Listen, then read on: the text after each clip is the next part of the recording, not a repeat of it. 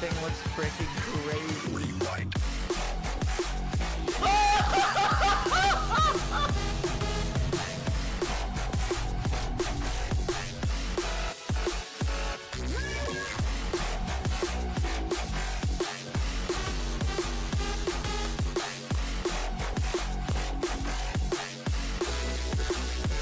Rewind. Yes! Yes!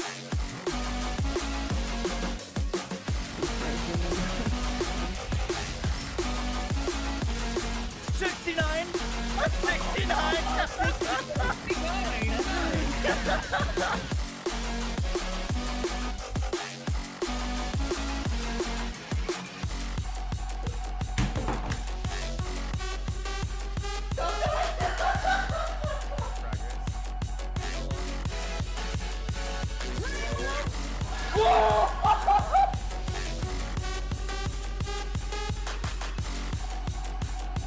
I'm gonna aim so far above the tag.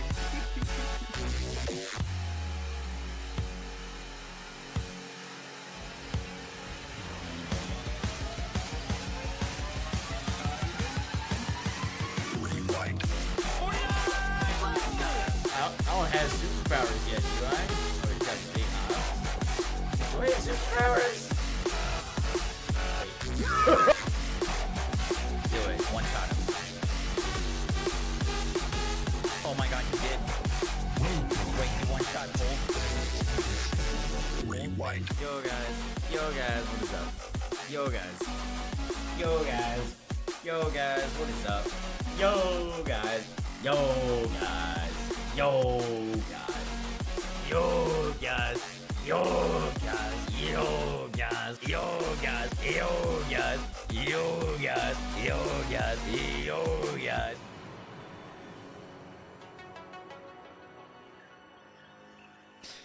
Yo guys, how we doing today? Welcome to our stream. Welcome in. How we doing? BLOOMREAPER is confirmed for tomorrow. That is not a guess. They tweeted out. Hope your builds are ready, Vault Hunters. Your first free raid boss, BLOOMREAPER the Invincible, drops in major update at 9 a.m. PT tomorrow, alongside a variety of improvements across gameplay, summons, behavior, gear, and visuals. So BLOOMREAPER tomorrow. Also, the Battlefield 6 tournament for Red Sack for like $1 million was supposed to be today. And they delayed it 20 minutes before start time. I was like ready to boot up stream. What's up, Forge? How you doing today? How we looking, Desk Force? Equal. There goes PoE 2 launch for him. I mean, we're going to be doing both. No mention of Pearls. Pearls aren't in with this boss. Warframe hype. Dude, Warframe's numbers are crazy right now. Actually insane. But yeah, we're gonna make sure all our builds and like saves are like super ready for Mr. BLOOMREAPER tomorrow. Not to be negative, I'm very excited for this raid boss. But like, we've been needing and wanting a raid boss in this game since launch. Giving an update that it's coming out tomorrow with less than 24 hours in advance is not good. Like, I was expecting them to give us info and hype it up this week and start doing marketing and maybe throw some trailers out there for BLOOMREAPER. You know what I mean? Like, most people aren't even going to be aware that this is dropping tomorrow with the like little amount of time that they're giving us. You know what I mean? I don't know. I'm excited for it. I just think I was kind of hoping that they would do some like hype and things to build it up, and we basically just found out like less than 24 hours that it's coming out of the blue. But yeah, plan today is to do some prepping. Boom, boom, boom, boom. Make sure our saves are all cooking.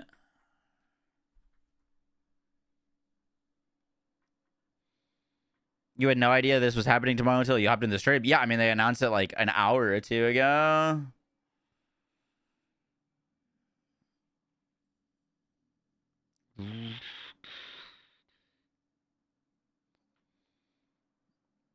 Kinetic with maiming strike. Word.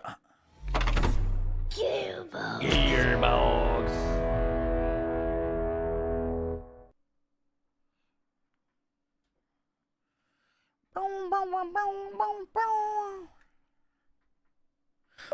So I don't know when the Battlefield tournament's going to be happening now, which actually kind of works out in our favor, I think, because it's probably not going to be this week.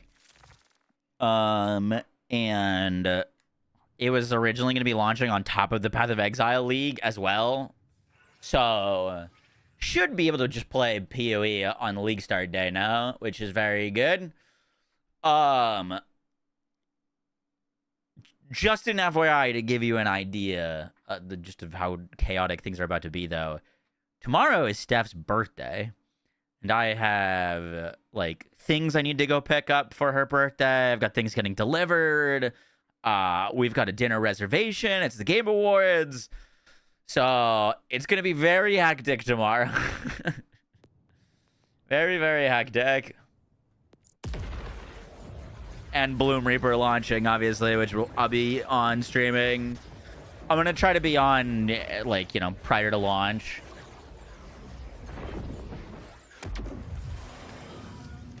Good news, you sorted her presents before, the day before, right? Yes. Her presents has arrived. I hope she's not in stream. I got her a really cool cake, flowers, awesome dinner reservation. We're good. But I didn't realize BLOOMREAPER and the Game Awards, you know? And it was also going to be a Battlefield 6 tournament on top of everything else. Love is forever.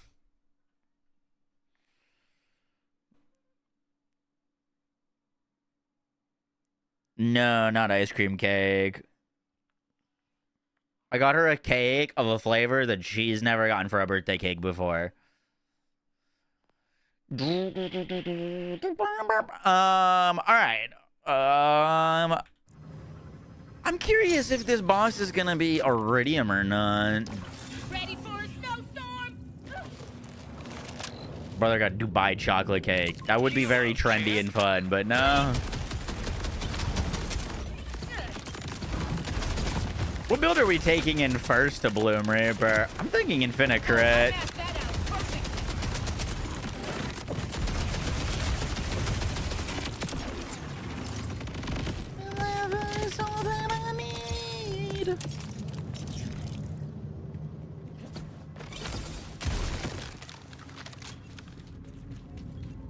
Steph doesn't like chocolate. Is BLOOMREAPER actually tomorrow? It is confirmed, announced for tomorrow. I think the video that we should maybe put out is like real quick, like, here's your builds for BLOOMREAPER. It's tomorrow. Yes, it can drop from both.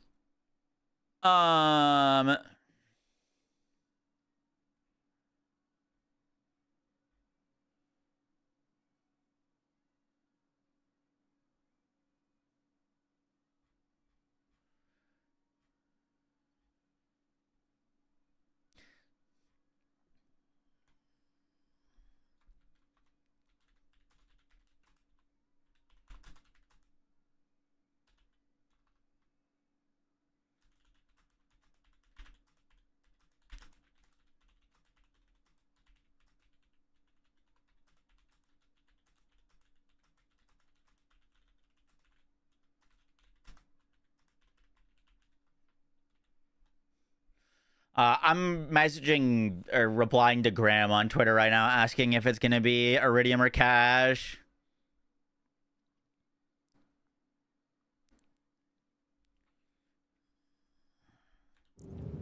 What Witch? Yup, What Witch be going.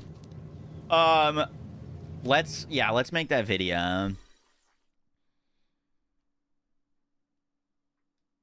Nice rewards. Yes, sir. 69.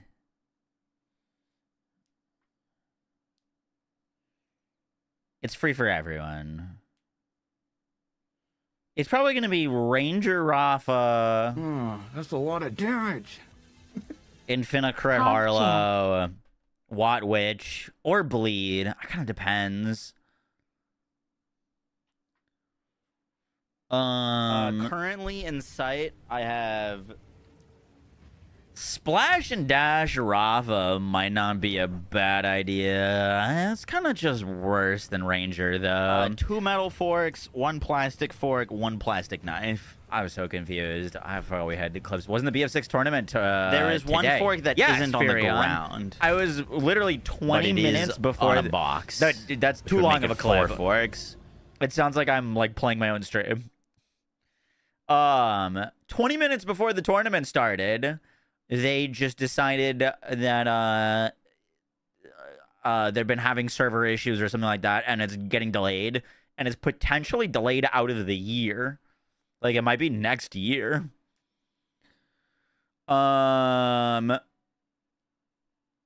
Which is kind of crazy. People are really pissed. Like, obviously, my schedule is relatively flexible, but like, you know, people that aren't full-time content creators took PTO for the tournament.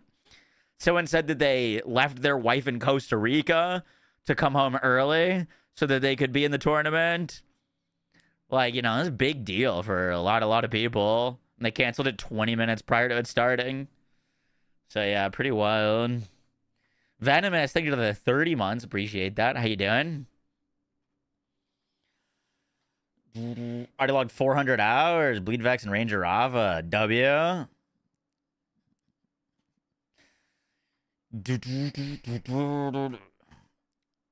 Well, like, here's the thing is they have to delay it. They said it's at least a multiple day delay. But at the same time, people need like they need to know in advance to take PTO or whatever. And then at the same time, it's also about to be the holidays where everyone's traveling. So like, I wouldn't be surprised if it's not until next year.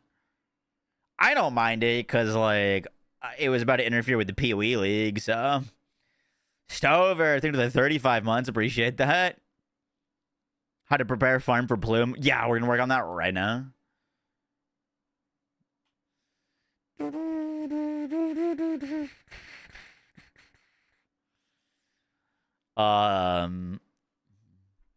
you see the Druid gameplay? Yes, I actually uploaded a video showcasing it, and also I made a video on my plans to play Wolf Form and what we're gonna do. But dude, Wolf Form's looking really good. I was a little bit worried about its damage and stuff like that, but like, dude, look at this is like level 1 gameplay. This is a rare boss or rare mob, and it's dead already. Like it's looking really spicy. But in this video, I just covered some like different ascendancy options, uniques that are going to be potentially really strong, and how we're going to scale our damage, and the skill tree as well, which I linked. People are getting mad at me on the video because, like, I mean, it's not a build guide. I'm just talking about like what looks good and how you're gonna scale damage, but like we don't have the skills yet. Like, you know, I talked about ascendancy options. I did put out a skill tree that I worked on this morning. That's looking really good. Got lots of movement speed, lots of crit chance, crit damage, good freeze buildup, good cold pen, accuracy stacking, good amount of evasion and energy shield. Looks really good.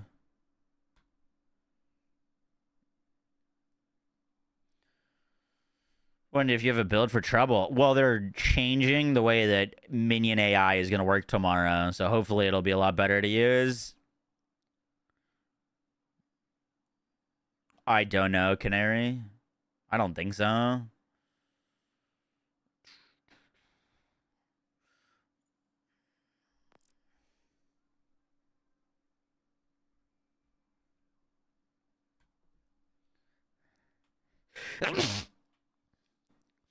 Do you think they're gonna buff anything? I assume so. They might nerf things too. They didn't say any nerfs in their announcement. They just said a variety of improvements across gameplay, summons behavior, gear, and visuals. This might just be all buffs.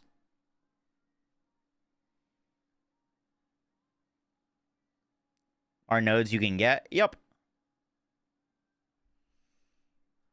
Boom, boom, boom. Do we know if they're dropping the patch notes early? Nope. Doesn't seem like it.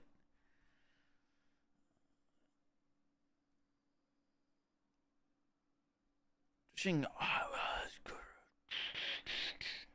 hoping the boss is actually fun. Me too. All right, let's record this video and get this video out real quick, and then work on prepping some saves.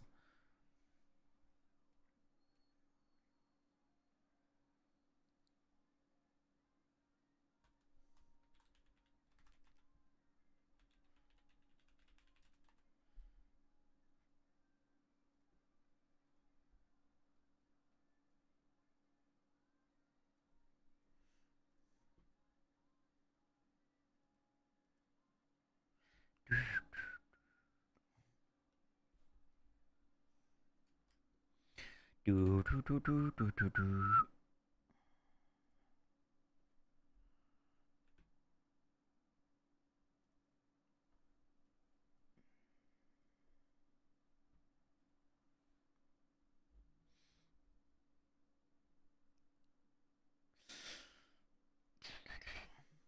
Yo, guys, what is up?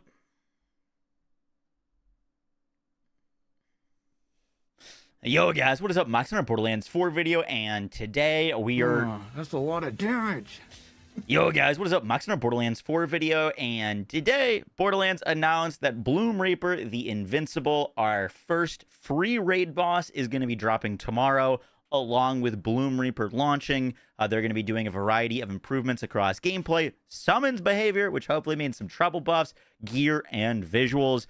In this video, we're going to be kind of mainly going over some builds for each Vault Hunter so that you can be prepped and ready to go for BLOOMREAPER. These builds are going to be really good at sustaining damage, survivability, and I'm hoping they're great across, the different aspects that you're going to need to bring for this boss fight. Obviously, I will have like updated videos and stuff like that, but BLOOMREAPER tomorrow. They did not give us much time in advance, and it sounds like it's going to be dropping with a fair bit of buffs as well. Hope you guys enjoy the breakdown. Let's do this.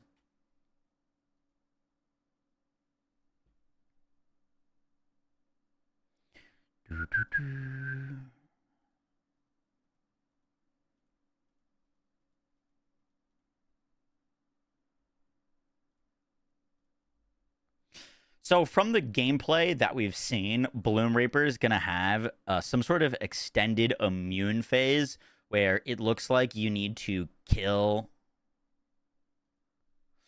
So from the gameplay that we've seen, it looks like BLOOMREAPER is going to have some sort of extended immune phase. You can see here that the full boss is actually kind of like buried underground, and it doesn't look like it's damageable.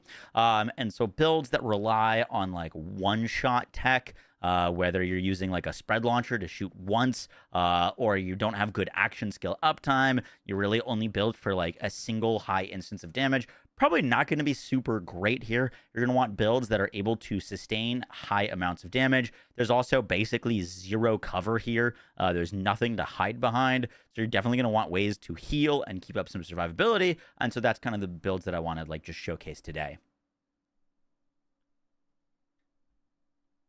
Is it tomorrow? It's tomorrow.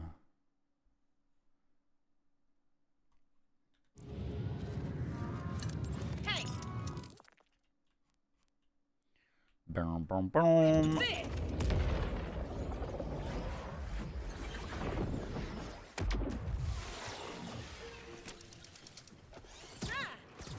Unless they nerf the bod. Oh, they could nerf the bod. They didn't mention any nerfs in the thing tomorrow, so we'll see.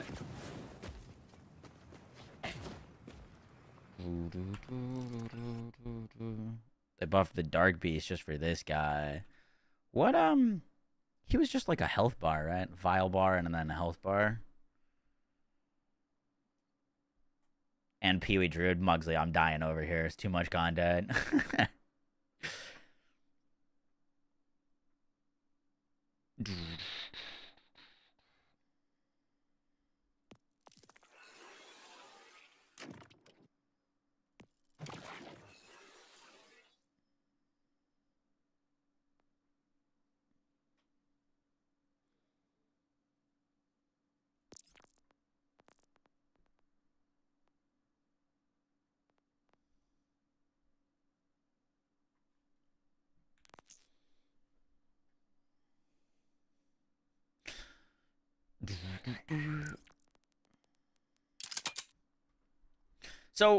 So the first build I'm going to recommend, so we're going to do a build per character. The build I'm going to recommend for Harlow is Infinicrit.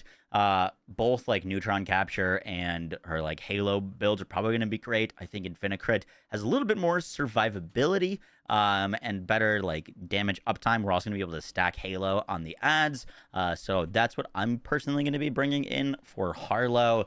I'll have all of the builds down in the description so you can look at the max roll planners.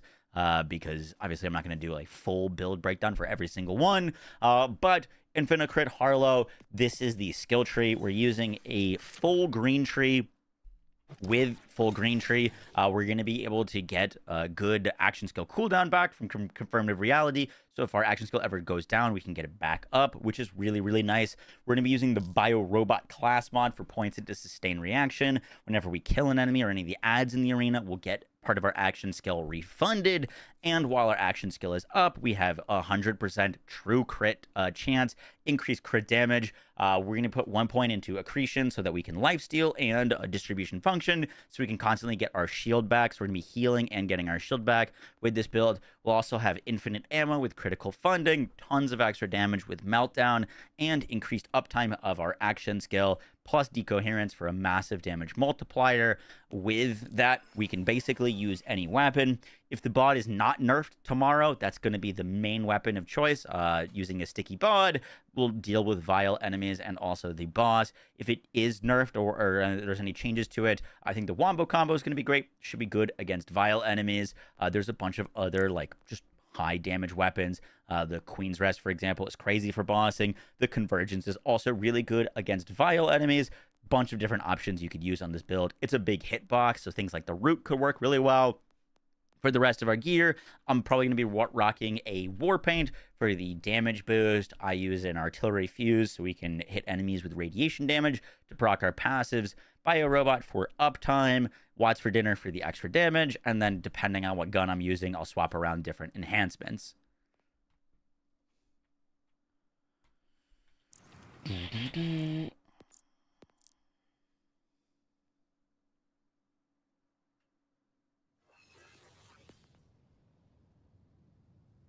Ooh, Dark Beast would be a good mention. Yup.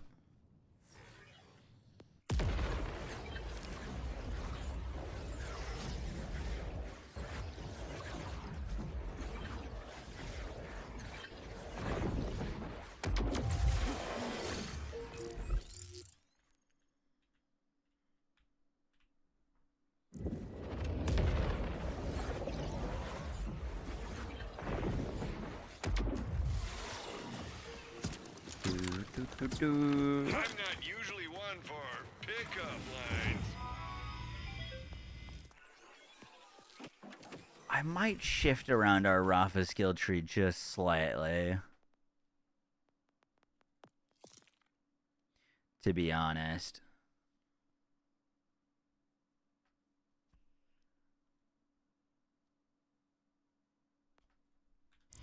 Just for the extra survivability and quality of life.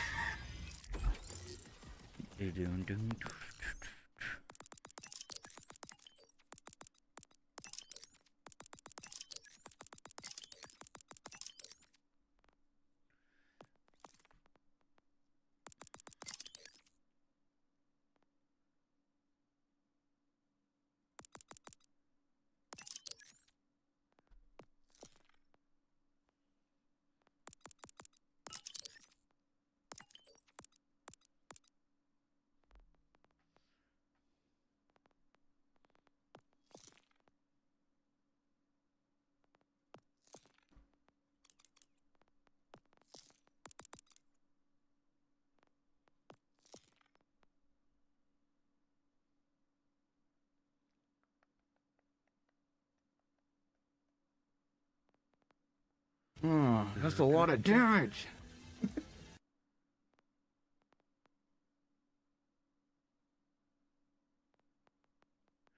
Hmm.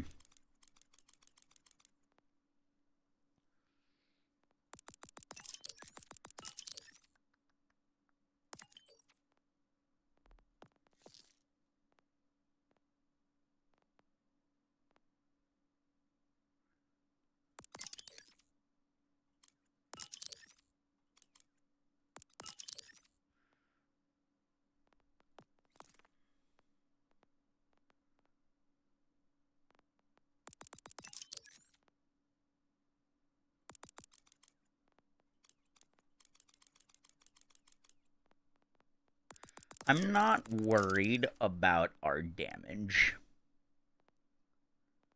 on Rafa. I am slightly worried about our survivability for an extended boss fight. This would give us just an F ton of damage reduction.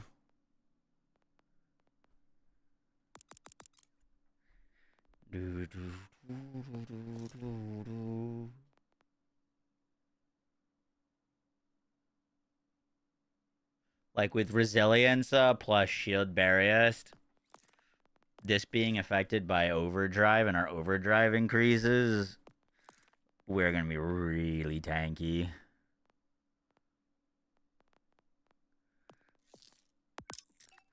Like, let's put that on. Goes over Act 1 as Drew. Yes, I watched it this morning and made a video on it.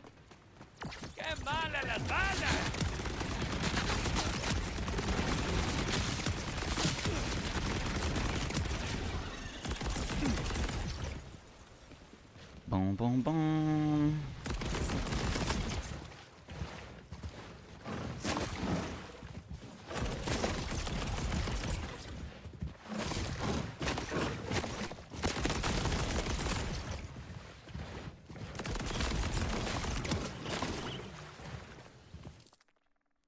Yeah, I mean, I don't think things will do damage to us.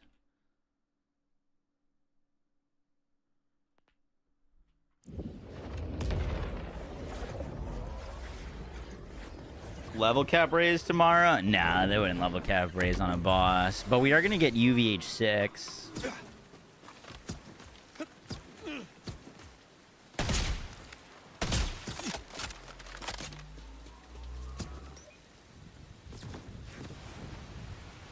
It was a really good video, Dead Bones. I really, really liked it.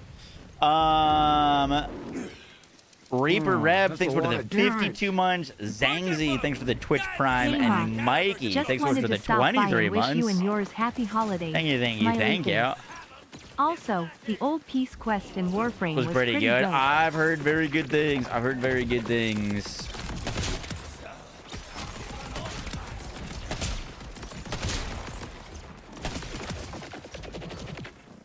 Well, looks like we got us a city slicker.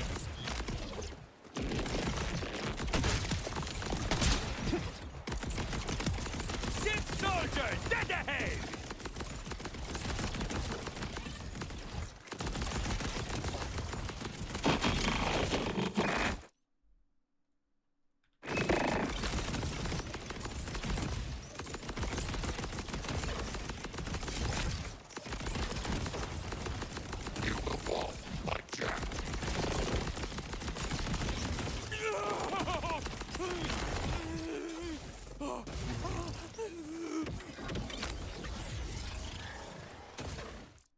Yeah, that looks very good.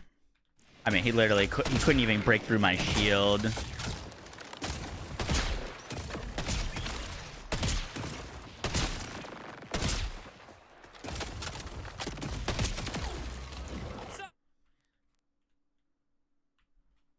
Sorry, you had a little Do you think we'll get some nerfs? I'm not sure. They didn't mention nerfs in the patch, you know, or in their little thing. I wouldn't be surprised if they did some nerfs, though.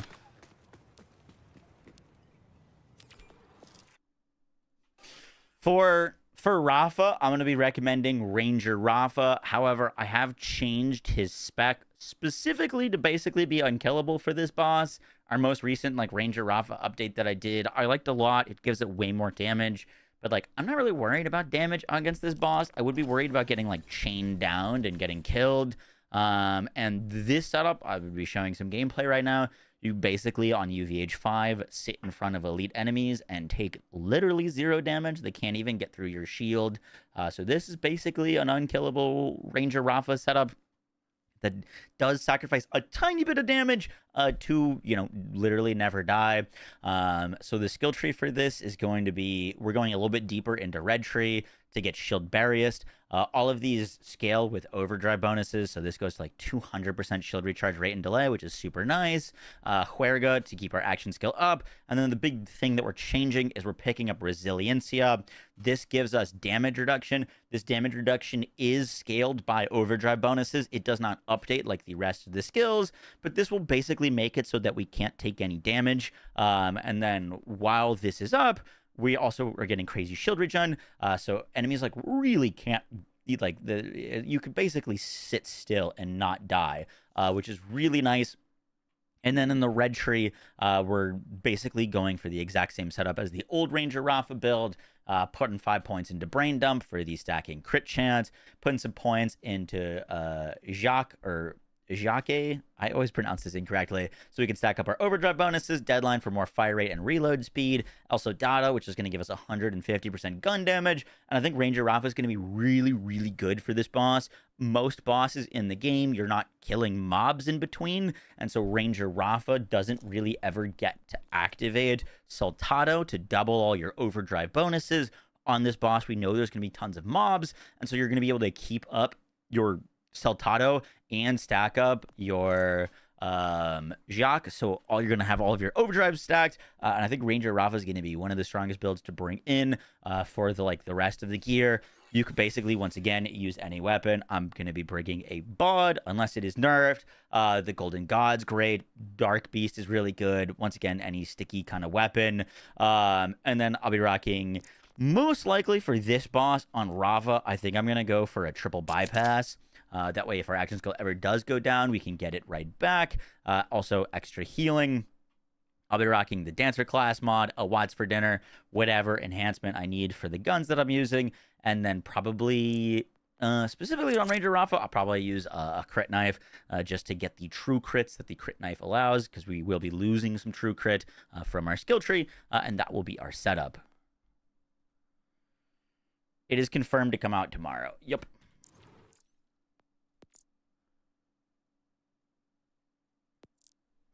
What build should we do on Vex? You can't go like Vex. There's one thing that Vex is not lacking, and that is freaking damage. Primordialus. Thanks so much for the 6 months. Rocking your Infinite Crit Harlow. Why do all the explosive barrels go off when I walk by, even when my skill isn't running? It's because of this skill. I'm thinking we go something Teen Witch because of the survivability, but it's not like she has survivability issues on the bleed builds. You're basically unkillable anyways. This node, Nuclear Winter. So after your action skill ends, you get bonus cryo damage, and then after your action skill ends, you get bonus radiation damage. So when your action skill is off, you still do bonus radiation damage. That bonus radiation damage is tied to your halo, so it gives you an AoE that does bonus damage even when your action skill is gone, because this procs when your action skill is gone. Definitely buggy, but that's what's causing that. Hey Moxie, question. I'm rocking your Infinicrit Harlow. Why do all the explosive barrels go off when I walk by even when my skill isn't running?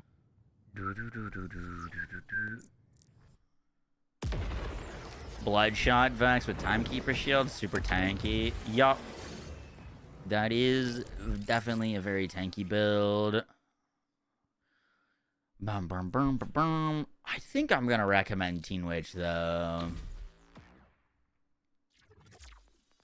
Big advantage with Teen Witch is you keep your shield up, which gives you better uptime of Blood is Power. Like if you're using a Timekeeper build, your health is exposed, and whenever your health is exposed, you just don't get Blood is Power. So I think for consistency's sake, I think a Teen Witch build is going to be stronger. That was delayed? Yeah.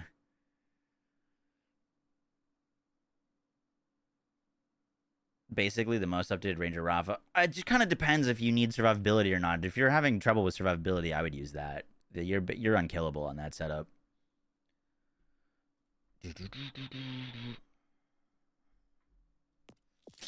For Vex, gonna be honest, you really can't go wrong. Vex is like never struggled on any of her builds with boss damage. She's like really, really potent at killing bosses on any of her setups.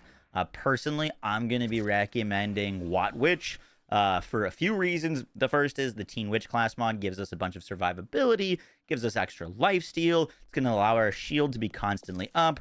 And the reason I'm gonna be going like a Teen Witch build over a Bloodshot build or like a Bleed build, which is using like a Timekeeper shield, for example, is simply for the uptime on Blood is Power. Blood is Power is one of Vex's strongest buffs possible. And if we are constantly fighting, Blood is Power is only active when our health is full. And so using builds where our health is exposed with no other added defensive layers means that the uptime on this is going to be slightly worse for extended boss fights versus a shield build that constantly keeps up the shield will give us constant uptime of Blood is Power. So we'll have all of this bonus damage plus the extra survivability of our shield and the damage from our shield on like a on our Watts for Dinner. So that's what I'm going to be rocking. This is the skill tree for that build. You could maybe put like an extra 2 points into Grave Sustenance if you're worried about action skill uptime. Duration, I'm probably potentially not going to be using Witchy Trigger Finger for the boss. It depends. Could go Grave Harvest so that whenever you're killing ads, you can keep up your action skill, as we are very reliant on our action skill being up for good boss damage. But this is the skill tree for Watt Witch. For guns, the big one is the Oh My God. Oh My God is really, really solid. However, for like pure damage output, bod still wins. This build is disgusting with a bod, so I'm most likely just going to be rocking a bod. Once again, if this gets nerfed, we'll like mess around with other things. Probably be using a triple bypass to get extra cooldown, so that if our action skill ever does go down, we can get this right back up. Going to be using crit knife for the true crit, Watts for Dinner, whatever enhancement we need, and that is kind of the setup. By the way, none of the builds that I'm going to be showcasing are relying on the spread launcher. I think that could potentially get nerfed, and also spread launcher has a cooldown. So, like, you know, if you miss it or the boss goes immune when you shoot it, I just don't think it's, like, super great damage uptime. Really good for one-shots, but we do know this is going to have immune phases. So, like, I'm not super, like, excited about spread launchering it.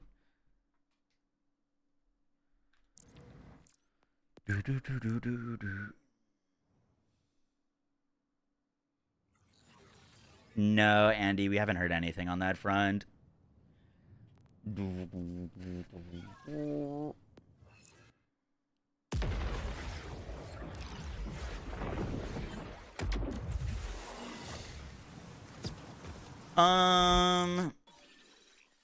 What was I gonna say? I forgot to mention it, but unless they nerf the Vault Card Sniper, that's obviously, like, gonna be crazy. BLOOMREAPER, TGA, Steph's birthday. I know, DJ, it's gonna be insane. Gonna be insane.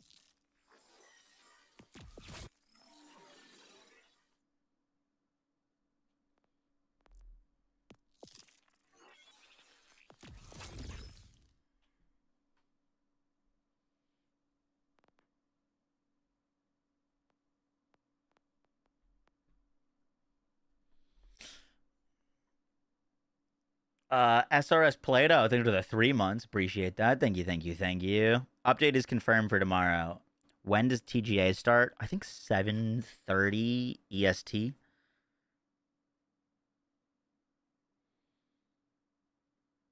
For Amon, I think his strongest build. Ooh, you know, we can slightly change his skill tree. Actually, on an extended boss fight, it doesn't really make sense to take Berserk with no way to upkeep it.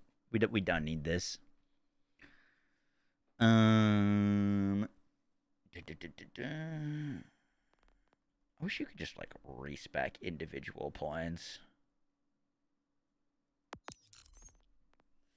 Would be so nice.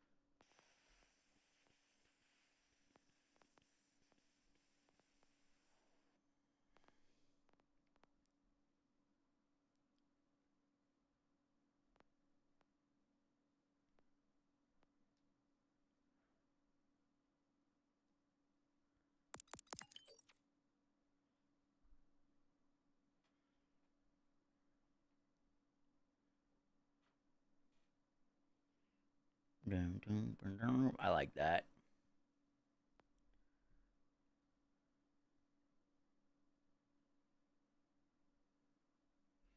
They haven't told us what the buffs are and stuff like that. For Amon, I'm gonna be rocking our ordnance build. I made a small tweak specifically for BLOOMREAPER on like boss one shots. I had 3 points into Berserk to get bonus cryo damage. So you'd pop your like abilities, shoot your rocket launcher, get some extra bonus cryo damage on there. I don't think that's gonna be super worth because you're not gonna want to be like saving your abilities with no way to refresh Berserk. I don't think it's like super important for this specific boss. And instead, I'm going to put in those points into Machinist to give us the extra quality of life of whenever we kill any of the adds. If our ordnance does go on cooldown, if we miss any shots, we can just shoot some enemies. Plus, we're going to be on axes. Axes are really nice because we're going to be using the specialization tripwire, reduce ordnance cooldown whenever our action skill is activated. So, like, if we shoot our rocket launcher and it goes away, we can just, like, activate our action skill and then get that ordnance right back. And then whenever we're killing, like, if our ordnance ever does go down, you don't have to play perfectly. We're going to be able to get it right back. And then we're going to have, like, a ton of damage. Unless the mobbing is, like, crazy, I'm most likely just going to be using the honey bunches. But if there is a lot of mobbing to do, I'll probably pull out a disc jockey.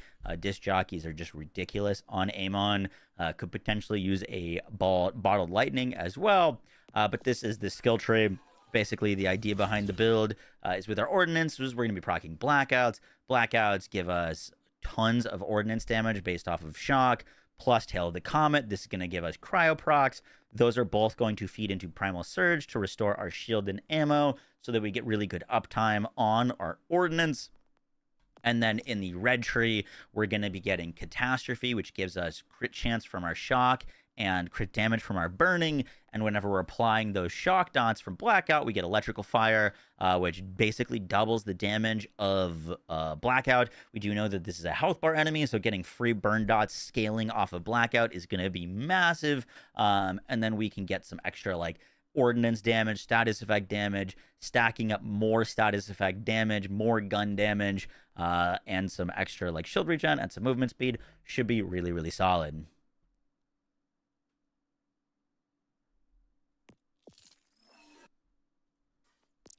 Oh, that's a lot of damage.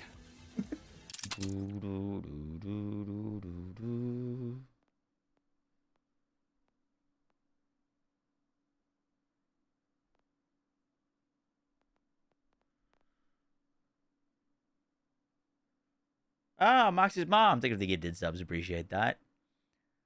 Thank you, thank you, thank you for the 2 gifted subs. They delayed the tournament, by the way. I told my mom that we had the Battlefield tournament today. They told us 20 minutes in advance that the tournament was delayed.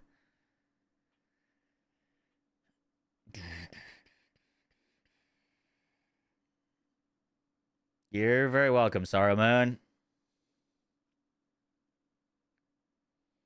All in the most invested trees. Yeah, they definitely... I mean, I made a video literally the other day about how Capstones needs buffs. But it's potentially not even happening this year. It might get delayed into next year. We just don't know.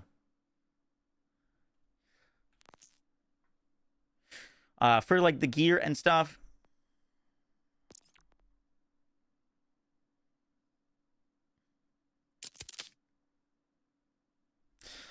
For, like, the gear... For the gear, I'm probably going to be using a kill spring for the extra healing and survivability, potentially. I think kill spring will be very, very nice on the setup for this boss. Cyborg Classmon for the additional ordnance uptime. You could change this back to use like an Icebringer. I don't think it's going to be all that necessary. With the, like, basically double damage of dots from... Blackout and going deep into Red Tree, I think is going to be more than justified. Plus Watts for dinner with Siphon and Amp enhancement with basically just like gun damage. Whatever ordnance you want to use, I'm mainly going to be using the Honey Bunches, unless, of course, like you were really mobbing for extended periods of time where I'll pull out a Disc Jockey. I like using a Buri with a Taser so that we can proc some of our like passives and proc those shock dots to get our damage scaling. I'll probably have like a Wombo combo or a Spread Launcher or like a Tedior on an offhand just in case we go down so we can get some easy fight for our lives.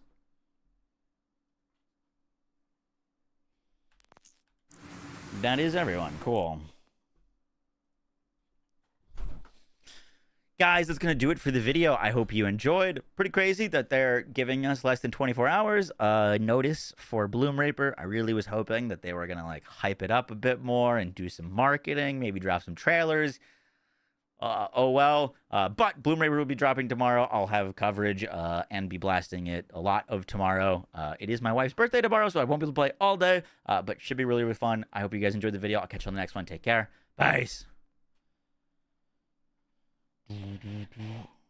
Is UVH 6 tomorrow? Yup. Marketing budgets only for paid updates. God, I hope that isn't true.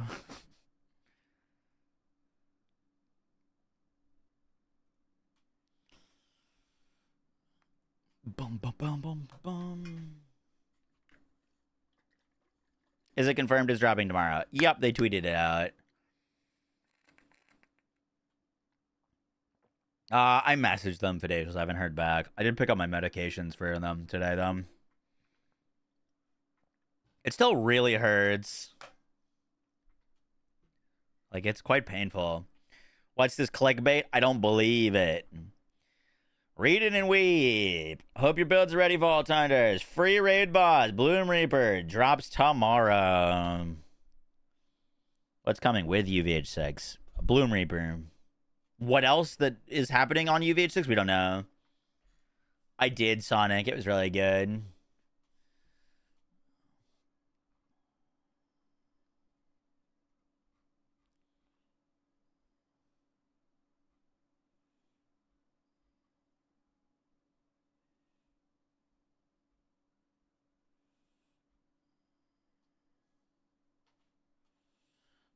Never was the time for that new.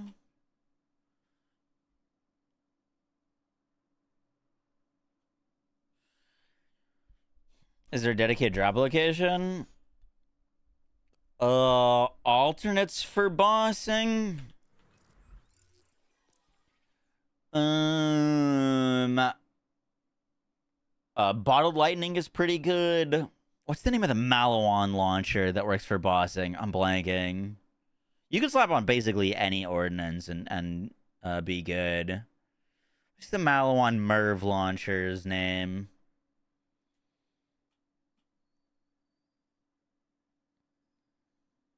Boom, boom, boom. Yeah, I appreciate that, Salik. Is the raid boss soloable? It will be soloable, yeah. Hail Spike. Yep, that's the one. If you find a Malawan Hail Spike, that's also a good replacement. Hot Slugger is still very good on Bleed Vex, yeah. The time to let me.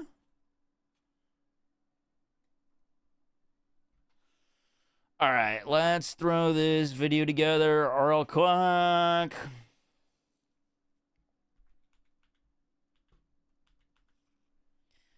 And then we could do some last minute prepping. Did Mr. Timmons respond to me?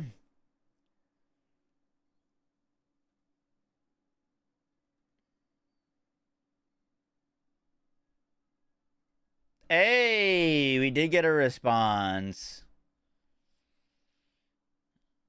I responded to Graham. Any chance you can give us info if this boss will cost iridium or cash so we can be prepped to farm it tomorrow? Grant says it will be cash. Grant is the creative director, associate creative director at Gearbox. Poggies, thank you. So we don't need to have a gajillion iridium ready to play.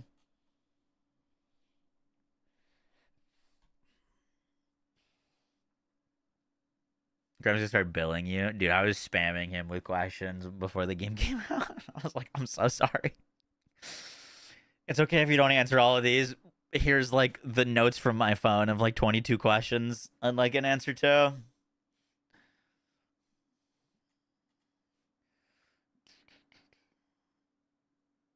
Grenadier with +5 blackout. +5 blackout is good. I didn't find it any better than just a +5 Icebringer, though. I tested for a while. God damn it, Walzer. Hazardous. Thank you for the 7 months. Appreciate that. Enjoy a month of ad reviewing. Subtlety sector of the Discord. Thank you for part of the Forbidden. No, that's a lot of damage. Oh, that's a lot of damage. Dude, I thought there was no chance it was launching tomorrow.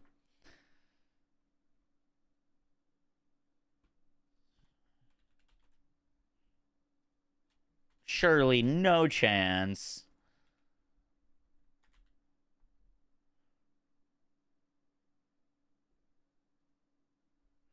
What do you guys want to see? Well, okay. I was going to say, what do you want to see buffed in tomorrow's update? I would do one more interesting. What would you... Is there anything you want to see nerfed?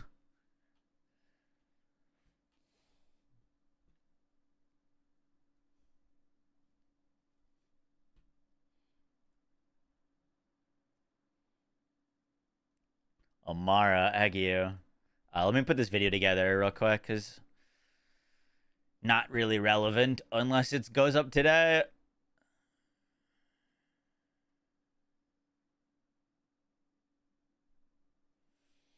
Groundbreaker again. Yoga. Breakdown, let's do this.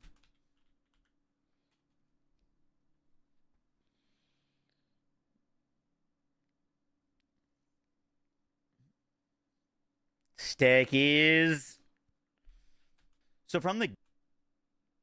I wouldn't be shocked at a sticky nerf. I'd like just showcase today.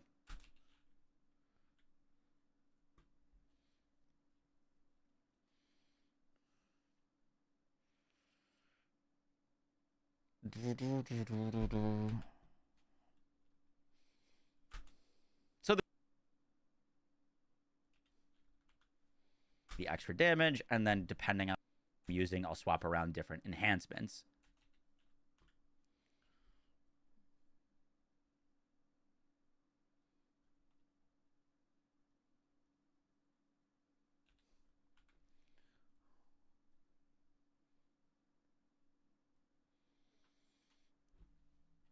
If they nerf stickies, we all just go impact. True.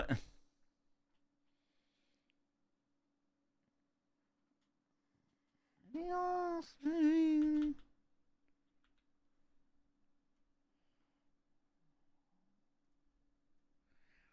bum, bum, bum, bum, bum.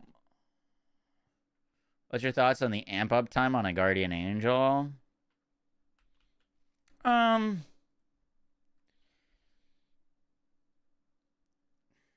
don't know. I don't really see a reason to use it, to be honest. Like most builds that are going to be getting amp up time are already instantly regenerating their shield. Plus, you get more damage with the Watts for dinner. Like, it's not like it's enough to, like, amp every shot on a build that normally wouldn't be amping every shot. How are you? I'm good. Not dead yet. Lula on the 7-stream watch streak. Appreciate that. My leg still hurts quite a bit. It's still very sensitive.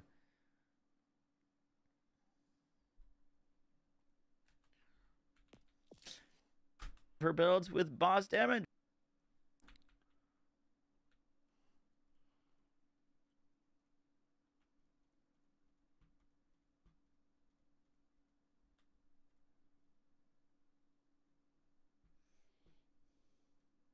Yo guys, what is up? Max in our Borderlands 4 video, and today Borderlands announced that BLOOMREAPER sounds like it's going to be dropping with a fair bit of buffs as well. Hope you guys enjoy the breakdown. Let's do this. So from the gameplay that we've seen, and so that's kind of the builds that I want to like just showcase today. So the first build I'm going to recommend, so we're going to do a build per character. The build using a full green tree fuse, so we can all swap around different enhancements. For Rafa, I'm going to be recommending Ranger Rafa. However, I have changed his spec specifically to basically be unkillable for this boss. Our most recent like Ranger Rafa update that I did, I liked a lot. It gives it way more damage. But like, I'm not really worried about damage against this boss. I would be worried about getting like chained down and getting killed. And this setup, I would be showing some gameplay right now. You basically on UVH5 sit in front of elite enemies and take literally 0 damage. They can't even get through your shield. So this is basically an unkillable Ranger Rafa setup that does sacrifice a tiny bit of damage to, you know, literally never die. So the skill tree for this is going to be, we're going a little bit deeper into red tree. We'll be losing some true crit. Our setup. Gonna be honest, you really can't go wrong. Never. Really. For Vex, gonna be honest, you really can't go wrong. Shoot it. I just don't.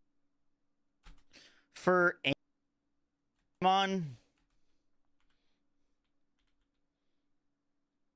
Rav again with the fire pot. Yeah, that would do real well. For Amon, I'm gonna be Rav. I mean, it's not like there's only one build per thing that you could bring. So movement speed should be really solid.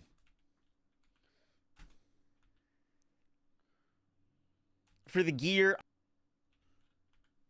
I'm probably going to be using a kill spring so we can get some easy. But guys, that's going to do it for the trailers. But BLOOMREAPER will be dropping. Take care. Bye. Cool.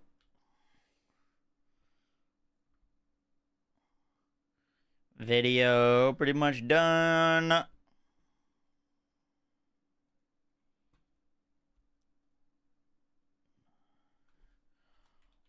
BLOOMREAPER builds. What happened to your leg? It's infected. I don't really know how, but I had to get it. I did go to the doctor yesterday for them to cut it open. Not fun. Sorry for the gross details. I'm taking like antibiotics and stuff like that, but yeah, I got an infection on my leg.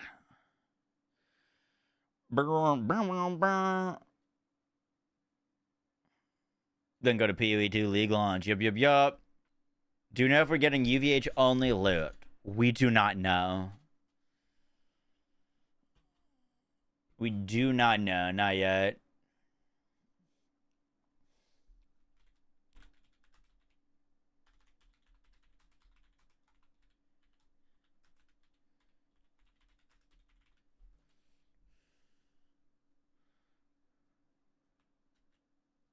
New PoE update tomorrow? No, it's the 12th.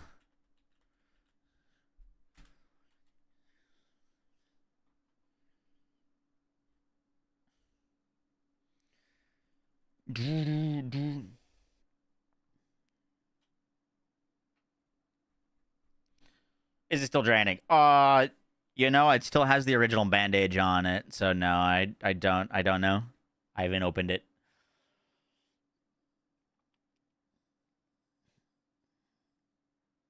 Waterfall grenade? Yeah, Waterfall can do some pretty crazy things. This week is nuts. Yeah, dude. Warframe update dropped today. I was going to play that, and then they announced BLOOMREAPER. Plus, Diablo season starts tomorrow. PoE season. Tomorrow is PoE... tomorrow is the D4 season, plus the Game Awards, plus BLOOMREAPER. The 16th is the Monster Hunter update. Do I need to redress that kind of thing? I'm not sure. I probably should. I did buy extra bandages.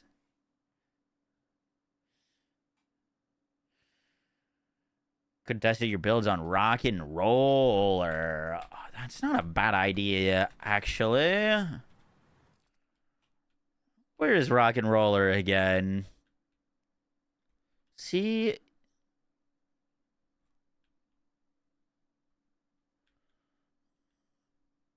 There he is. Yeah, I don't hate that idea. I think all of the games dropping is obviously not a coincidence, because everyone that works is about to go on holiday break. So it's not like they could be putting out updates December 26th or something like that. You know what I mean?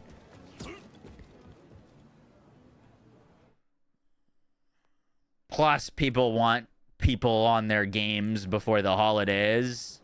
Hence all the big updates and stuff like that.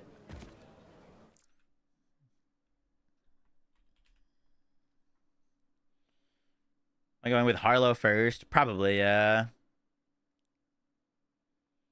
D2 Renegades has been amazing. I heard good things about that.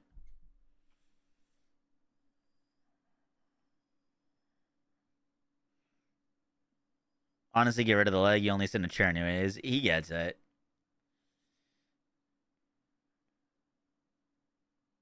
I don't have any fevers or other symptoms now. I don't feel the best, but my room's also currently 83 degrees. Dude, I don't know if I gotta like uninstall Logitech G Hub or something. I want to be able to use my little macro to do my super glide or super dash, but I haven't been able to boot up G Hub in like literally days. 83. Yeah, I mean, I can open the window now. Currently, I don't have an option for having AC. They like took away our ability to use AC, and I'm in a room with 2 computers. So it gets really hot in here. And I open a window, it cools down, but then it gets freezing. And we were going to be playing in the Battlefield tournament, so I feel like I'd rather be hot than cold. But now that the tournament's not happening, I can probably open up a window. It gets really cold really fast. Should just be the cave entrance.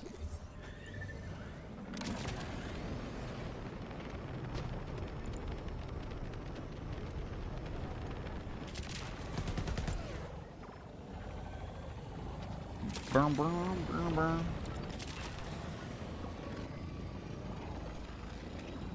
You hate this AAA game engagement metric culture nonsense. We just have game studios focus on making good content and not artificially boosting engagement.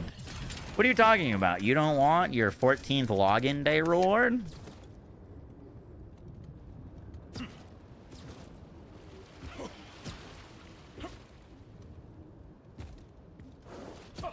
How about 6 ongoing login bonuses at the same time? I don't know if I could do that, Fitty. I mean, there's probably a thing that I could buy, but like, you know, I don't have like I don't have a window that opens up like this. It's like, it opens up like this slightly. Like it opens like 3 or 4 inches and it's basically the entire wall. So like usually for those AC units, you gotta stick in like the little tube that basically covers it up so it gets access to the outside. But I've got one that's literally like, you know, floor to ceiling, and it also only opens up like 3 inches on a swivel. Yeah, that is a lot of inches. Very true.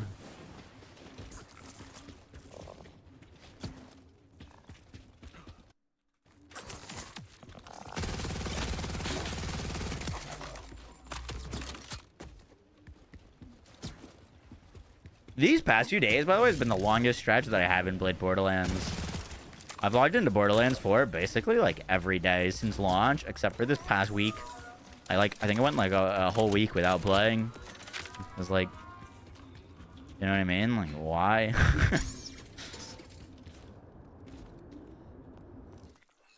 Two weeks of no actual impactful like hotfixes or changes or anything.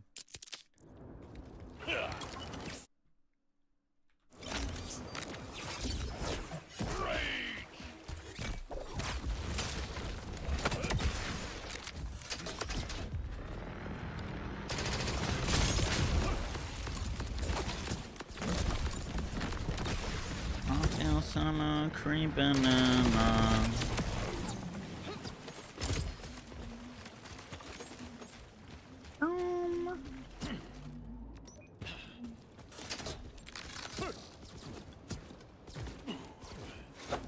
Make AC fans that you add ice to. I have gotten one of those for my past apartment. It was relatively nice.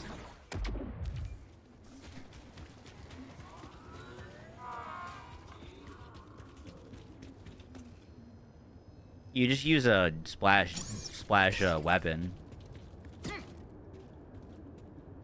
Gun damage applies to splash damage, so like you don't need specific splash damage boost to make it do damage. Yeah, party dress.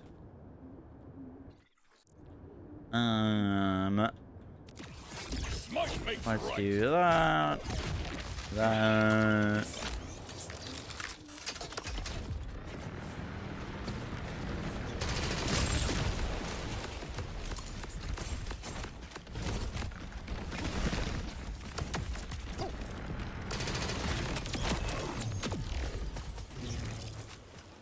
I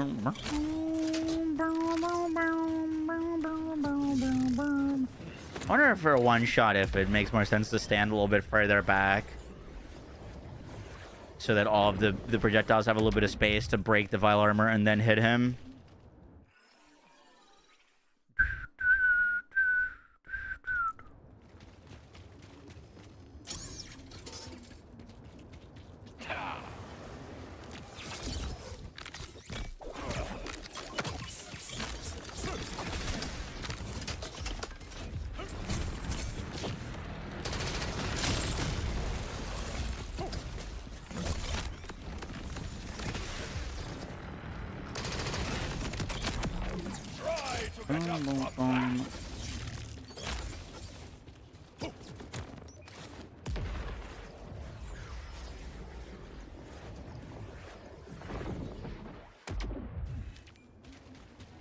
With the Ripper build for Vax should be great. Oh yeah.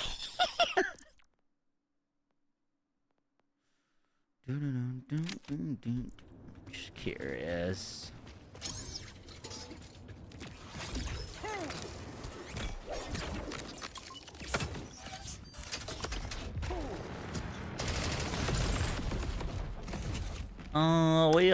We swifted. How much health do you think this plan gets? 100 mil. I don't think they're gonna go that high, to be honest. I'm thinking it's like 40 to 50 mil HP.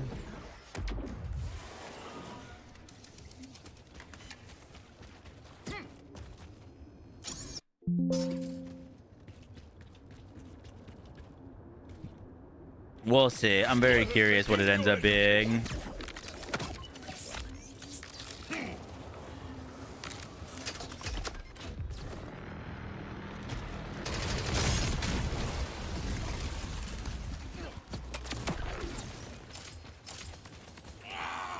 What do bosses have at the moment? The highest health boss, I think, is 19 mil HP?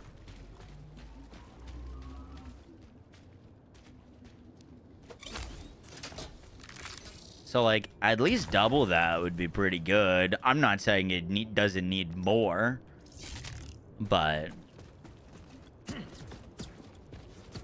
we'll see.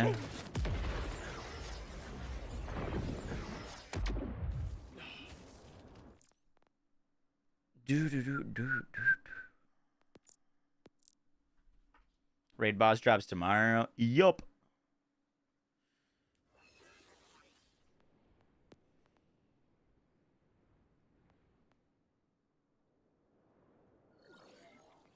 A billion HP would be sick. I kind of doubt it, though.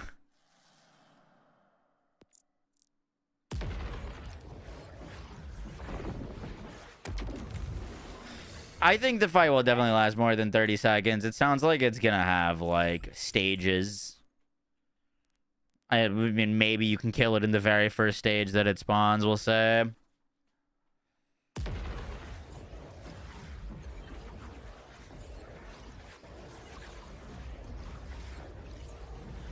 UVH6 is launching tomorrow, yeah.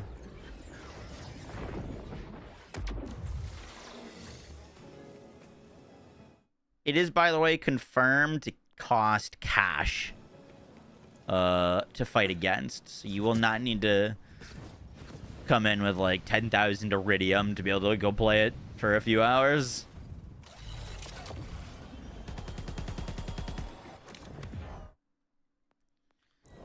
The gear that it's going to be dropping should also potentially be the strongest gear in the game. You know what I mean?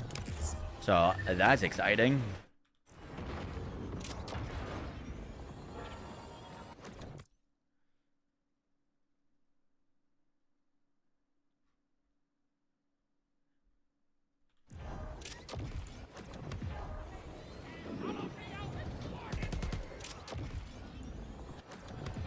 Yeah, one of them is going to be the phase puncher, which is either going to be ridiculously broken or very underwhelming. No in between.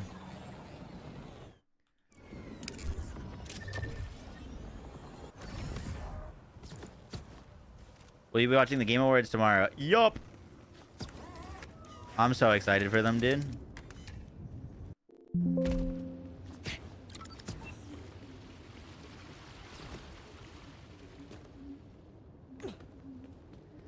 Yeah, aim on face punchers on paper. It looks very solid. Rafa's gonna be good with the face puncher.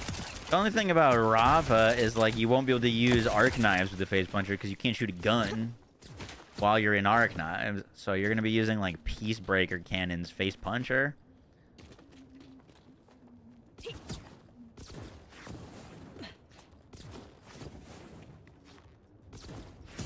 Expedition 33 winning game of the year. I'd be shocked if it doesn't. Bloom Reaper is tomorrow, confirmed. Yep.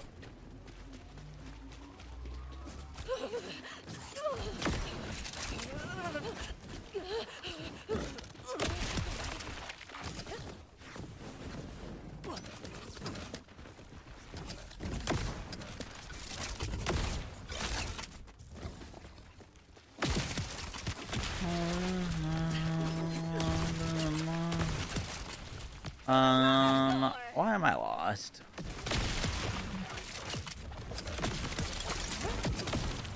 Round two. Ready? Fight! August. What is Bloom Reaper? The first raid boss for BL4.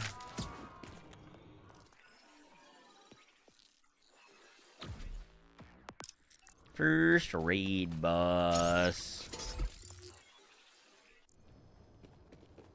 You know, water your plants. I'm thinking wolf right now. I don't know if there's enough support for the plants. There's like too much unknown with it.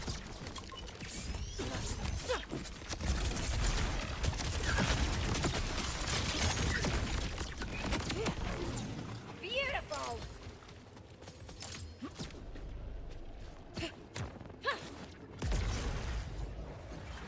All this knows I've done you wrong.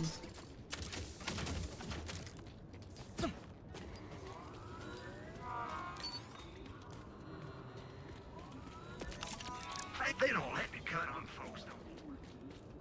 Does it win game of the year? Dude, imagine it goes to like Donkey Kong. Self-care is the best care.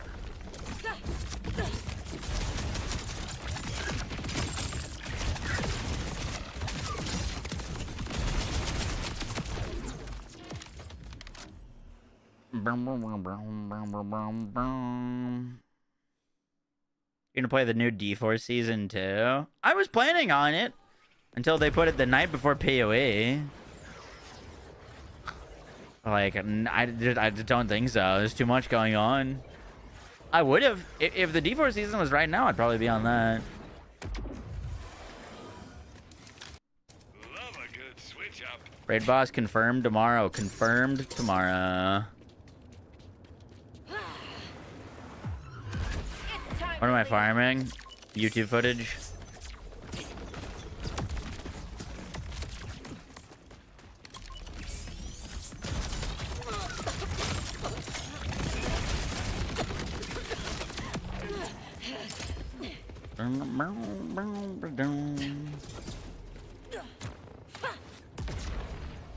The bot absolutely slaughters BLOOMREAPER. I mean, unless they nerf it, it probably will. Welcome to quote-unquote Dr. Zed's. Boom.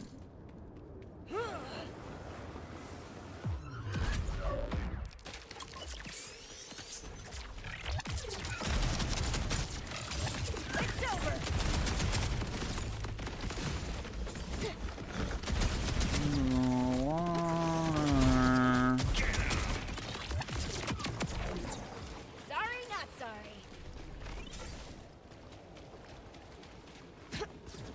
Might grab a sniper bot for artifacts actually, so that we can have a little bit easier time getting the reload proc on this particular build.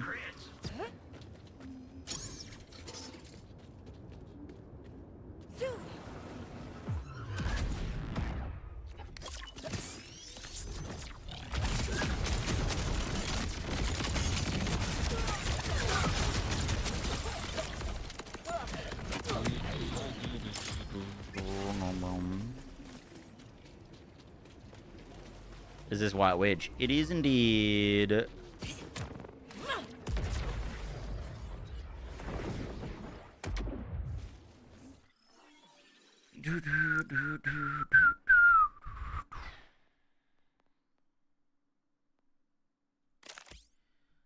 Like bonny water.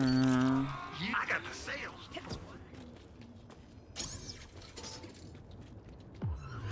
Fear me.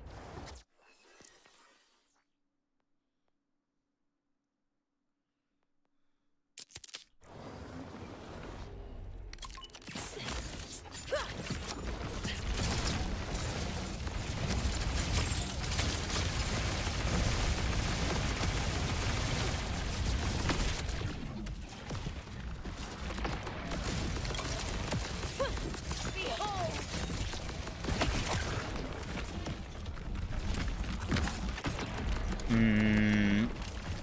The Ohm basically killing us if anything gets close. Might be actually kind of annoying tomorrow.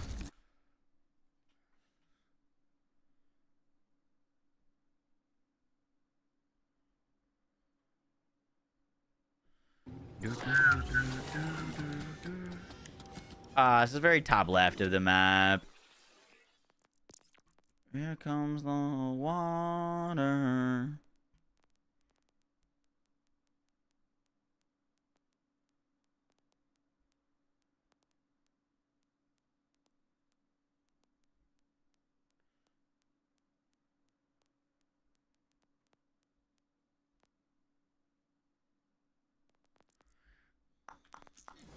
Dying? Not for me. Now you're equipped to handle anything. Hey, boss, dropping. You gonna run it? Yep. Yup.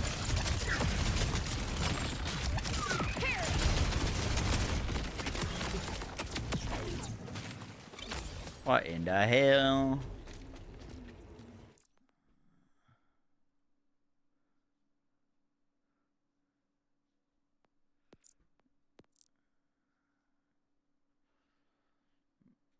No splash on the true, yeah. Splash is gonna be very strong. I don't know if splash is gonna need to work on the actual boss itself.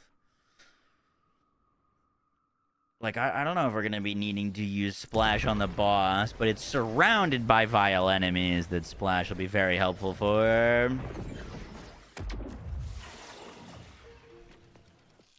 What are you most worried about with the boss? I'm most worried about the loot not being good from it. If, like, the loot that drops with it, they accidentally don't let it scale with levels and it does, like, 10 damage, like the Halloween loot, or if it's just mid as hell, I'm going to be really disappointed. Like, even if the fight is great, hell yeah. But, like, I need the loot and the stuff from it to be build enabling and to be interesting. If it's a bunch of just, like, middle of the road, medium stuff, I'm gonna be very sad. So that's what I'm most worried about.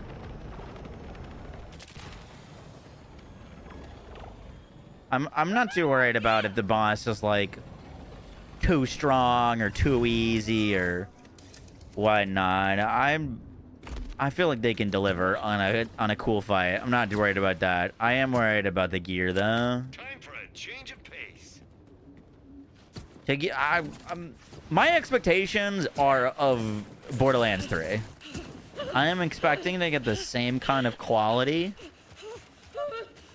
of gear and additions as we got in Borderlands 3 with the Maliwan Takedown. The Maliwan Takedown dropped with Mayhem 4. We got some of the best class mons ever. Class mons like the Spiritual Driver dropped exclusively on Mayhem 4. You also got the Redistributor, which is one of the most iconic weapons of BL3. It was fucking fantastic. The Kibsworth dropped in that. Like, literally so many builds changed and pivoted because of those new gear that came out in Mayhem 4. I don't want to be back on using the exact same gear and weapons after the raid boss drops. If the gear is super rare, that's fine. I don't care. I just want it to be worthwhile. That's my concern.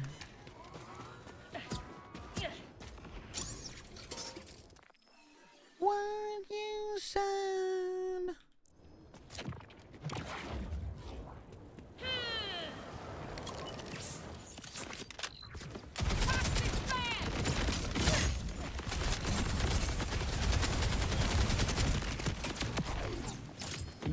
Spare me all your sympathy.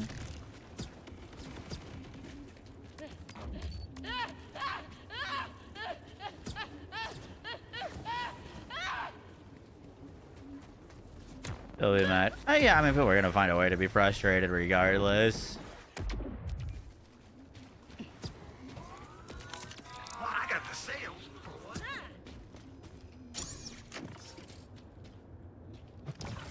Boom, boom, boom, boom, boom, boom, boom, boom. Mine.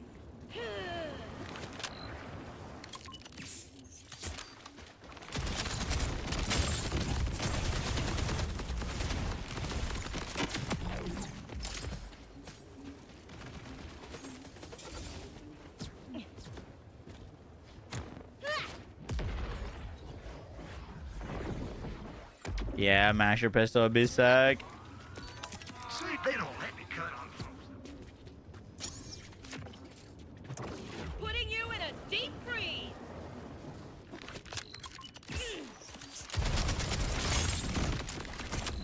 Push in the butt. Boom, boom, boom, boom. Was balance this much of a mess at this point in BL3? I feel like it was, and at this point in BL3,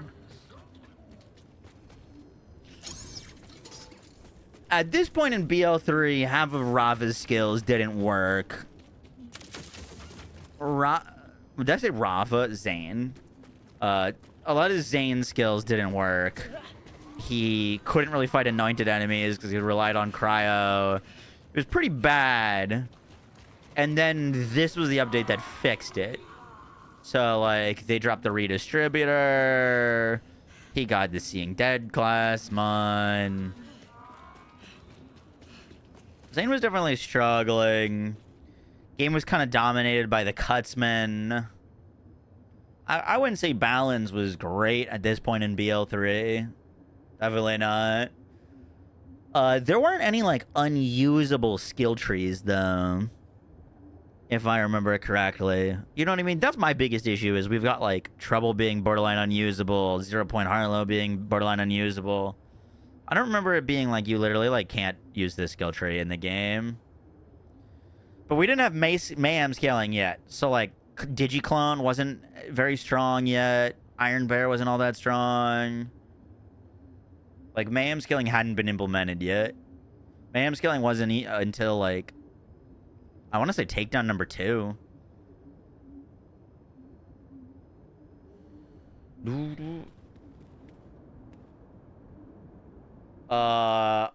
Rockstar with the T1 sub redeem. I just seen that.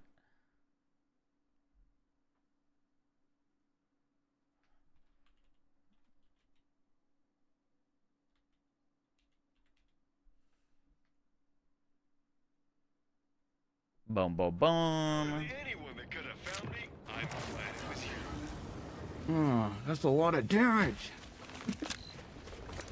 Don't look up.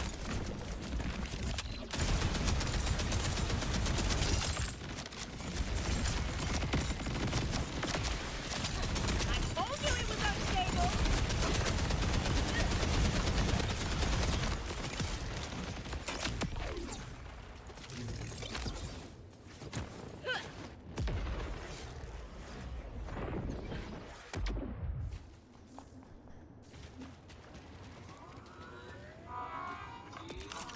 If you got the crits, Boom, boom, boom. A little premature irradiation.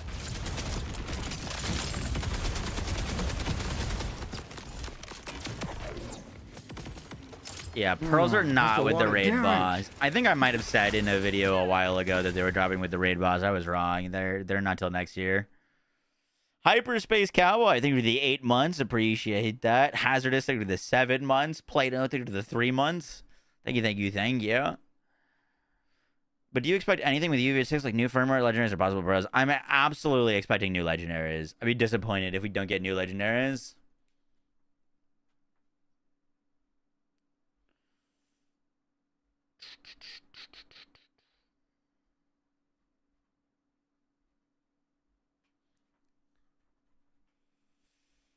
Bum, bum, bum, bum, bum, bum. Builds are probably going to... let me just throw a little bit of gameplay on this.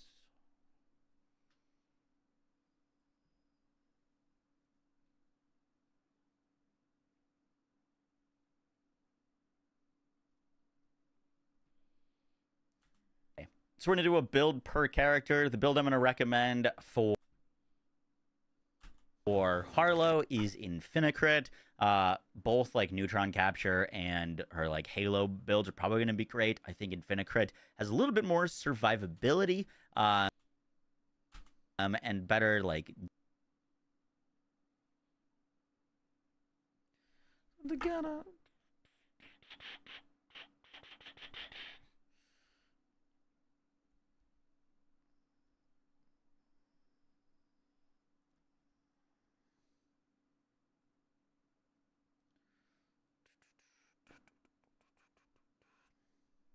really can't go wrong. Vex Boss is like, dropping. you never struggled on any of her builds with boss damage. She's like really, really potent at killing bosses on any of her setups. Personally, I'm going to be recommending Watt Witch for a few reasons. The first is the Teen Witch class mod gives us a bunch of survivability. We're like excited about spread launchering it. For Amon, we're like excited about spread launchering it. For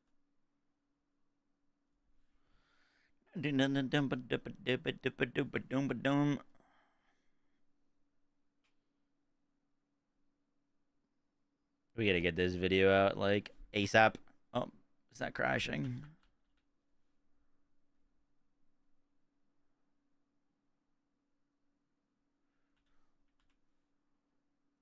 Made a small tweak specifically for BLOOMREAPER on like boss one shots. I had 3 points into Berserk to get bonus cryo alpha. However,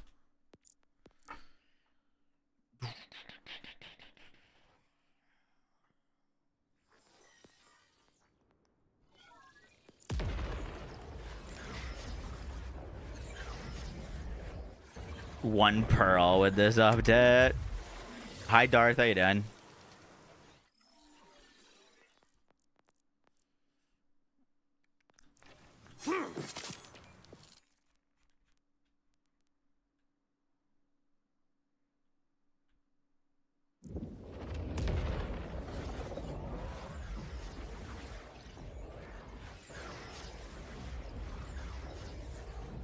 I'd recommend Ranger Rafa.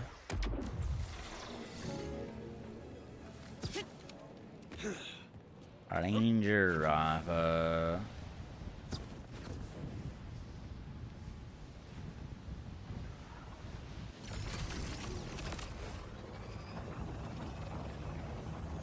Yeah, they haven't changed anything with the AFK Rafa build. This week's so stacked with Raid Boss. Tomorrow, new PoE League, plus Game Awards, plus the D4 season, plus the new Monster Hunter endgame update. So many things.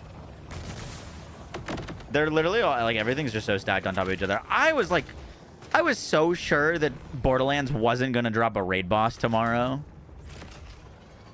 Like, that would be crazy to drop it freaking on a half a day's notice. Plus the 18th would make it exactly 1 month from the like Mercenary Day DLC. But lo and behold,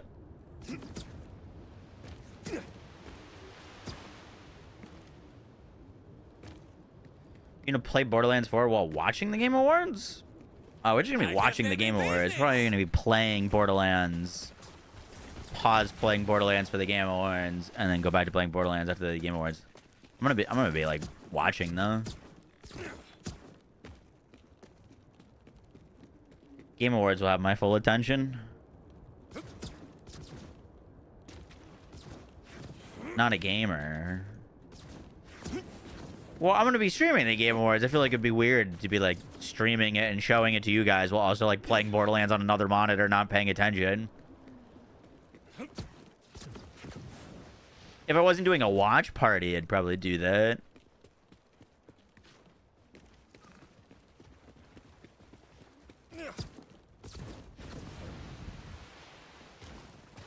When is the Game Awards? In like 24 hours? Pretty much, yeah.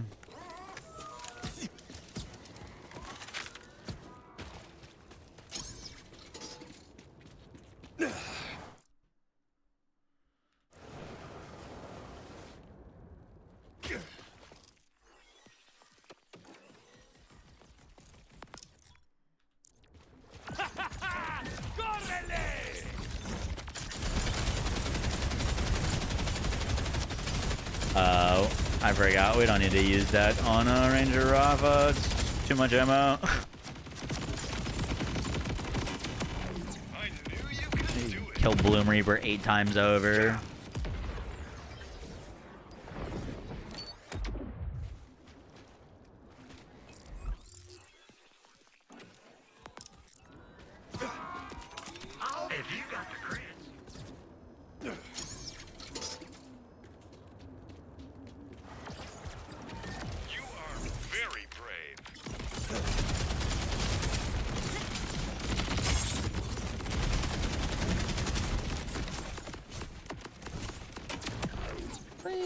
Coming down.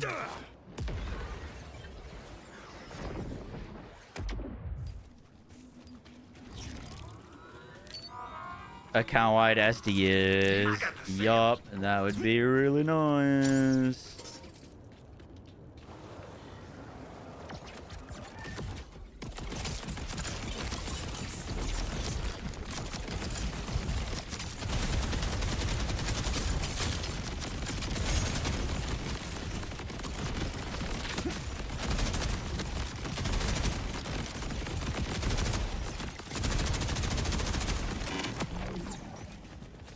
Boom.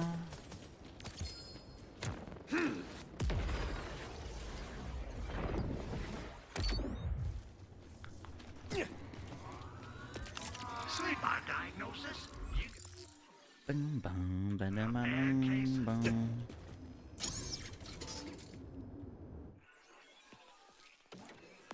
I'll do that and just detonate it early.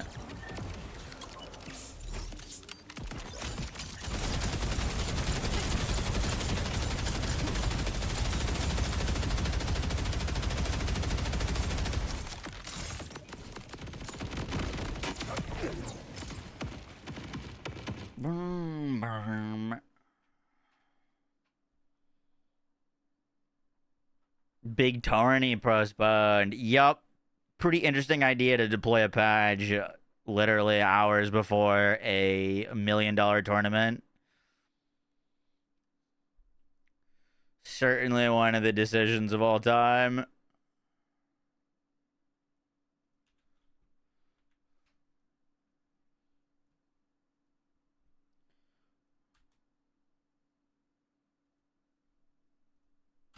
Enhancements. For Rafa, I'm going to be recommending Ranger Rafa. However, I have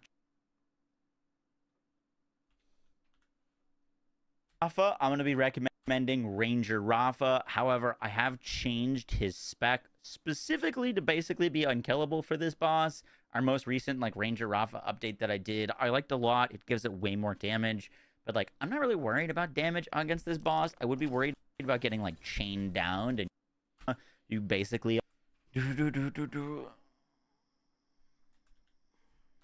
Cool. All right, that's done.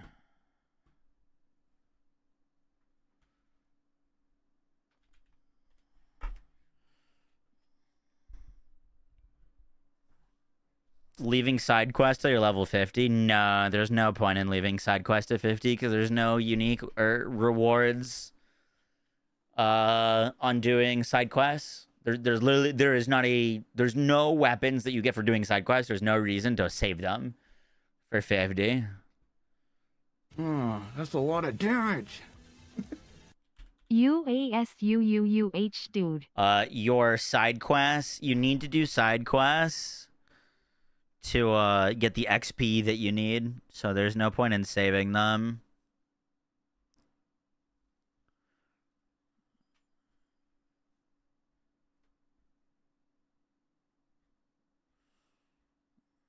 Any high quality images of BLOOMREAPER? That's a good one. Boom.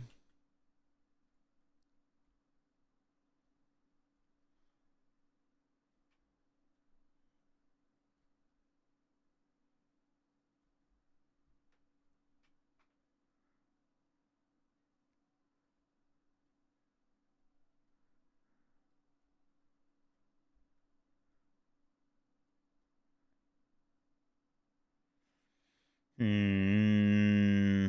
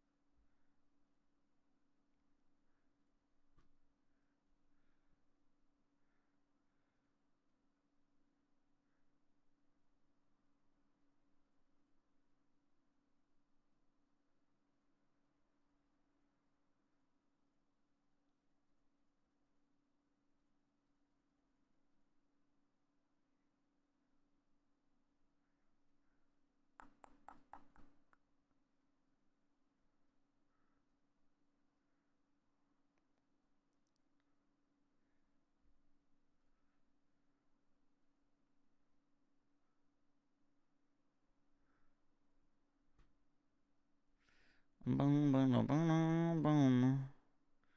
Why?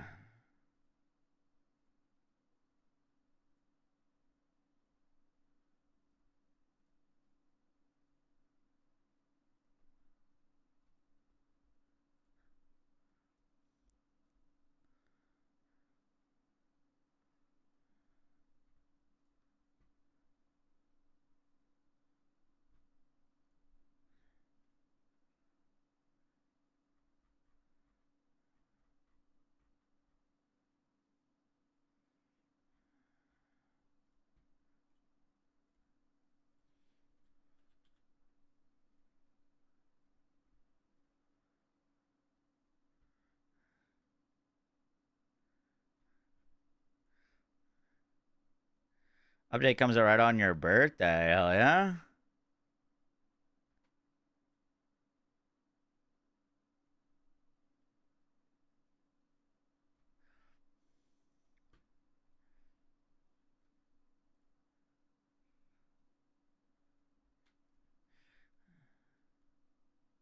In my head, this will look good. I just don't know if it'll actually turn out looking good.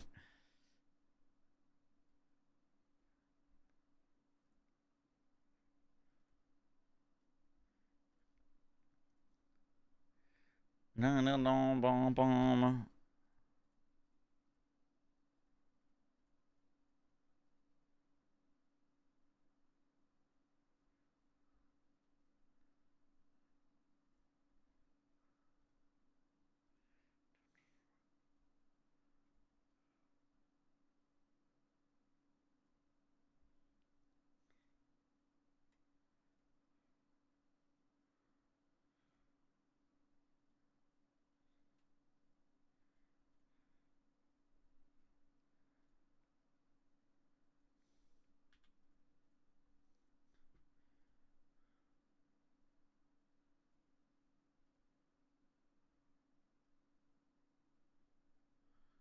Clean up all the crap there.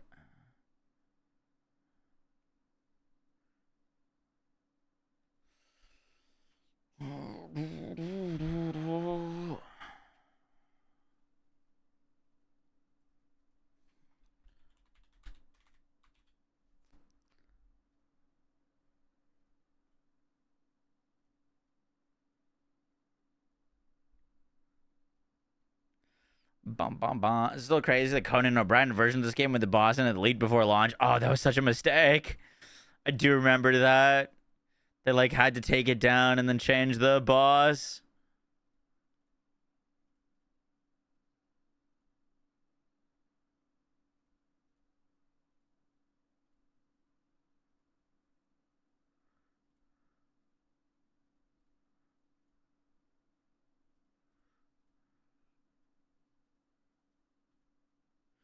What the heck did they do to this? I literally used this like 10 seconds ago and it was fine. Why are you broken now?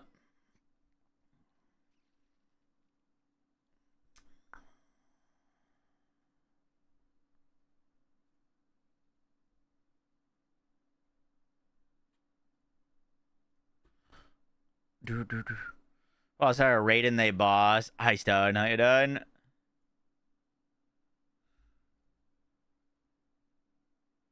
Shape of Dreams is on sale. What's that?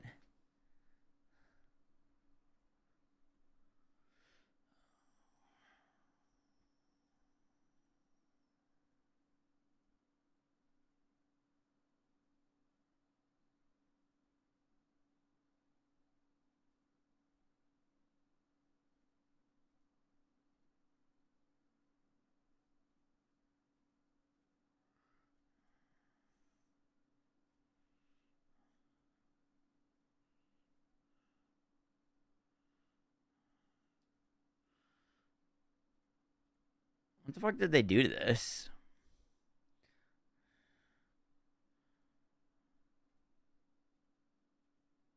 There we go. Boom. Co-op action roguelike we're also looking at. Gotcha. I don't remember seeing that one.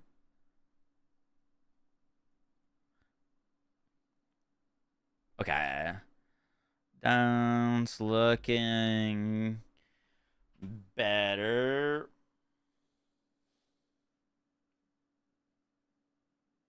It's going well, Error. How you doing? Lizzie, thank you to the 15 months. Appreciate that. Or sorry, Izzy, thank you to the 15 months. I saw it, dude. How you doing? How you doing? Bro's memory is a goldfish. Oh, that one. I do remember that. Yeah. Yeah, that one is looking cool.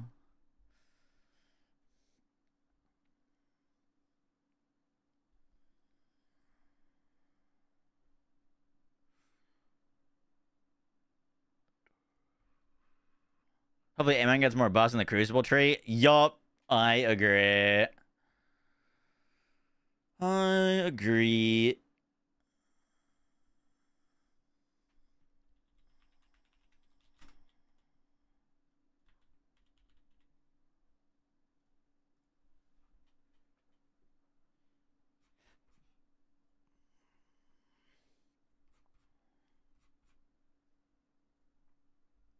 All right, that's uploading. We should begin.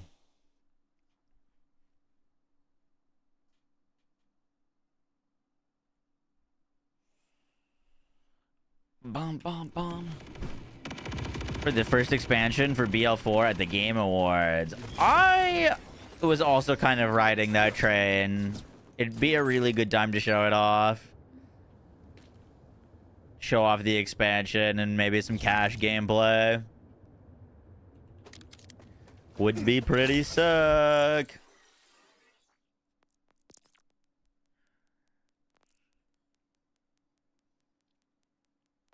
And then I was like, all right, I got to dip. Take care. Nice meeting you. God damn it, Lou. And I walked like maybe half a block out the store. And I was like, oh shit, Yoshi. I left Yoshi in the sandwich shop and I had to like go back in. And the dude was like, oh, you're back? And he was like, yeah, I forgot my dog.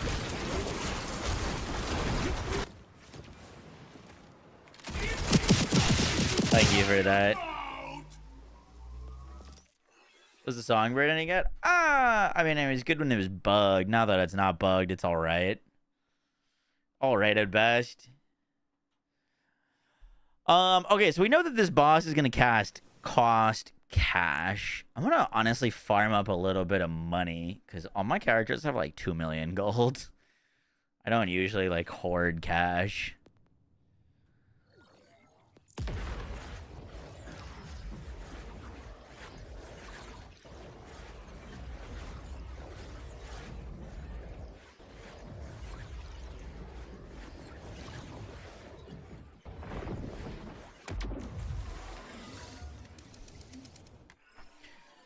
Our Harlow's got 3.7 mil. Let's go kill a boss for a bit. I'm gonna put some things away in our stash, kill a boss, and farm up a little bit of money. What do you think the best way to farm like cash is? Potentially drill science, right? I feel like bosses are probably faster drops. Any changes with Infinite? Nope.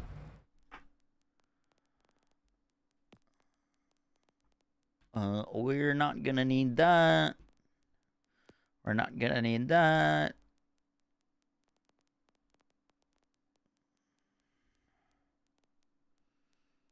Don't need that. Don't need that. Probably not gonna need Katagawa's. Oh, probably shouldn't have deposited that stray, actually. Oh, I like the stray too much. Don't need to have a Chuck. Don't need a Picton. Don't need the Affinity.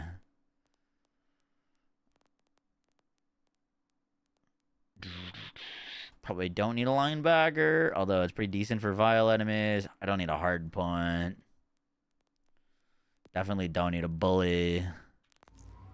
Alright, we're good.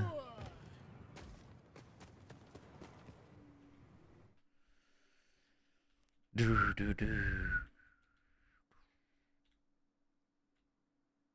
video editing software? Adobe Express, or sorry, Adobe Rush.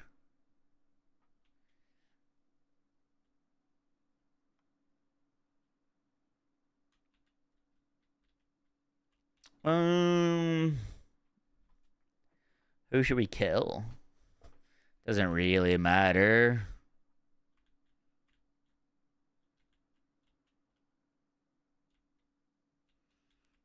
Dude. We could kill Splash Zone. Any drops we need to farm? I wouldn't mind killing Axe Mall. Actually.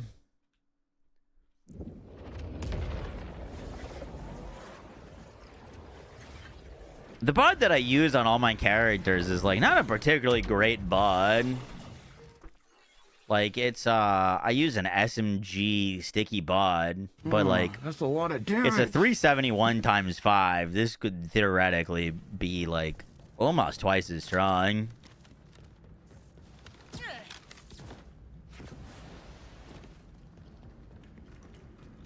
You're going the wrong way.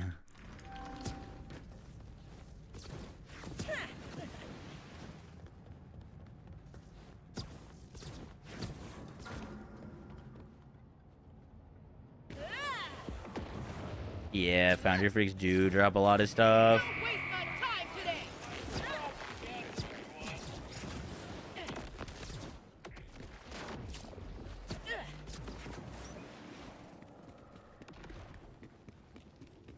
Yeah. All things considered, Splash Zone's probably the fastest money maker. Wild Ted to go into. Half-Life Harlow is in there. Nope.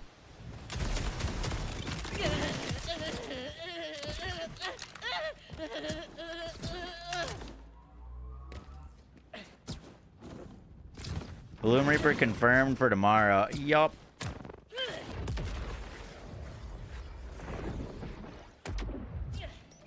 It's you and me, champ.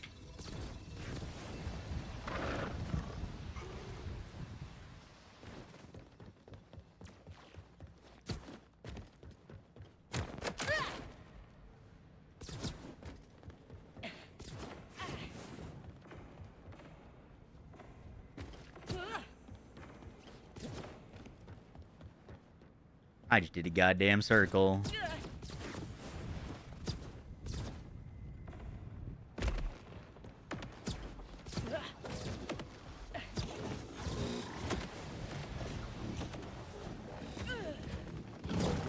How did I just manage to do that?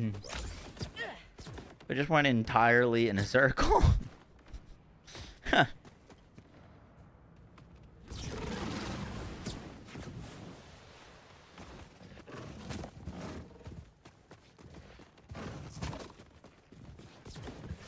This is not the right way to go.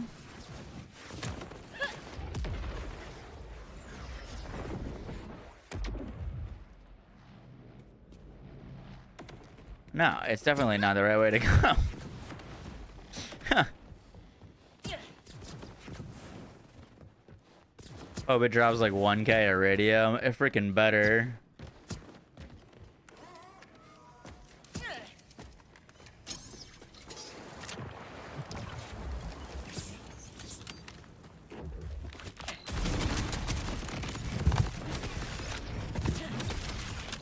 Get ready to bark.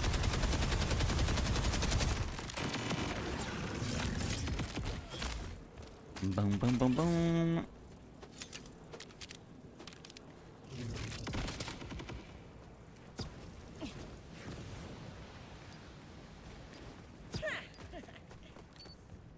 Some Queen's Ras. Queen's Ras are very good. We don't need to make like a lot of money. Just need to make a little bit. Don't have to worry about it when the boss comes out.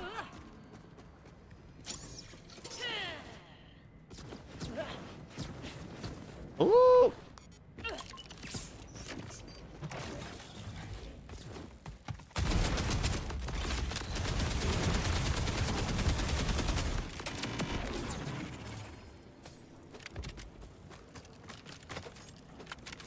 Boom, boom, boom, boom, boom, boom, boom, boom, boom, boom, boom, boom, boom, boom. Axmal is definitely a little stingy with the drops. Should get like almost a mil per run though, regardless. Should get to like 10 mil gold.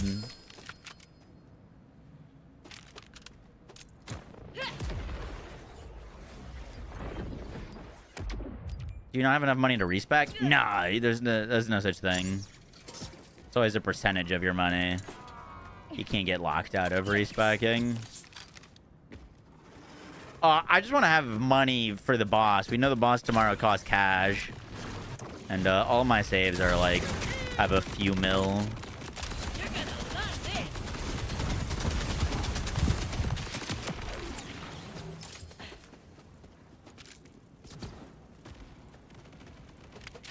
Just gonna grab a few milli on each of them.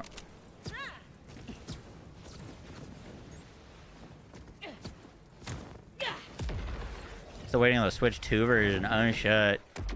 I totally forgot about that. Looting corpses is kind of a public service.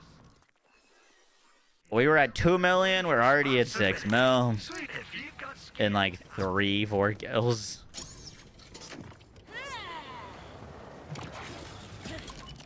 Witty, thank you for the 10 months. Appreciate that. Radiating the land. Thank you, thank you, thank you. Witty, enjoy another month of ad-free viewing, a sub-only sector to the Discord, and thinking part of the month will been. No, that's a lot of damage.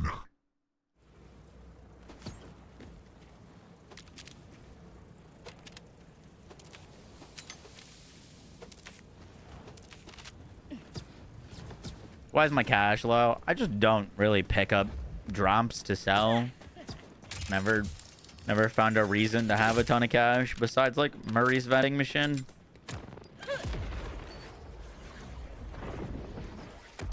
What's BLOOMREAPER? The raid boss. Think about it. If my meds didn't work, someone...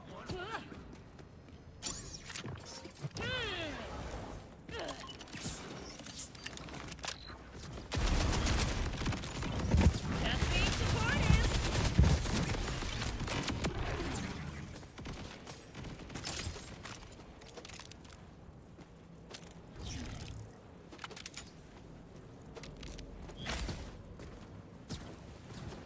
True.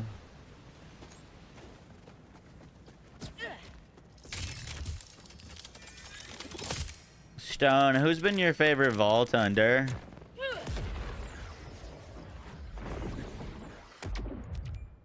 It's not gonna be any different. It's max 4 players, min 1. Shiver me timbers. Only one that you've played, Vex. Vex pretty good.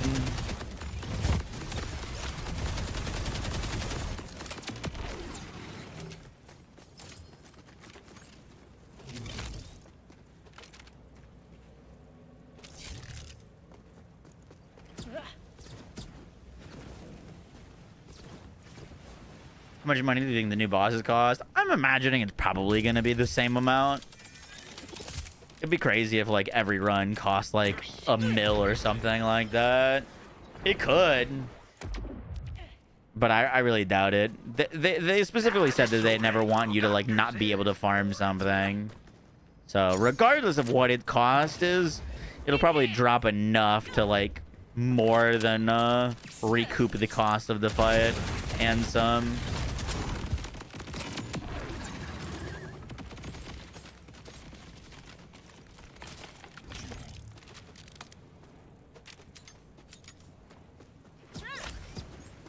I'm not gonna feel bad walking in there with a couple mil though, or like, I don't want to feel bad walking in there with 2 mil, just in case.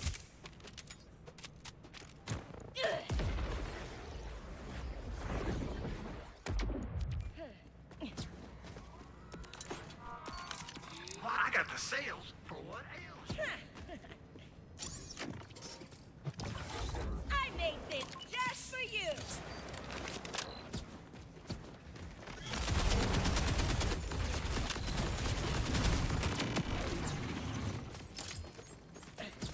Is Bleed in a good spawn for the raid? Yeah, Bleed should do very well.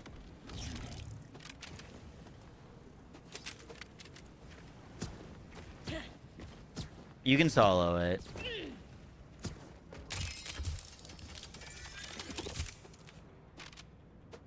You sure have Boom, boom, boom, boom.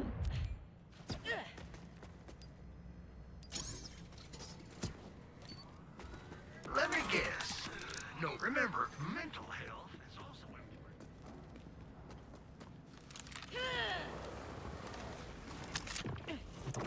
Soft bitten, twice shot.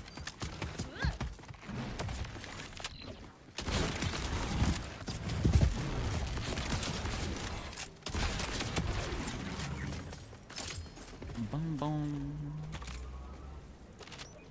We haven't gotten one legendary from this dude yet.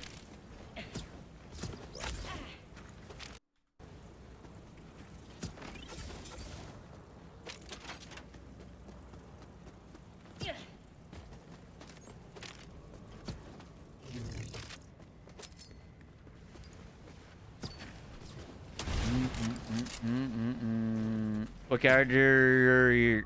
I'm going Harlow first. Harlow's my main.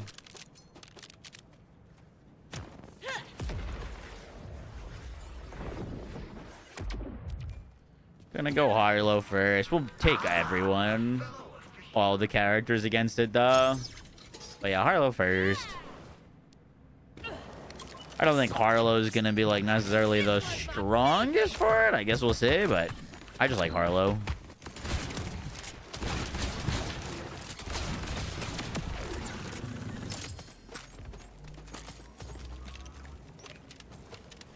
You'll surely drown. I see what's going down. I was quite a few drops on that one.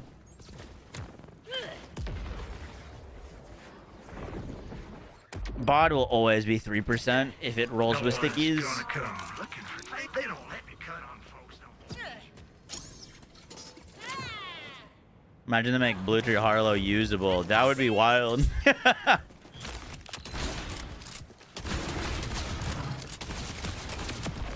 The thing is with Blue Tree Harlow is I think it needs like mechanical changes, not just numerical buffs.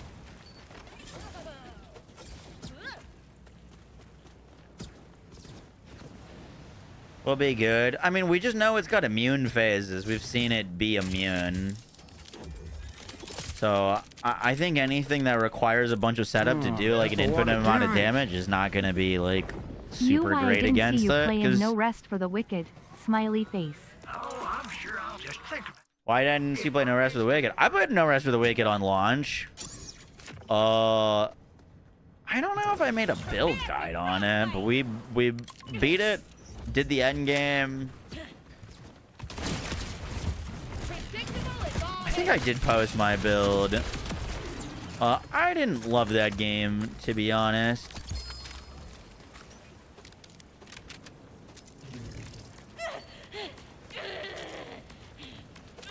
Alright, first legendary. A Buzz Axe, who would have thought?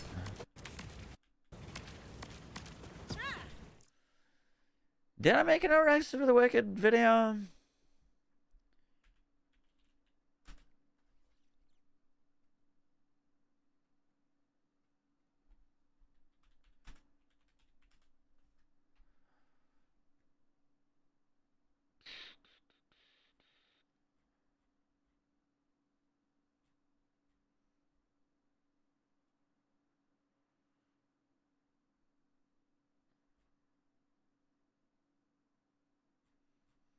No, I don't think I ever did.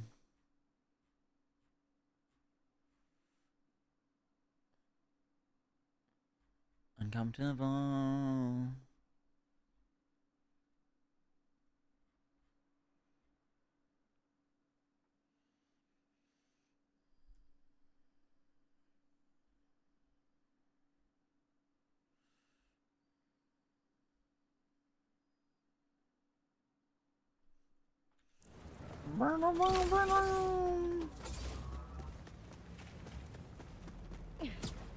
And the plasma coil drop with parts? No.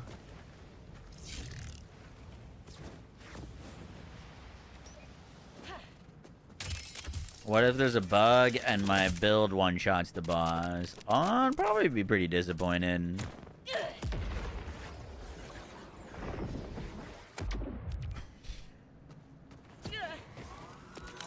Fix my diagnosis. You gotta.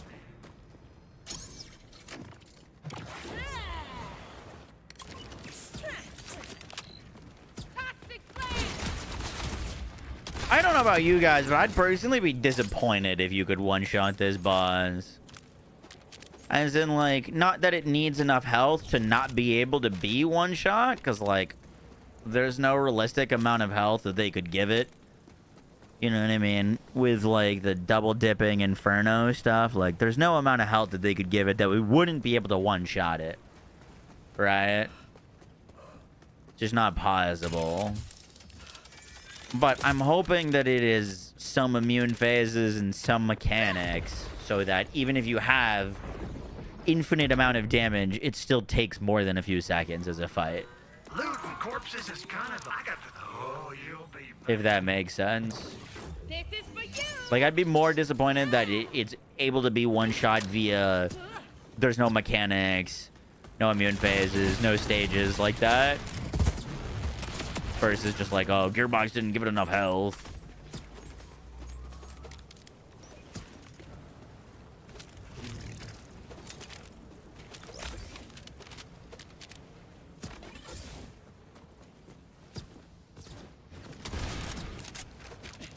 The one you just made? I'm gonna post it right now. Thank you for the reminder. We just needed to link some max roll build guides in it.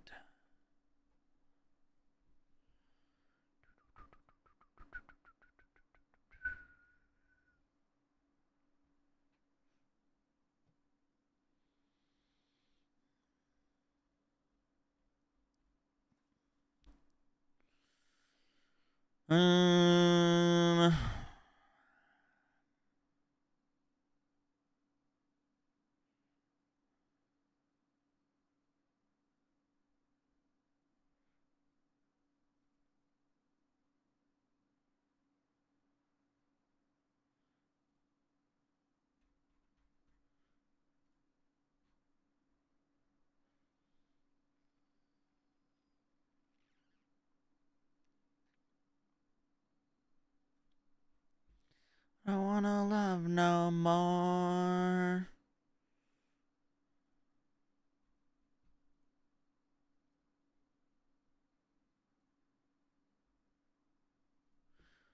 I was gonna see if I could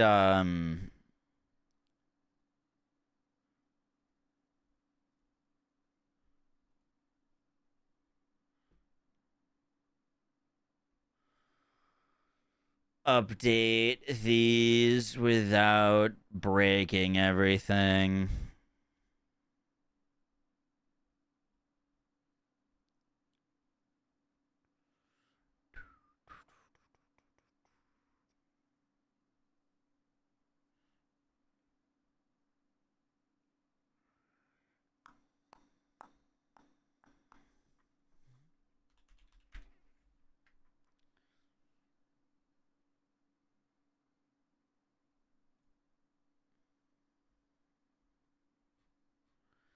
Boom, boom, boom, boom.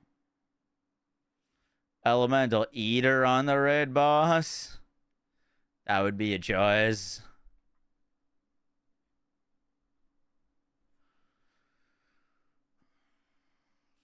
I don't wanna know your voice.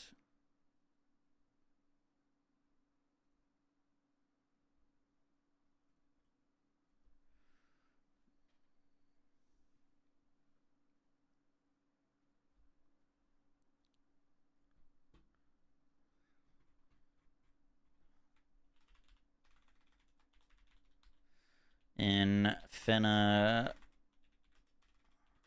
crit Harlow. Cool, that's one down.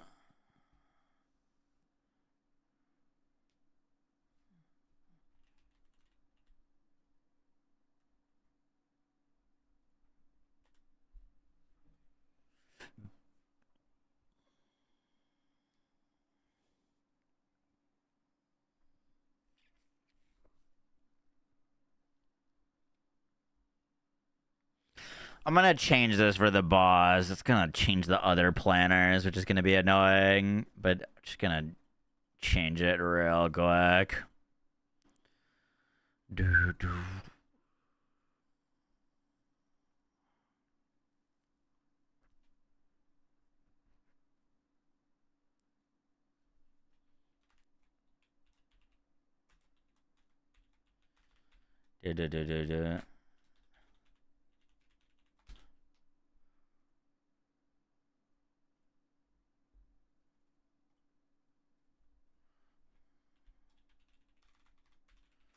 Ranger Rafa.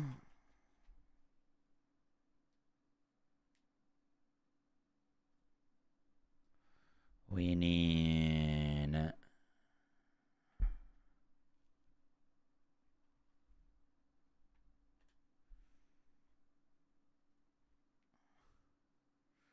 Stormbringer. Ah!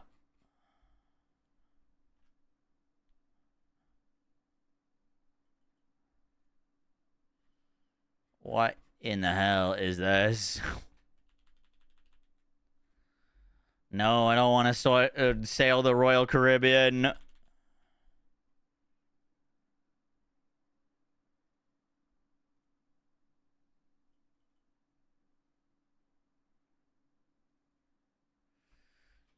Cool.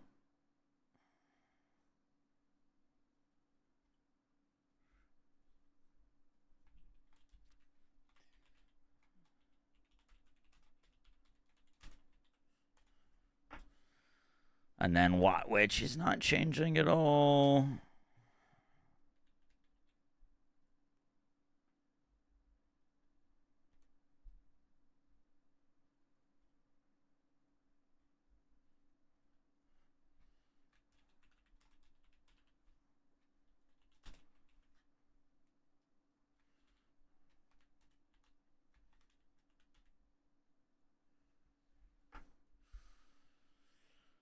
New class mods? They haven't confirmed new class mods. Have they?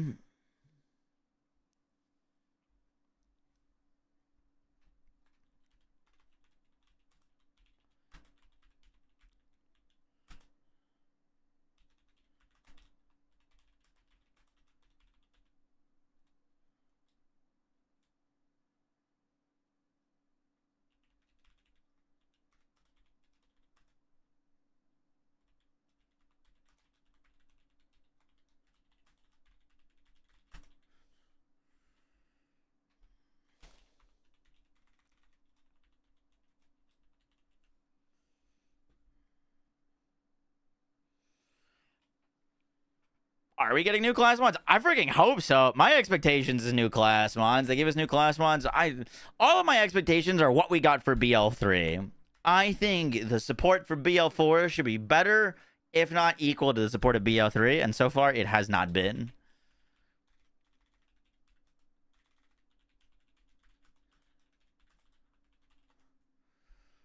So Mayhem 4 came with new class mods. I hope UVH6 comes with new class mods.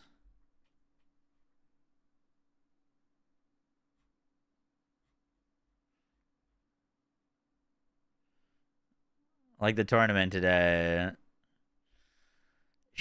Certainly one of the events of all time.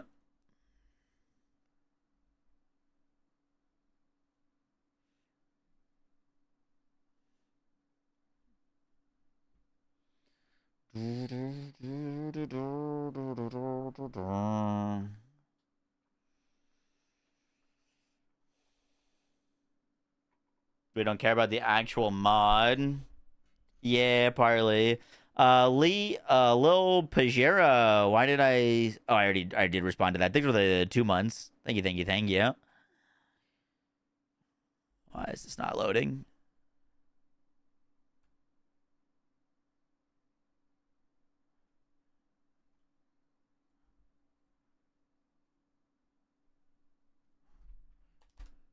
They confirmed it'll be next year. Holy shit, that's crazy.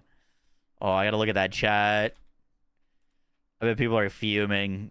I'm not stressed about it, honestly. Although, if it's January 16th, I won't be here, so. Or January 2nd, I won't be here either.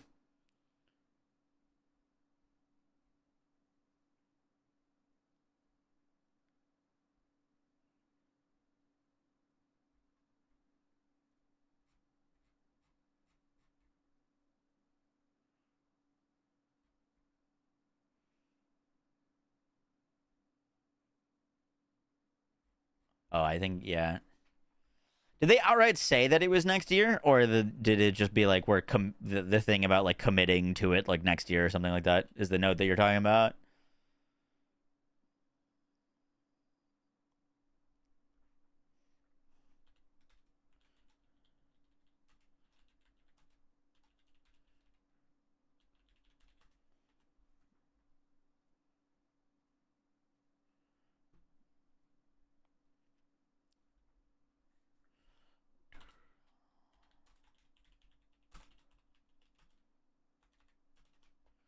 Bum, bum, bum, bum, bum.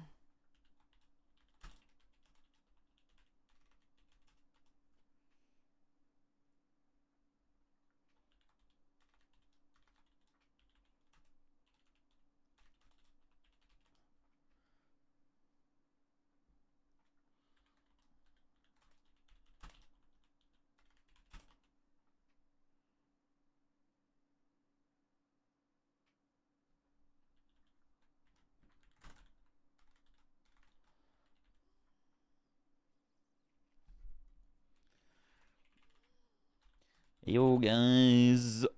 Do.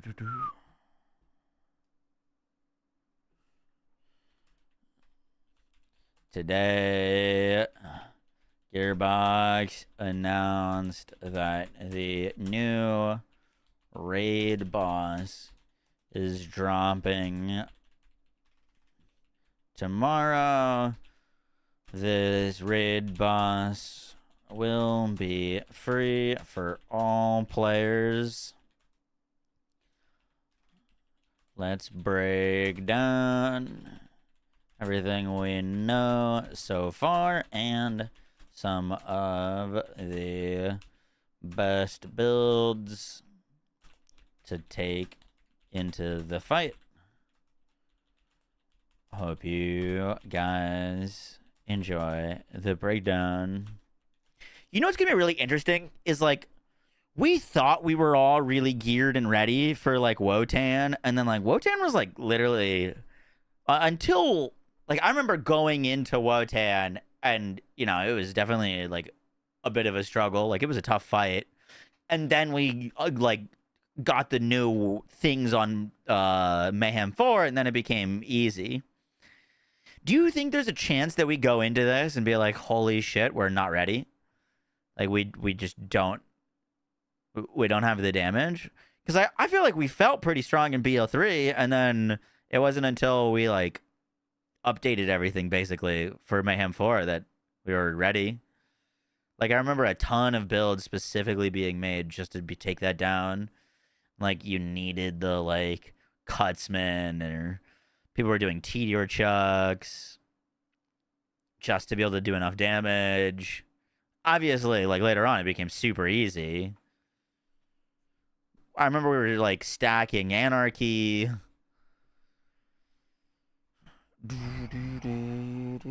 I guess stacking Anarchy definitely wasn't on launch.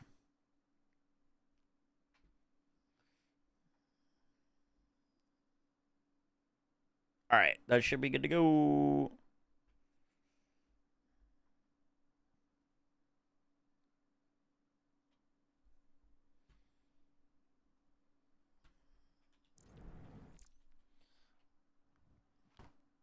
It's an invincible. This shit better be beefy. Yup.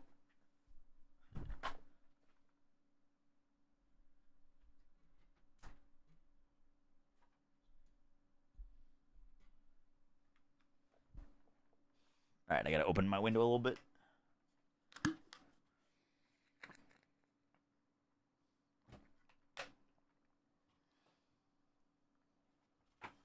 Point rating for challenge run for the takedown. That's not a bad idea. We're definitely going to be doing some challenge runs. Can you beat the new raid boss with a kaleidoscope?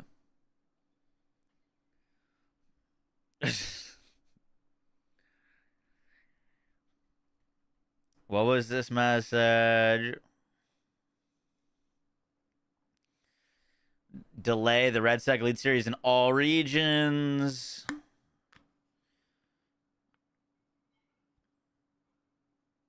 So creating a competitive scene that's built to last. We'll share more updates in the new year. Oh yeah, that is the thing. Damn, dude. That's a kind of a colossal mistake.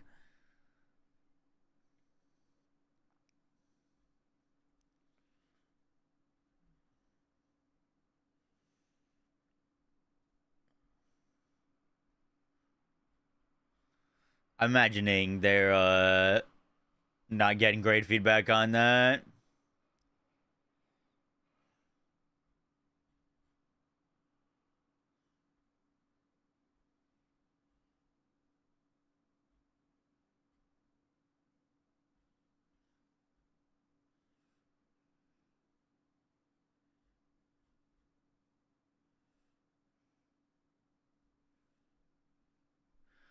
Boom, boom, boom, boom, boom, boom, boom, boom.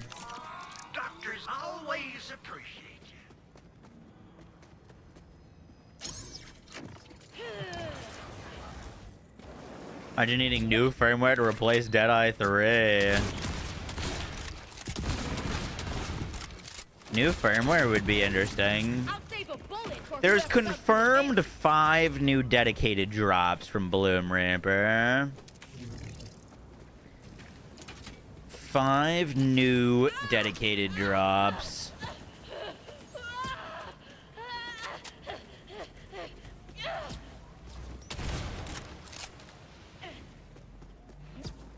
Which, how many dedicated drops were there from Wotan? It was Redistributor, Kibsworth, Tiggs Boom.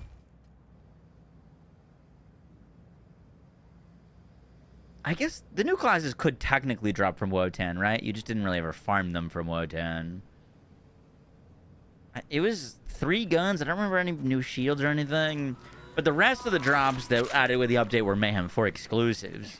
So my copium is that it's 5 specific drops and then new UVH6 exclusives scattered throughout the world. That's a lot of damage. But yeah, I guess that would mean technically 7 total new pieces of gear.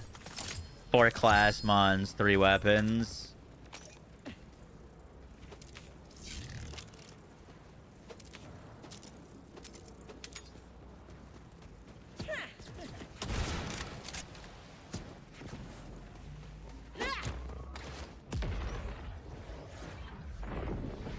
Boom, boom, boom, boom. Oh, the Moonfire. Okay, it was 4. Moonfire, Kibsworth, Redistributor, Tiggs Boom. Was there one more gun? They don't let me cut on folks no more. I did forget about the Moonfire. Oh, you're right. The Valks did have their own drops. Death Grip, Snowshoe, and O.M. blowing up the spot. I forgot about the Valks. There's not enough ointment in the world for Was that. the Death Grip from that? That thing sucked.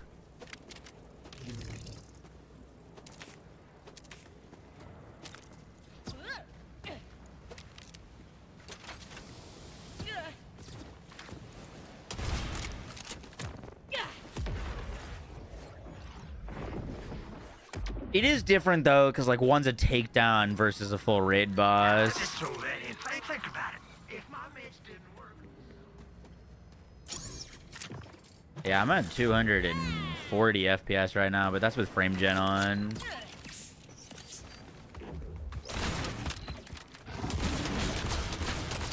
I've never really had FPS issues with this game. My like technical issues that I always had with this game was freaking crashing. Crashing and the constant compiling shaders.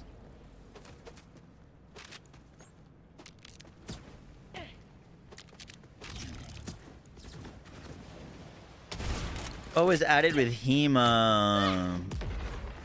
Why am I blanking on the name of the sniper? There was a new sniper, the new license, like, or not license parts. The new, like, weapon specific or manufacturer specific enhancement, company man. Was it just the company man and disruptor? An explosive success. There, like, wasn't a lot.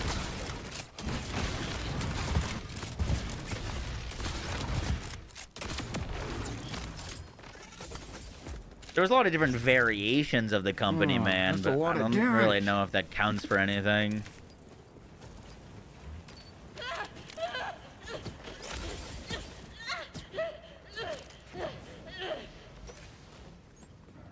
Atlas replay. I feel like that dropped somewhere else, no? I got thank goodness. Gonna bring out the best in you. Do I need a perfect rooker for build crafting? I'm all set for now. Thank you for the offer, though.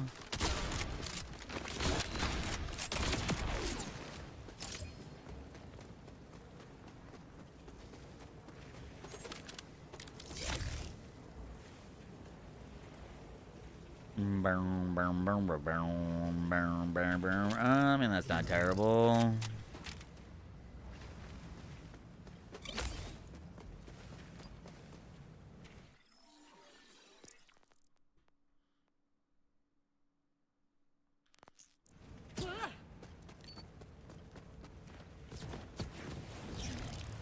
Sorry, you get asked this all the time. Why do you farm on UVH5? I thought it was the same to farm on Easy.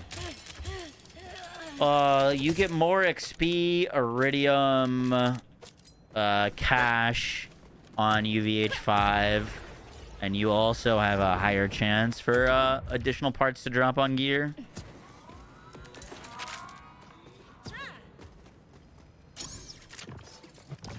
Icing them out. Find sevenfold new song. No, I don't think so.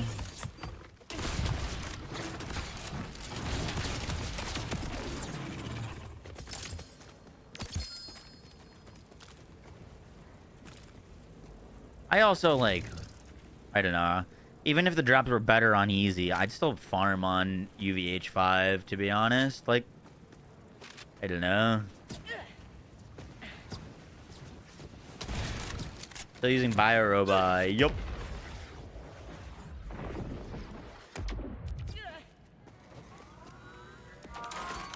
See my diagnosis? I'm like just going for bosses. I'll put on a reactor with decoherence, cause like that's just the most amount of damage you could possibly get. But I mean, it doesn't really matter. Like just for this boss, he's not surviving. I'm using a fire weapon on an armor bar.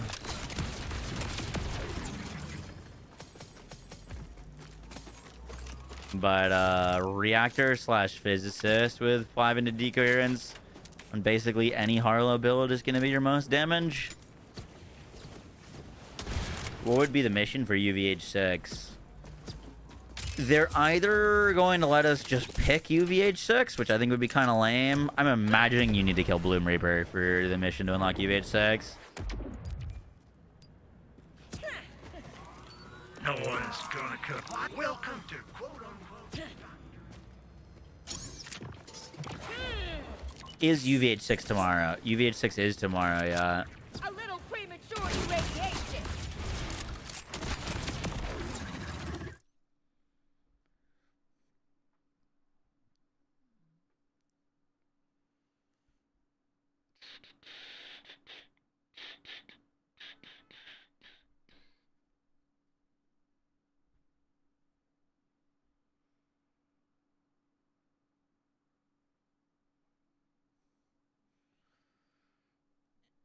And I think he...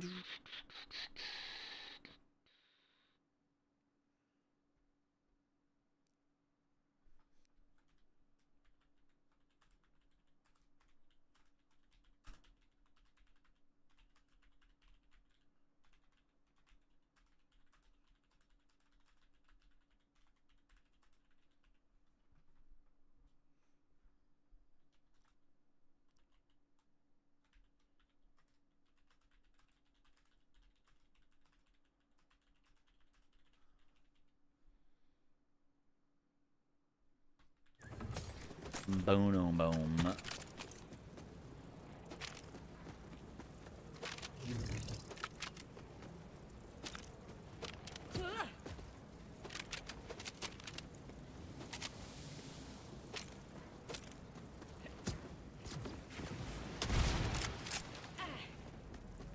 You were expecting BLOOMREAPER to be next week. I was as well. I would have given it a 90% chance for BLOOMREAPER to launch next week. I was sure there was no way. Mainly because I figured they would like do a notes or something saying like, hey, guess what? BLOOMREAPER's launching next week. Get ready, get hyped. Start prepping your builds and like, you know, build up some anticipation and some hype for it. But they're just like, oh, yo, by the way, FYI, tomorrow. It was a little silly. You believe that you quit BF6 since the tournament got delayed? Dude, the tournament got delayed. They just confirmed tournament got delayed till next year. I don't even know if I'm gonna be able to play in it anymore, to be honest. Like, I'm traveling 2 weeks in January. Not for 2 weeks, so there's like 2 weekends I'll be away in January. So like, I mean,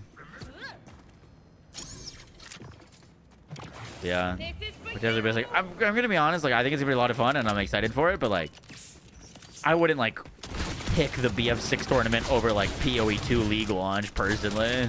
You know what I mean? And it was on the same day as PoE2 League launch.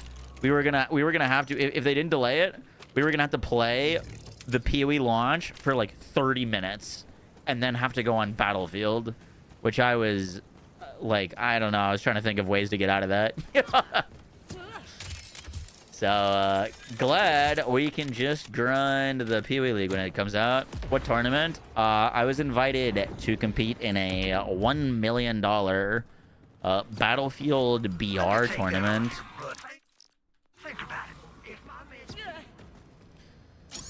Against like all the freaking craziest BR pros and streamers. We were getting our ass kicked, like, but I think it would have been really fun.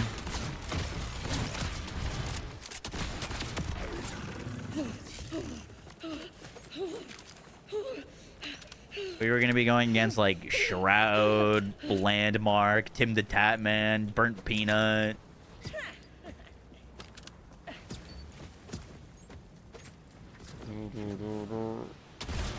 Z-Laner, Huskers.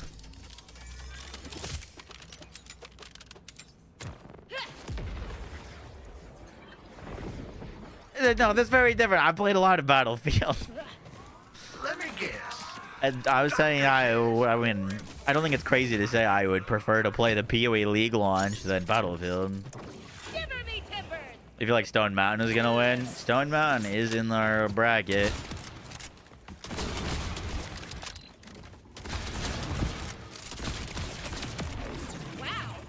Time does PoE 2 come out? I think 2 p.m. Eastern Standard Time on the 12th.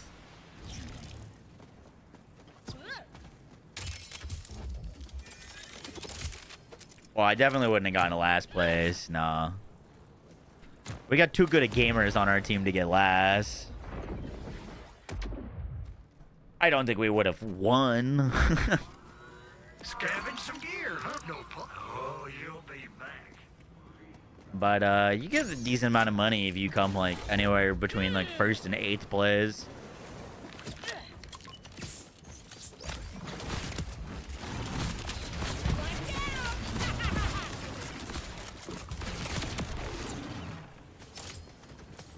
We'll win the whole tournament. Yeah, I mean, I wouldn't be surprised. I think those guys have put the most amount of time in that game, more than like pretty much anyone.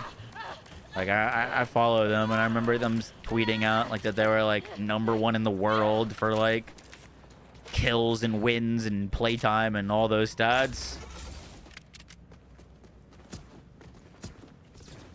Yeah, Westy was gonna be in it.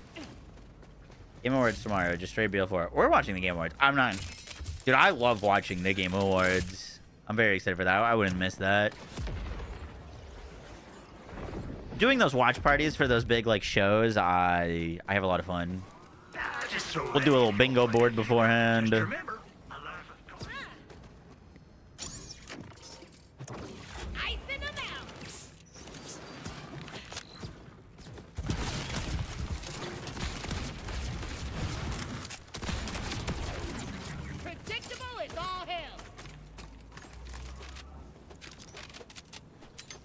The most interesting thing about the Battlefield tournament that I think was going to be really interesting is like most of your points come from placement. Like if you win or get second or third. And like I think a BR in a competitive setting in Battlefield would play very differently, right? Like you're not just going to be like randomly ego challenging people or like, you know, running out into the open. Like, you know, you're probably sitting pretty tight, trying to play super careful, droning. Everyone's going to be using the meta weapons. Samaj Nuab, thank you for the 8 months, and Dragon Gamers, thank you for the tier 3 for 3 months. Thank you, Dragon Gamers. If you just subbed, enjoy another month of ad-free viewing, sub only stuck to the Discord, and thank you for part of the little bit. That's a lot of damage.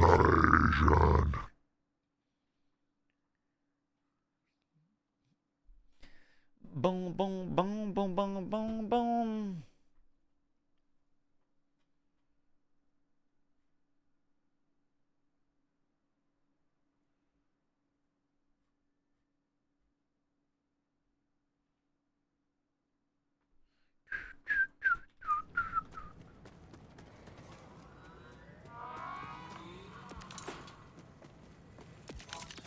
Welcome to Always Appreciate. When are we gonna go do a Malon takedown? What, to prep?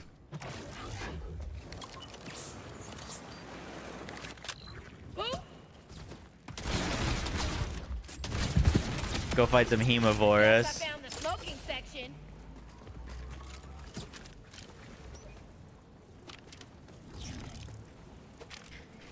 Is there any boss in this game that gave you particular trouble during the campaign at any point?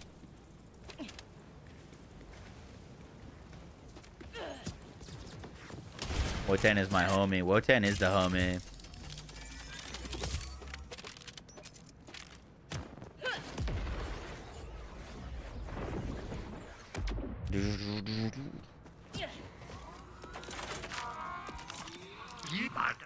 Diagnosis? I didn't particularly have any issues on any of the bosses. Let's go, team!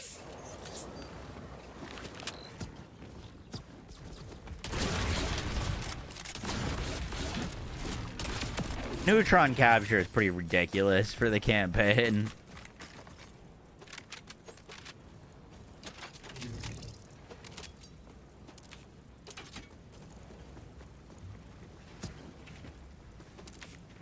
I remember watching a stream on BL3 launch of this stream taking like 30 minutes trying to kill Katagawa Orb. Think about it. If my Burn, burn, burn, burn, burn. Soul was annoying because of the damn canisters. Early flying mobs. The difficulty in the campaign was that random weird spike where all of a sudden all of the enemies were like 10 levels above you and there was nothing you could do. Like, that was the hard part about the campaign. I'm surprised they haven't, like, fixed that.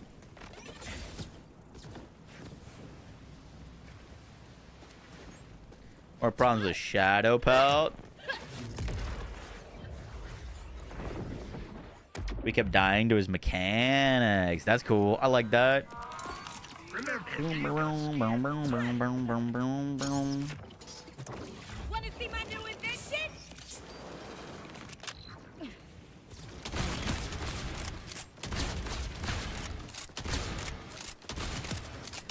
One extremely down, thousands to go.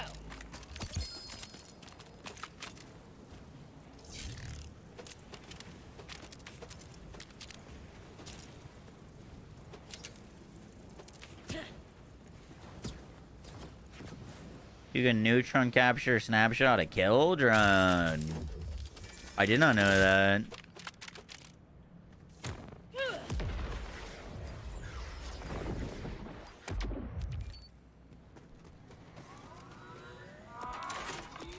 See, Dr. Z's Gore Emporium.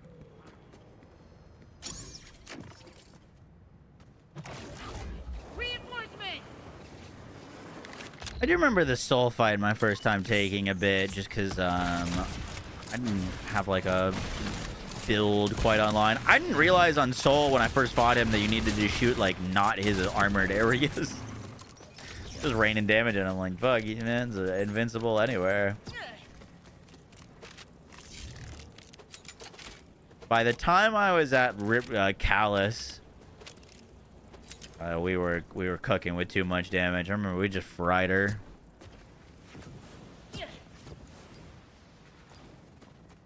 Oh, are you asking me or telling me about snapshotting a kill drone? Oh, I'm sure I'll mix. They don't let Asking? Oh, I don't know. I've never tried. I don't think so.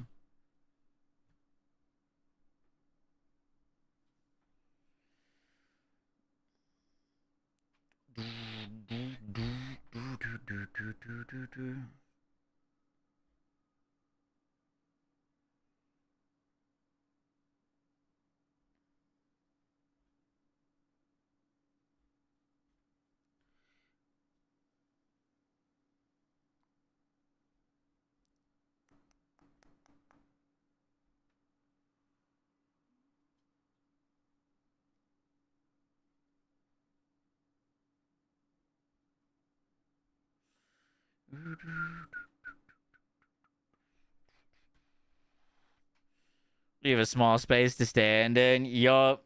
That does hit hard.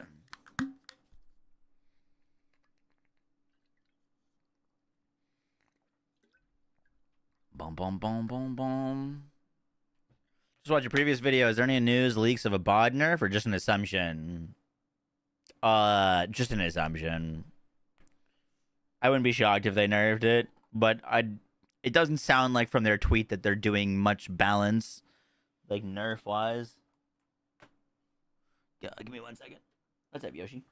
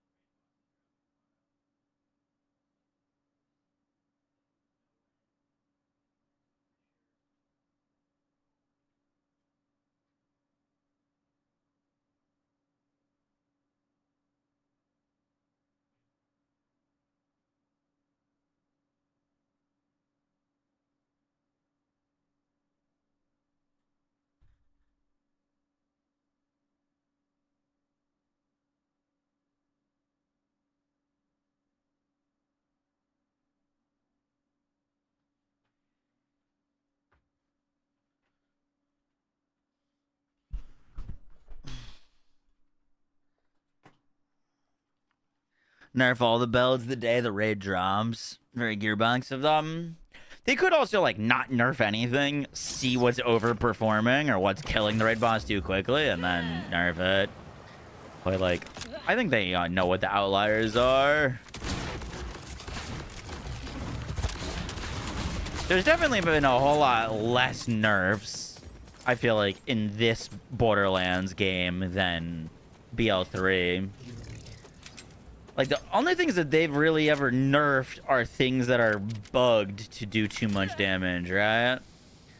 Like, they haven't nerfed anything that's like, oh, this weapon's just too strong. or this action skill is too strong, or you know what I mean? Like, they've only ever actually gone after things that are like genuinely bugged.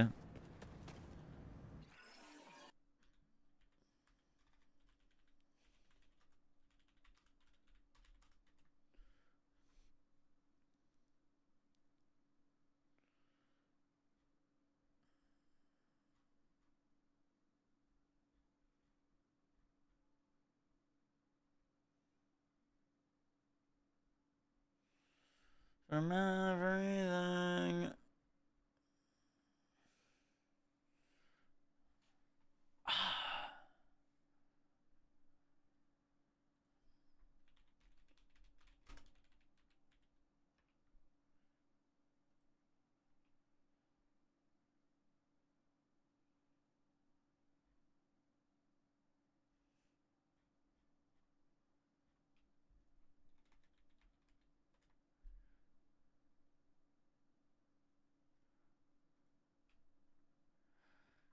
Like, compared to Wonderlands, dude. Does anyone remember this? I wonder if Joel shows it off here.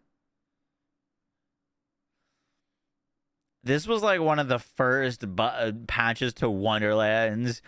Nerfed magic barrage scaling by 45%, reduced radius by 66%, increased cooldown.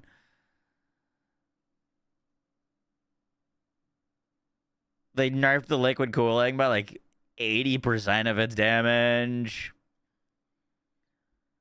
You know what I mean? Like, things that weren't bugged, they just like hit everything with nerfs. I remember they nerfed the freaking...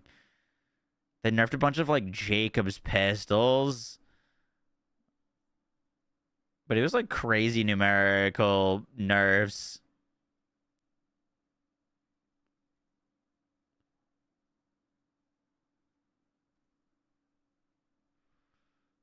I don't know if it was this patch. It was like a bunch of... Oh, this was Masterworks handbow damage scaling by 30%. Crit damage bonus by 50%. Was an actual bug. I don't think so. I think it was just... It needed a justification for nerfing it by 85%.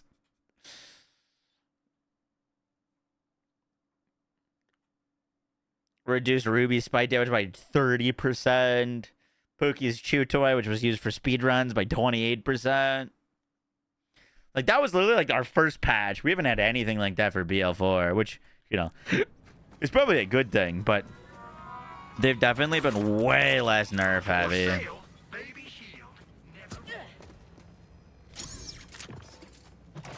Freezing the field. Yeah, people are really not happy about that patch. Who said science can't be fun?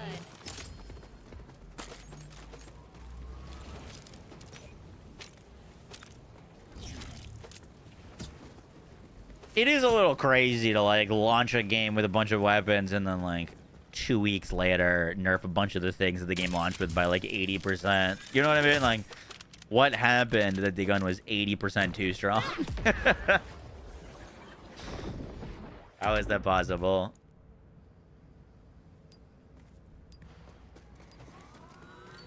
Looting corpses when you welcome to BO3 had a lot of nerfs. To BO3's credit, though, I got a reputation for nerfs, but they buffed way more things than they nerfed. I incinerate that 5 stars. My least favorite BO3 nerfs that they ever did were the nerfs to extra projectiles, and they killed fake grasping. Very sad about both of those. RIP extra projectiles, RIP fake grasping. Dude, there were so many targeted and Mara nerfs. Literally so many.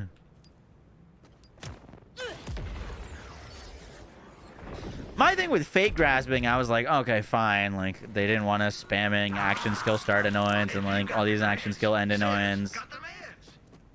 And then they literally gave Zane a cannon that he could fire 8 times every 5 seconds to do the exact same function as fake grasping.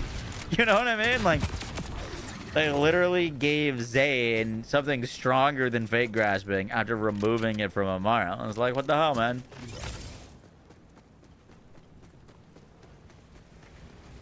You think they're gonna announce anything? I wouldn't be shocked if we saw a trailer for the Ellie DLC that's coming out.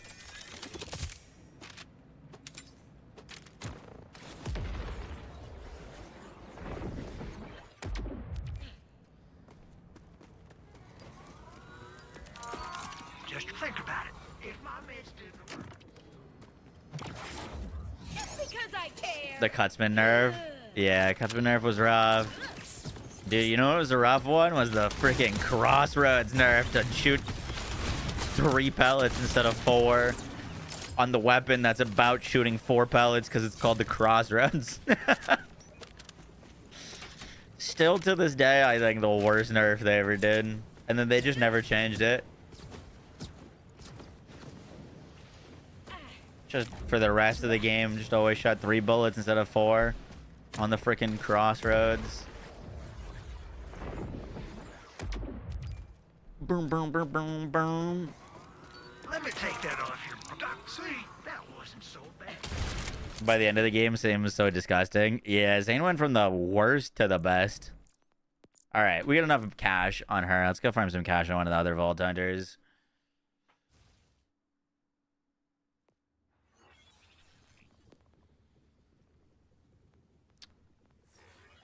I don't think any of these saves have much money. Let's talk about the Outriders nerves. Trickster, RIP.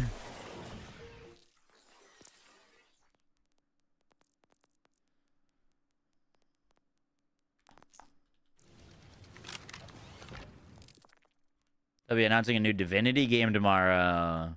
Yeah, I saw those rumors. I've played the first, like, 20 minutes of Divinity Original Sin 2. Didn't get into it. I obviously enjoyed Baldur's Gate 3 a lot.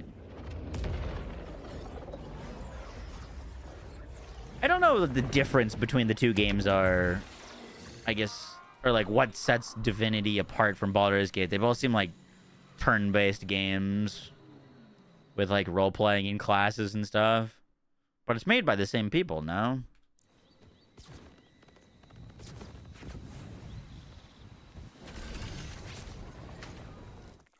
Or was money farming? I have 2 million gold. If this boss costs like 500k tomorrow, I'm cooked. Yeah. Just let me get to like 10 mil on each character and we're good.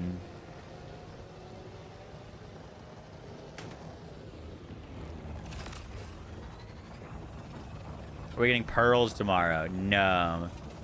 Pearls were never with the raid boss. Lift up! Nobody try to talk me out of it. They're with the next bounty pack.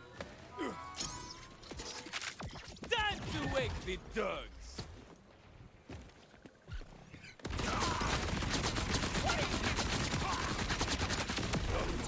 The splash zone is closed. A Raven Fire.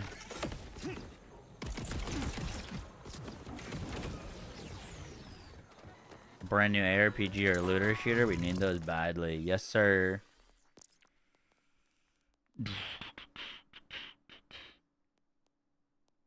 It's time to get rid of some gear.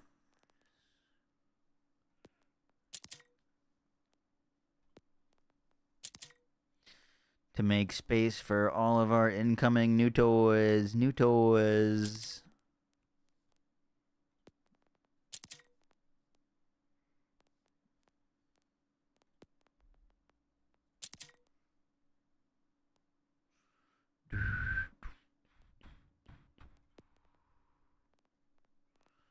Again now.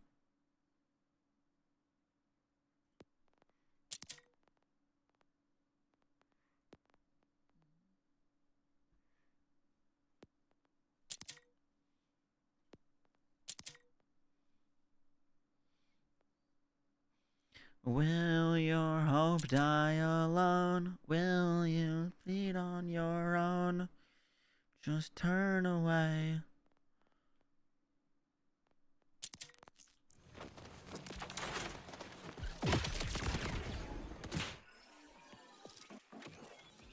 Bloom Reaper is the new Master G.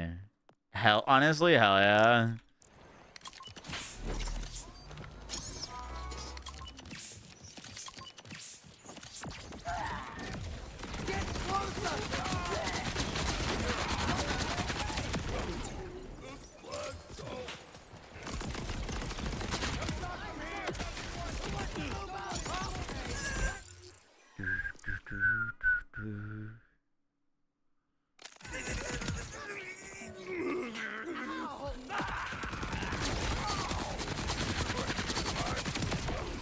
Hasta luego, friend.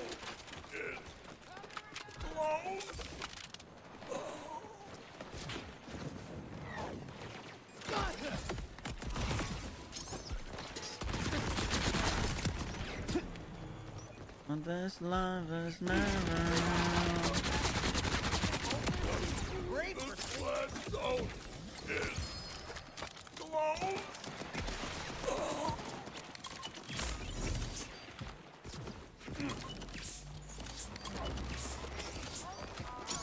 Oh, we probably are gonna get another Remnant game. Maybe by the third one, I'll understand how to pronounce the name of the game.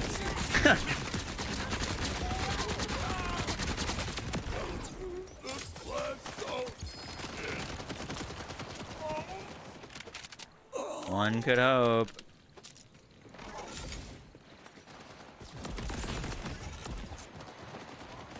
Remnant. Remnant. Remnant.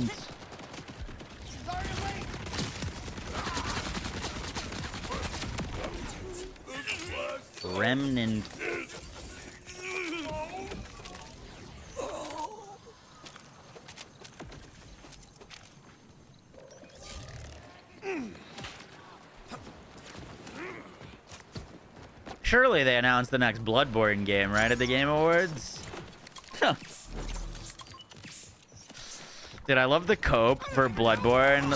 Quite literally, every single Game Award show, state of play, event ever. Remanito.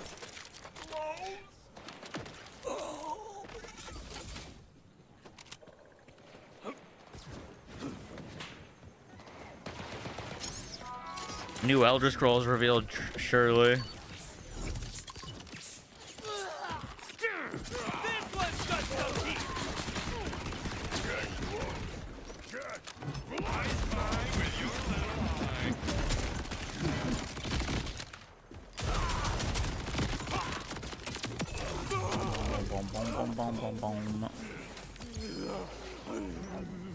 Kingdom Hearts. Well, they've already revealed the new Kingdom Hearts game coming out, no?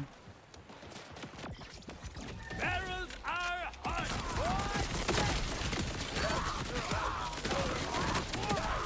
All over your face, though.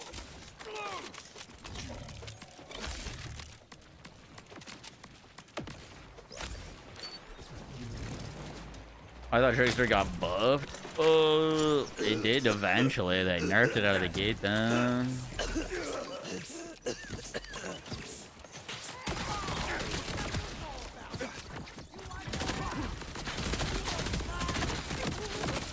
Back to the duster here.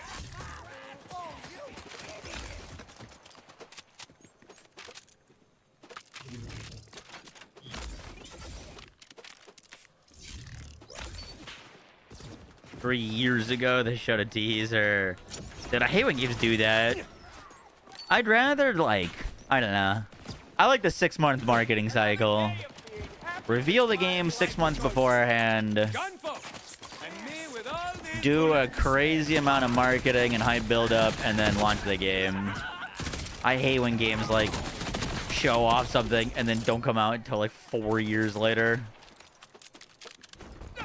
Like, why even show it off in the first place?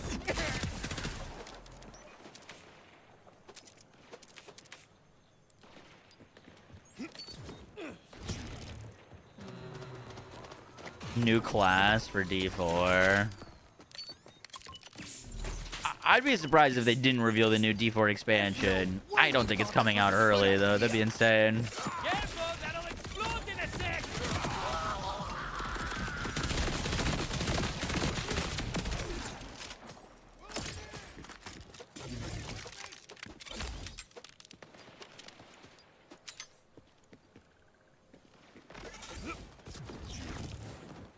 That's why they're waiting till after the Game Awards to launch the new season. Gunner, let's see who's got the hunter hat. I mean, I don't hate it. I don't hate that idea.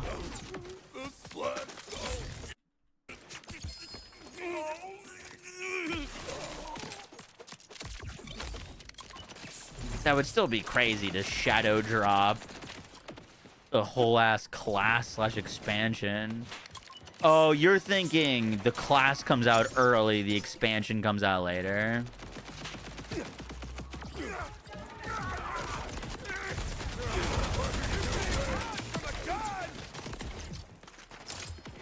Yeah. That would be sick. What a terrible... If that is their plan, though, what a terrible idea to do it on top of PoE's launch.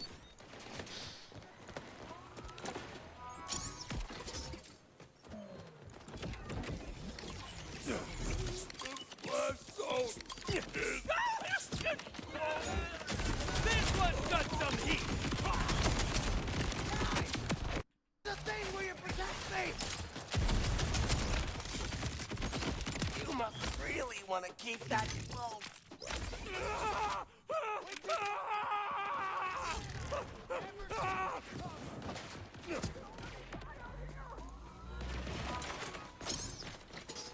How much money have we got now?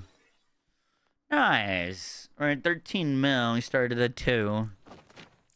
Good stuff.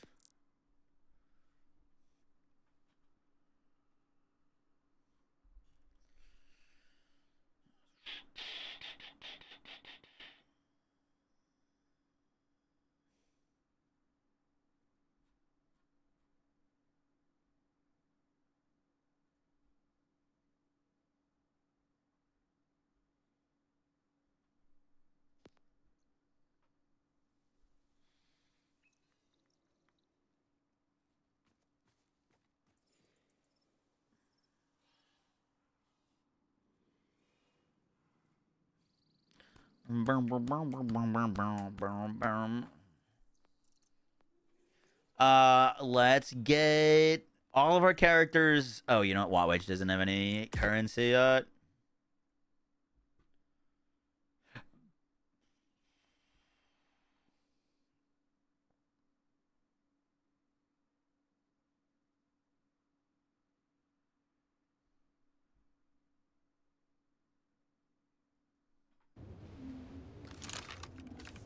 If it's a new class, it's a paladin.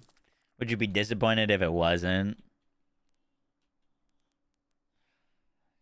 New class. I don't even know what they would do in our class. Yeah. Has to be paladin, surely.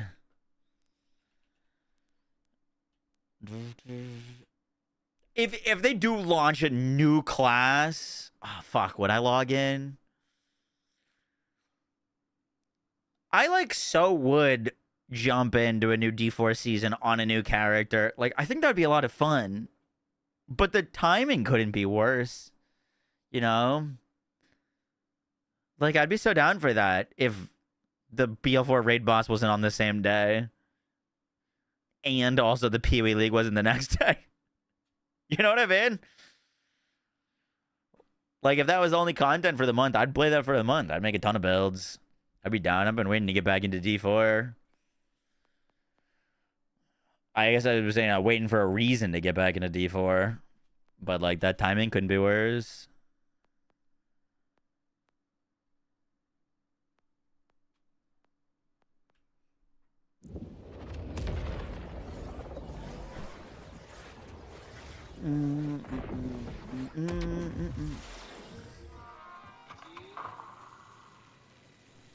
Ah, it's a murmur.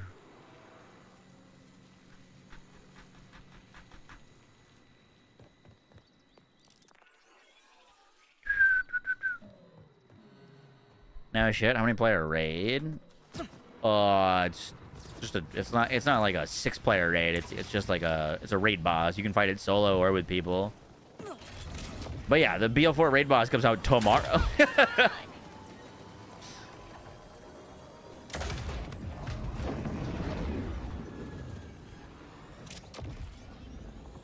I don't mean to be cynical,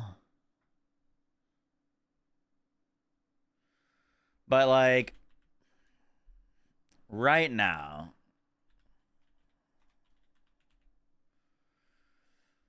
there's 5,000 people concurrent on Borderlands 4. I don't expect this to jump up all that much with the new raid boss, to be honest. You know what I mean? One, that's really low, but two, there's not like, I don't know, I feel like them doing it a day before, I feel like a lot of people aren't even going to know that there's the raid boss coming out tomorrow because they have less than 24 hours to get notified. Like, I'm not expecting this to, like, jump up like crazy.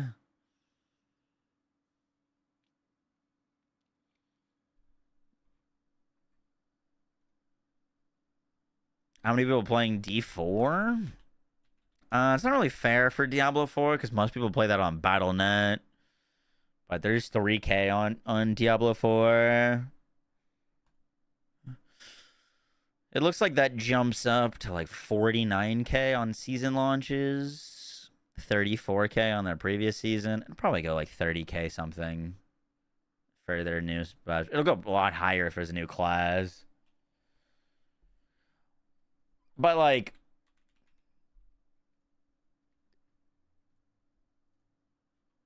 you saw that crazy spike, right?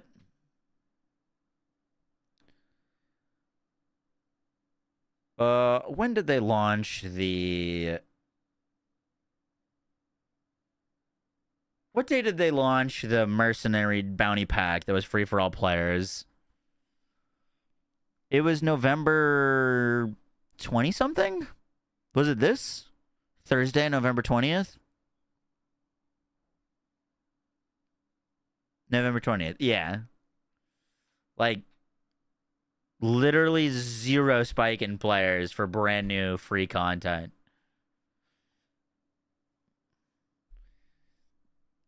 Completely unchanged.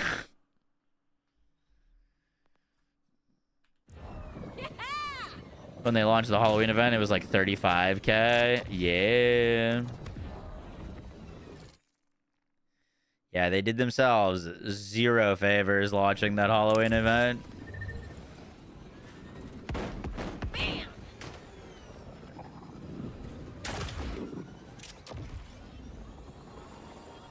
You know how many copies were sold on Steam?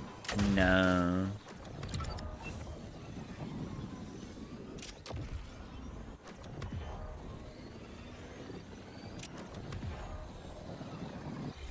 Can you hear the darkness calling?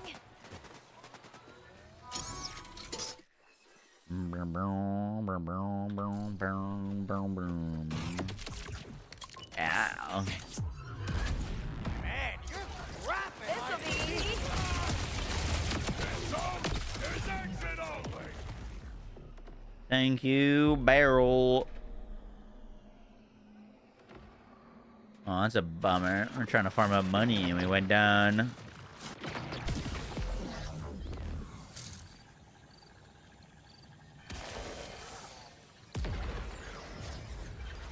That was Warframe doing? Oh, insane. I saw it at like 175K concurrent. Let me help you with that crazy. Gotta get closer.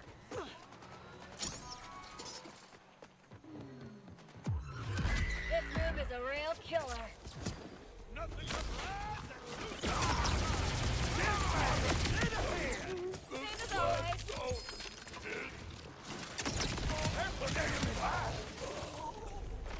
You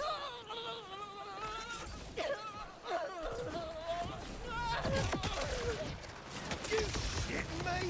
Get this sky sucker off my ass.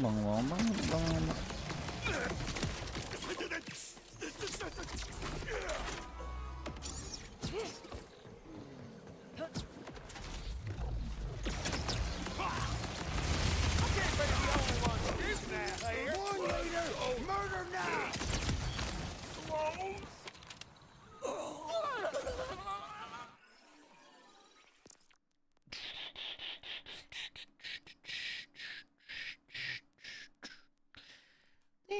silence seems to be reminds me of childhood.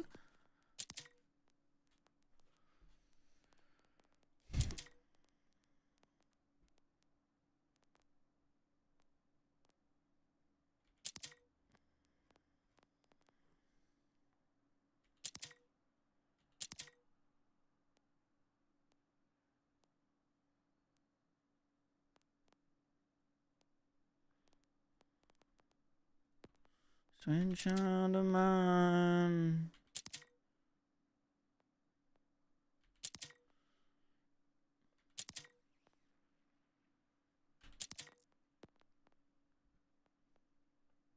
Boom, boom, boom, boom.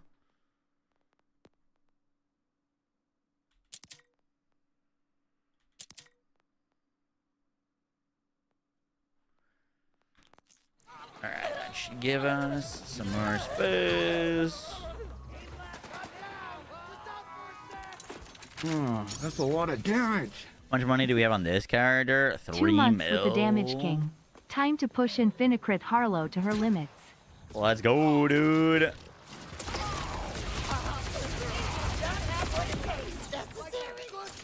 Baseball thing with the 2 months. Appreciate that.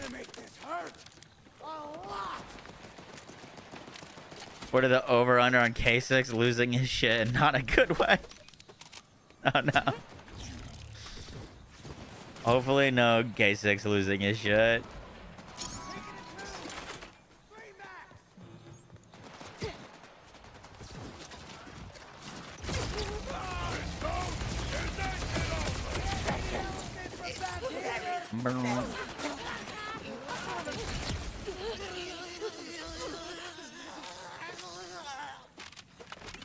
If K6 is losing his shit, that means we'll most likely all be losing our shit.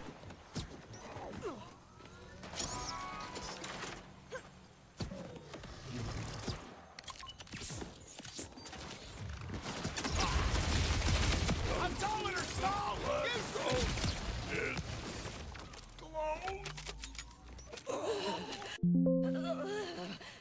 Boom, boom, boom, boom, boom. Bloom Reaper's gonna be a big encore. Bloom Reaper's cash.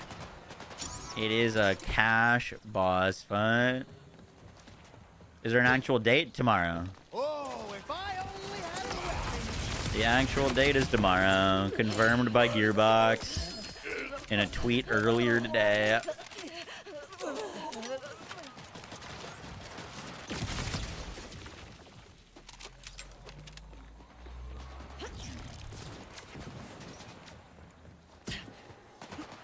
Is it a good splash zone for farm? I'm just farming splash zone for some cash right now.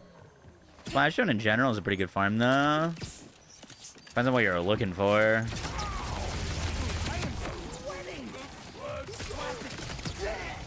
You lose. Be right with you.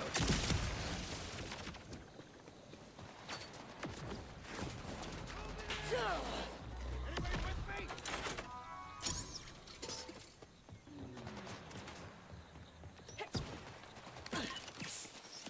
You think they end up delaying? Oh lord. Surely not, right?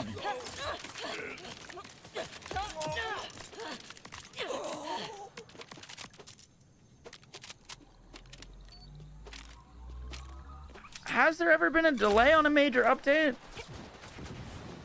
Like the Halloween event and the Mercenary Day? Did both of those launch on time?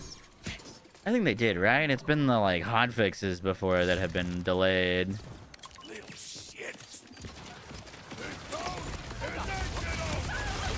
They did delay that major patch. I remember they did like not content drop, but I remember they're like we're talking about like a nerf patch or something, and that got delayed a week. The one with like the crit knife nerf.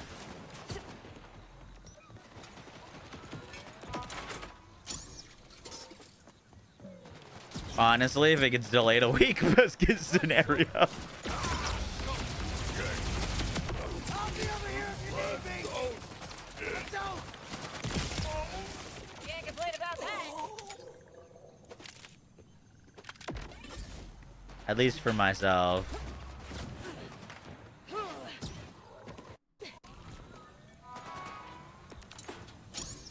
I'm never trusting an early next week to be anything but Thursday ever again.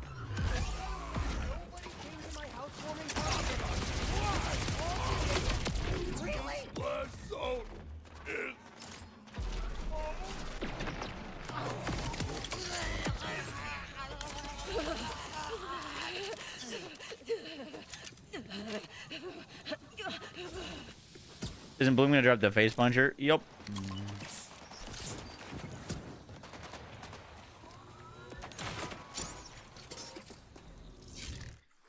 Boom, boom, boom, boom, boom, boom. Go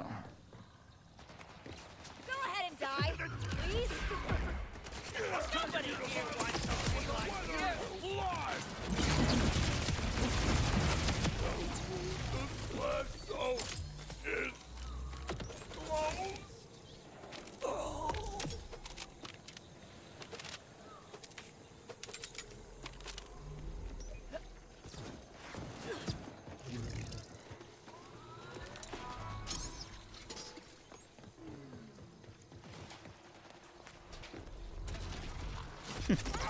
Bag whites does he mean steroids?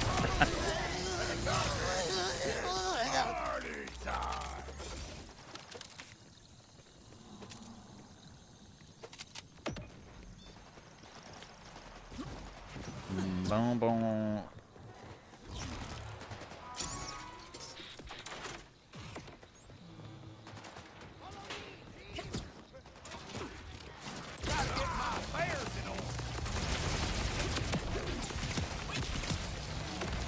Yeah, we do know that we're getting the face puncher. Besides the face puncher, we have no idea. I don't have any idea either.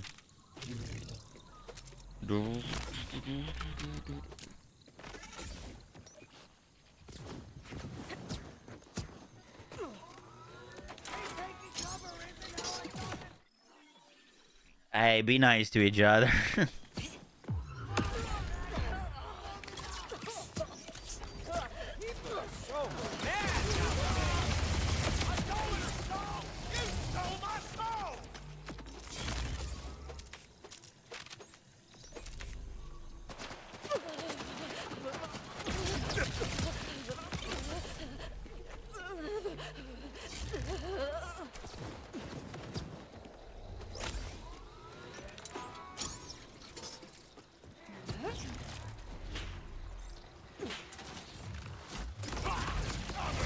I hope we get some artifacts that actually work with the face puncher. Oh shit. It's you and me, champ. kill you. That's not funny. Please die. I am not a Oh, I'm very sad to lose a bunch of money.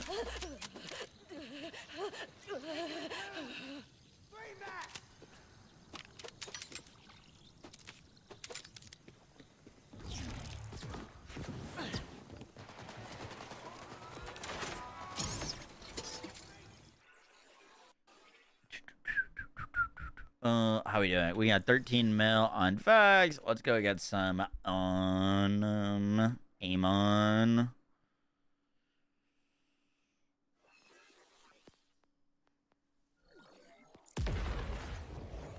Game Awards watch party. What time, bro? I believe it's at 7:30 EST.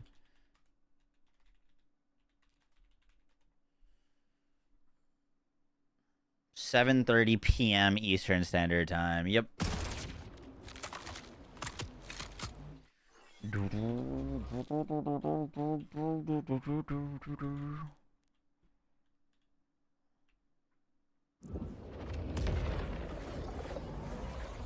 Save quit, did not lose money. I'm pretty sure you still need to spend the money to on a save quit.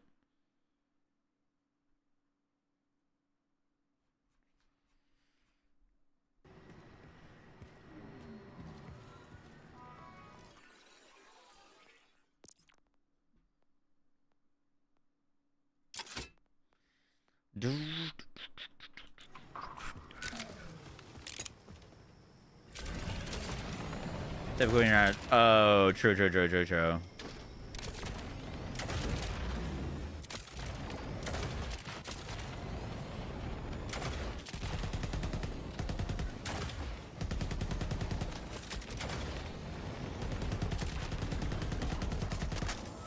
I play any phone games. Nope.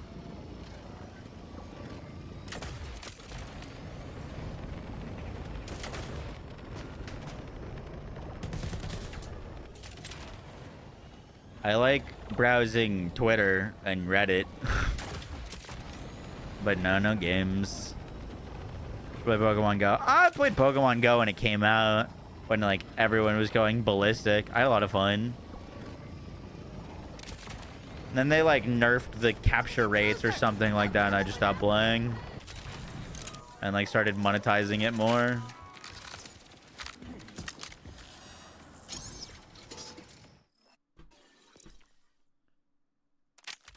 People are crazy about that game though, still. Let us open your chest and see that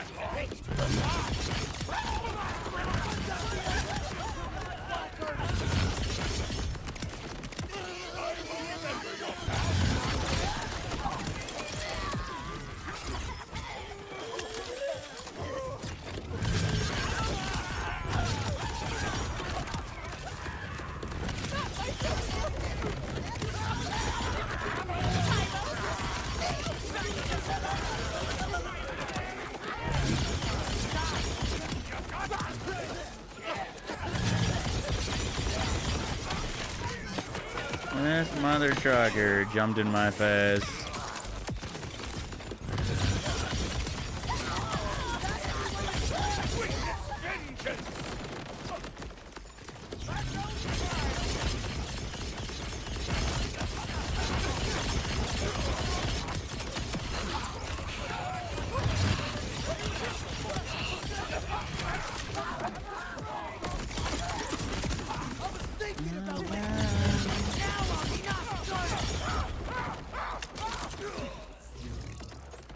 Memories haunting me, baby.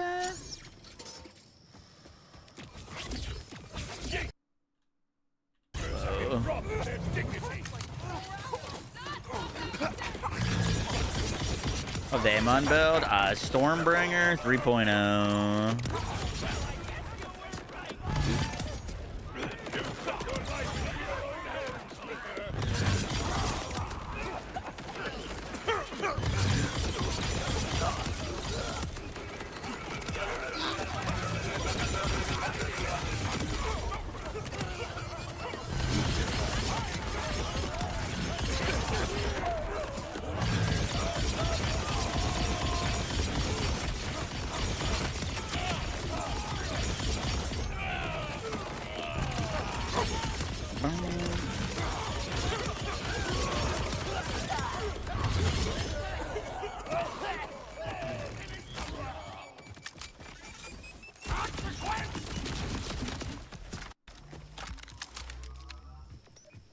Boom.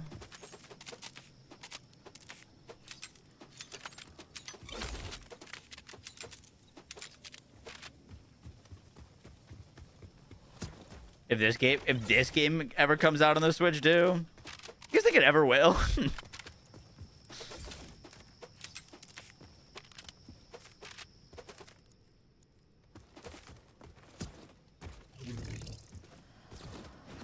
They were hyping that up too, with like how it was specifically built from the ground up, or like the Switch version was like built for the ground up for Switch, and like how it wasn't like just like a port, and that they've been like working in partnership with Nintendo. It'd be kind of crazy to just never come out.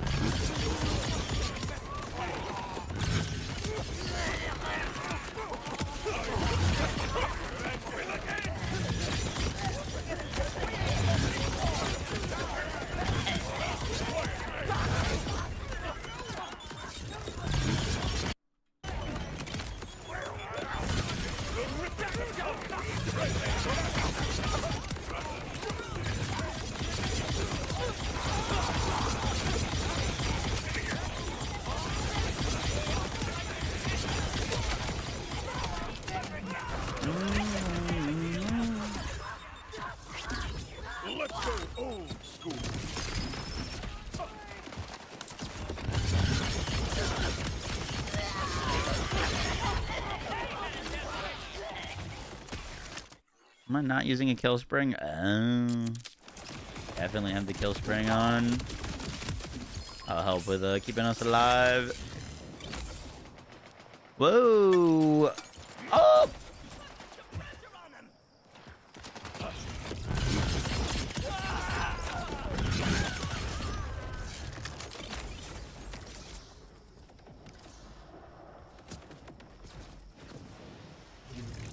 Is your ear supposed to hurt? No. No, it's not supposed to hurt. I will say that pink medicine that you take when you get an ear infection, though, be kind of slapping. I remember I loved that shit as a kid.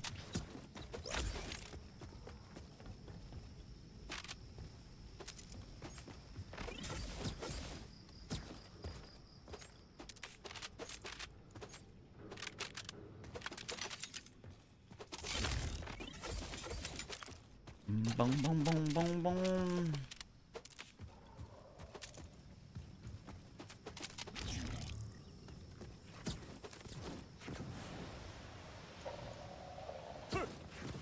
Yeah, no, it wasn't Pepto. Pepto's gross. It's like chalky. There was something else you're supposed to take when you have an ear infection that was pink and liquidy. That was a hell of a run.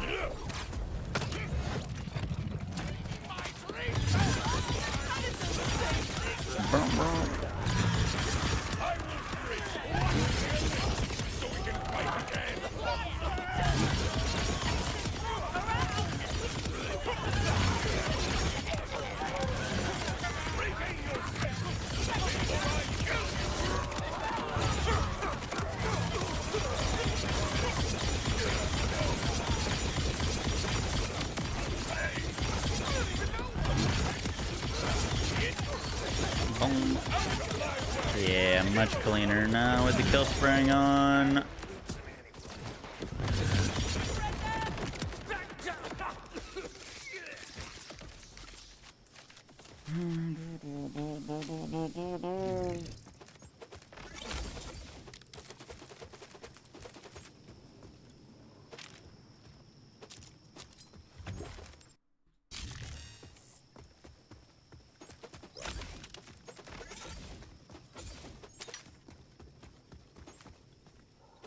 Been rubbing on Moxie's thighs is crazy.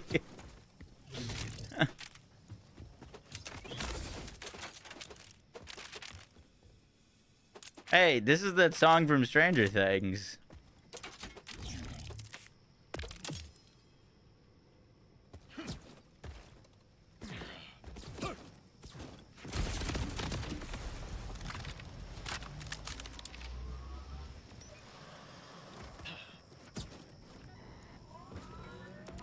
Boom, boom, boom, boom, boom, boom, boom, boom. I've been like obsessively watching all of Stranger Things again. You know I think, right?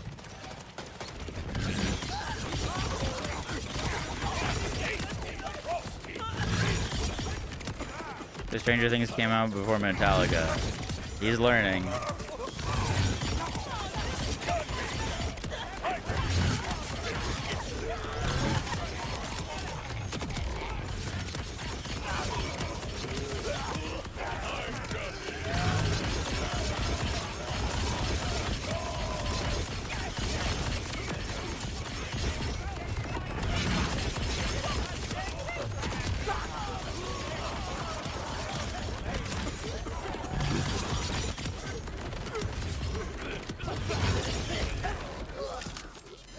Pretty sure Steve Harrington wrote this song.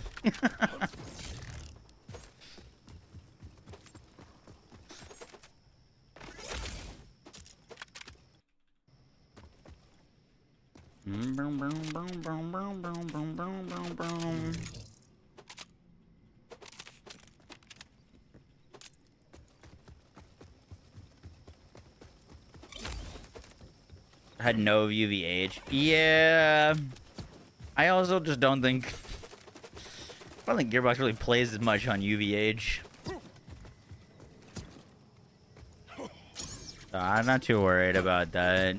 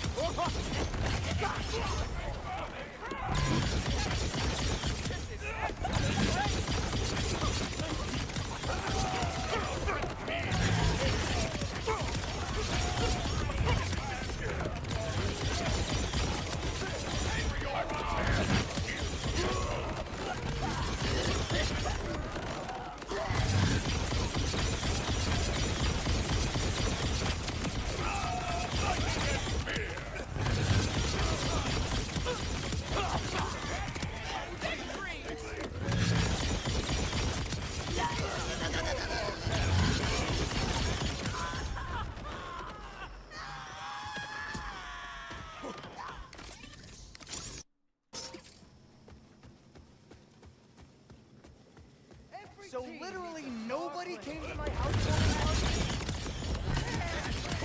So no one came to my house warming party.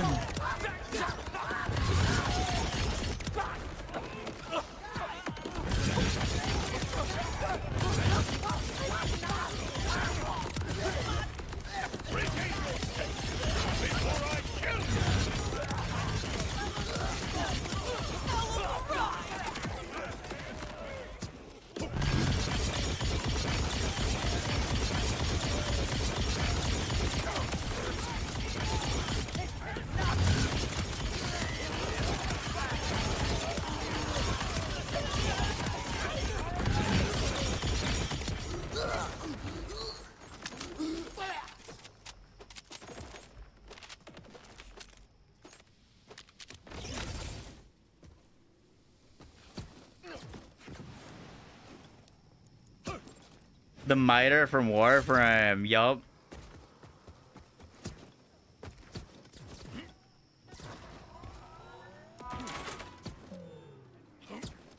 How are we doing on aim on money? Wow, dude, this has been the farm. I'm at 16 million already. That's crazy. I didn't know that this was the farm.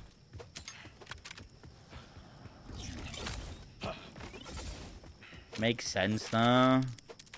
So many enemies.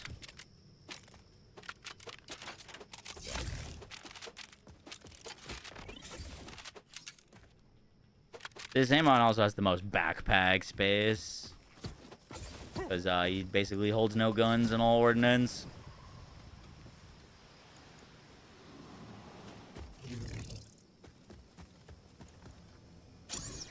I don't think they were trying to show off the fight, more so like the arena.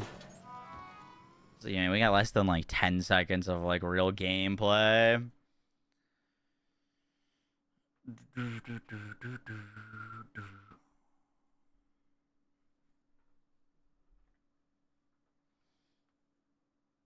I don't wanna.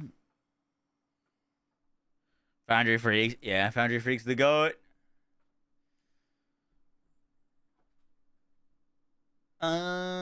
Give me 1 second. I had to grab my phone and order some dinner for Steph and I.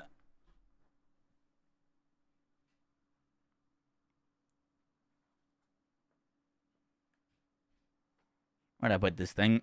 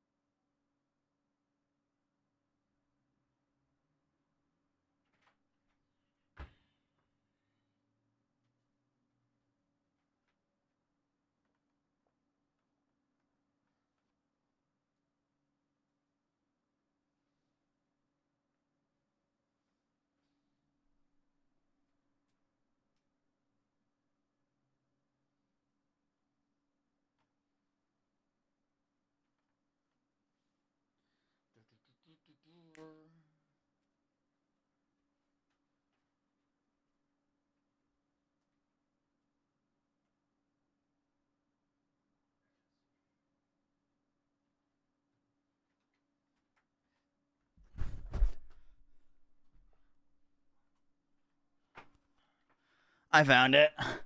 Raid boss drops at noon tomorrow.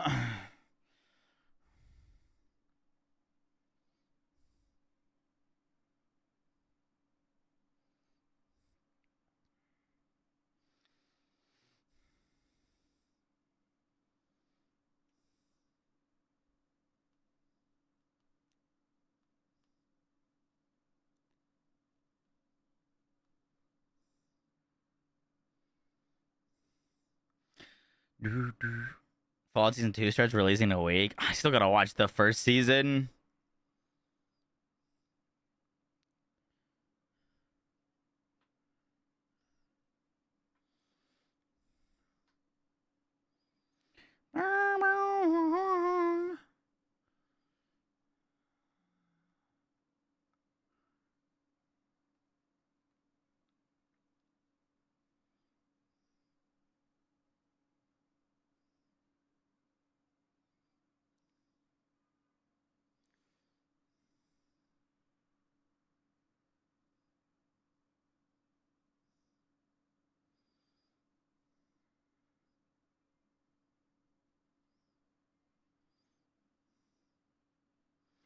Is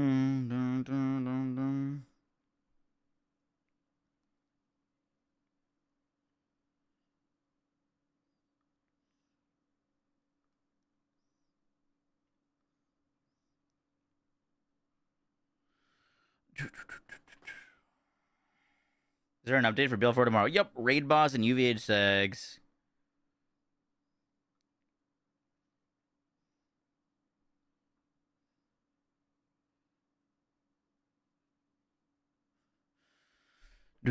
Bounty pack 2 or something else? Raid boss, raid boss.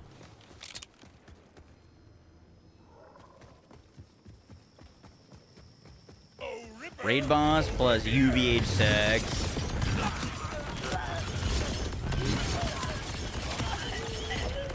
Free update for all players.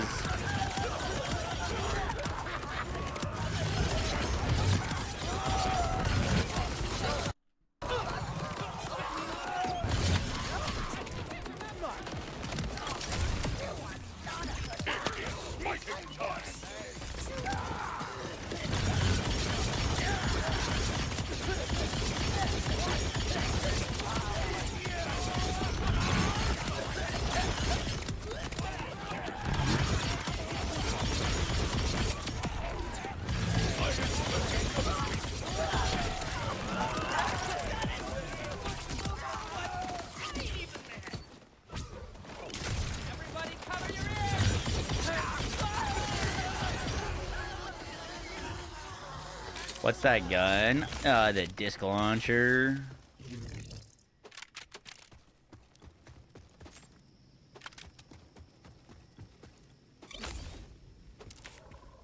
Disc launcher plus infinite ordnance aim-on are just a ridiculous combo.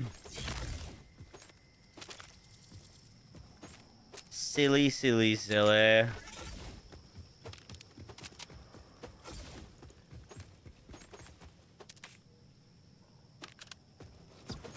I'm trying to farm. Question. Currently using Bleed Vex build years and it's been crazy, but I'm heavily considered switching to Wild Witch. What do you think? I mean, you can't go wrong. They're both really, really strong. I wouldn't swap to Wild Witch unless you get a Ripper Ohm, which is not like the easiest thing to acquire.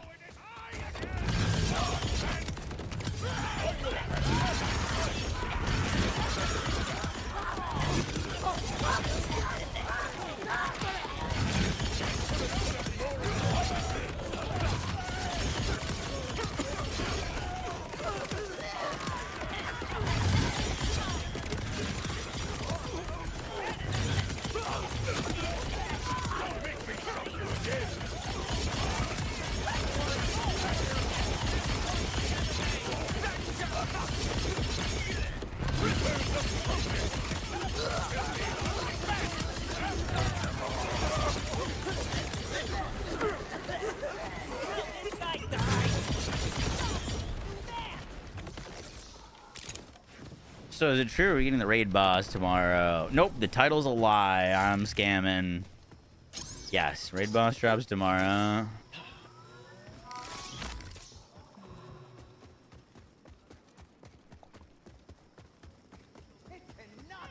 The build is the exact same. I just only really use the whip for bossing. We're mobbing right now. I just use the axes because they're low cooldown. So if we ever, like, let's say I run out of ammo, like if I was on a whip build and my action skill was down, I'd have to wait these 24 seconds. But with the axes, you can just like literally quickly tap them and then your ordnance is instantly back. So it just means that like you get easy ordnance if your whatever goes down. But you do more damage with the whip out, which is why we use it for bossing.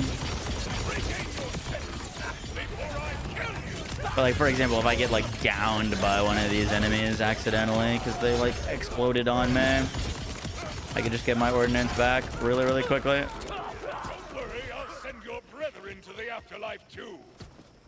In the sounds the night and there's a long on.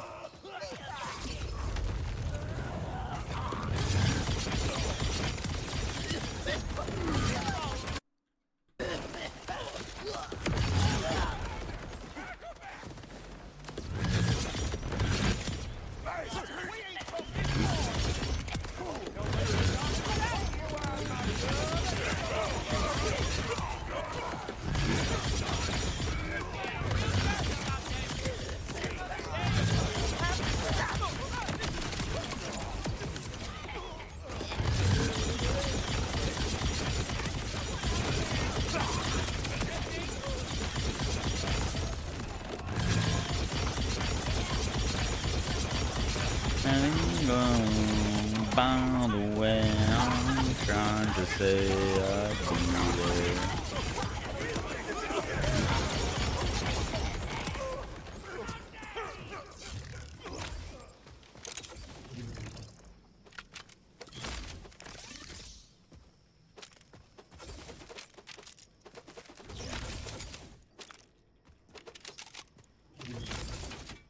What builds would you recommend for the raid boss tomorrow? Excavation mark, new vid.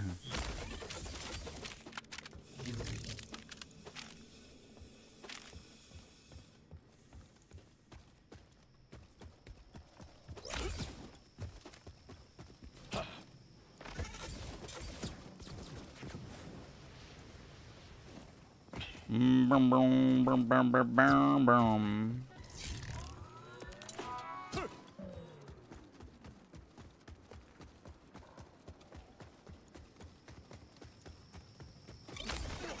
Are there patch notes updated or they drop? They're gonna drop. The patch notes will drop when the update drops.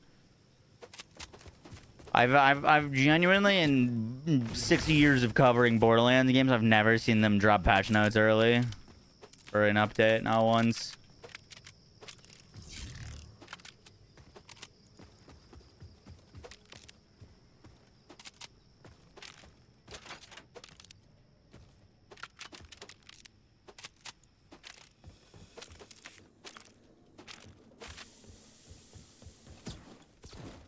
Do I think the update's gonna be on time? I do, yeah.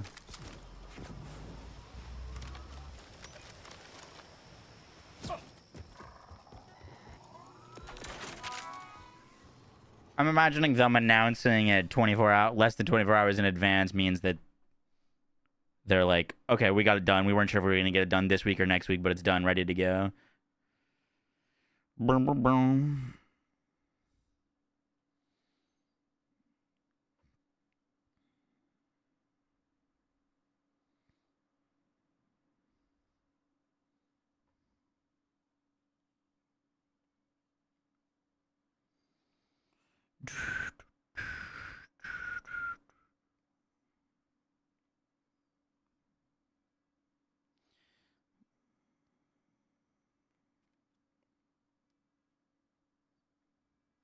All right, Steph wants me to order dinner. HD is Home Depot. Yo, I haven't been to Home Depot in ages.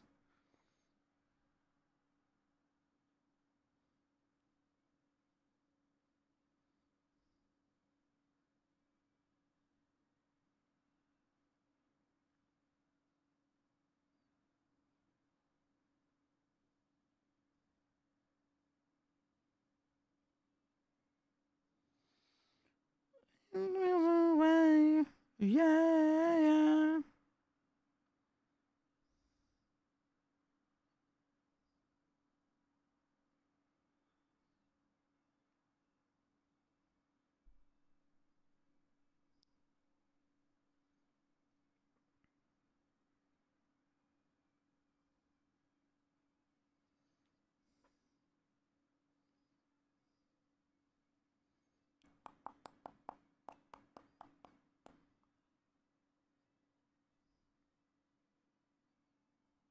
All right, food ordered. You think people are going to complain about the raid boss being too hard? We'll see. People are, there's no way that people don't complain about some end of the spectrum, right? Either it's going to be too hard or too easy. You know, it's going to be impossible to please everyone. Wow, we're at 25 million already. This was definitely the move, gold-wise.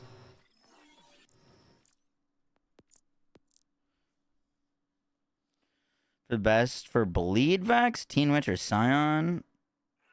I'd definitely go Scion. I mean, if you want to play a Bleed build, you want to focus the most on Bleed. Teen Witch builds still put points into Bleed because Bleed's a really strong skill.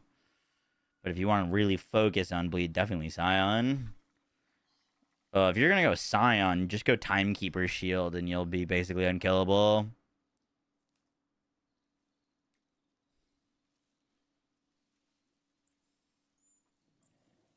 Your video about the Zane build shows the wrong skills active?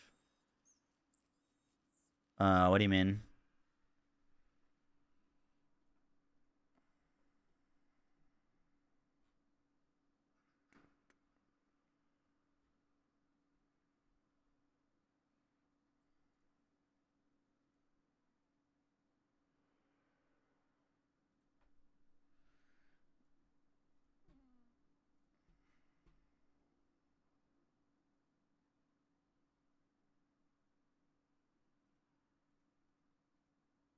That's correct.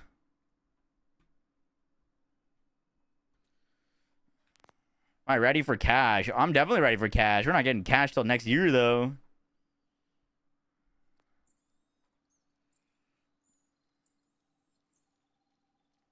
Sal and Pimp are now Sniper. Dude, Sal was just a walking glitch.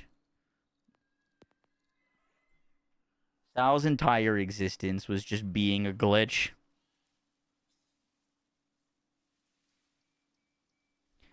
You can blame Sal for ruining dual wield for everyone.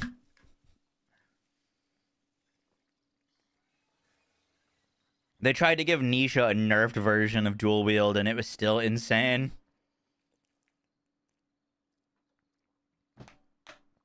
Next year is in 4 weeks. Yes, correct. Sorry, I should be more specific. Cash is a minimum about a month away. I'm guessing a bit longer, though. My guess is we get cash in, like, March.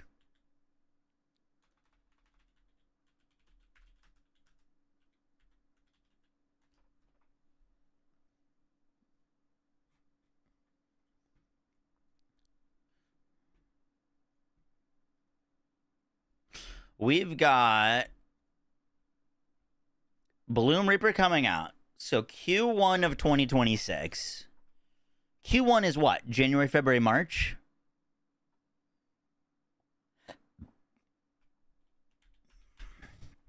Is Bounty Pack 1, which will probably launch late January, early February. Bounty Pack 2 with Pearlescence, late January, early February. And then I'm guessing cash is March, depending on when Bounty Pack 2 launches. Probably a month and some change from that. But yeah, I'm imagining cash is like March with the new Vault Hunter, new story missions. We might get a trailer for cash and the new story DLC in in the Game Awards tomorrow.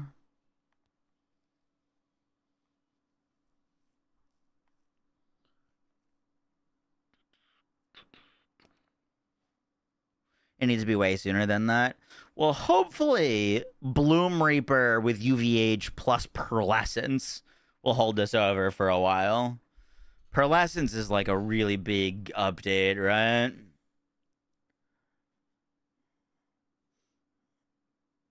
So, both BLOOMREAPER tomorrow and Bounty Pack 2 hopefully are pretty sick. Pros don't come until Bounty Pack 2. Yeah, but Bounty Pack 2 is probably like a little bit more than a month away.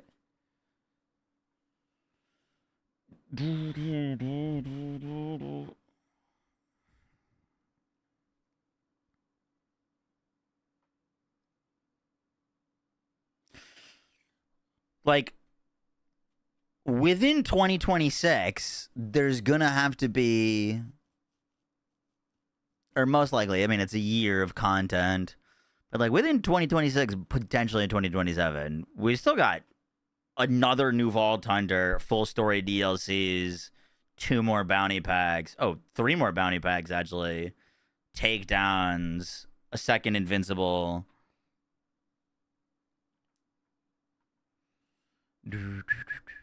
Really? I just said a bunch of stuff. So you'd have to clarify and really part to what. Also, hi, Glenny.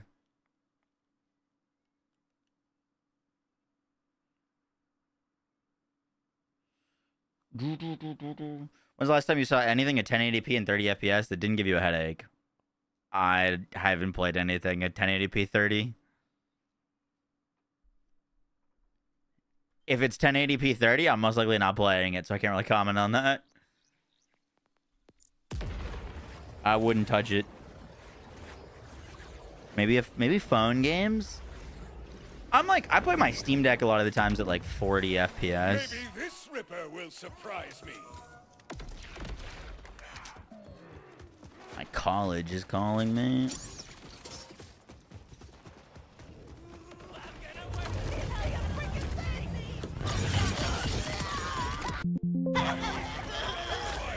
You have a 4K monitor? Behind me I do. I don't use it though.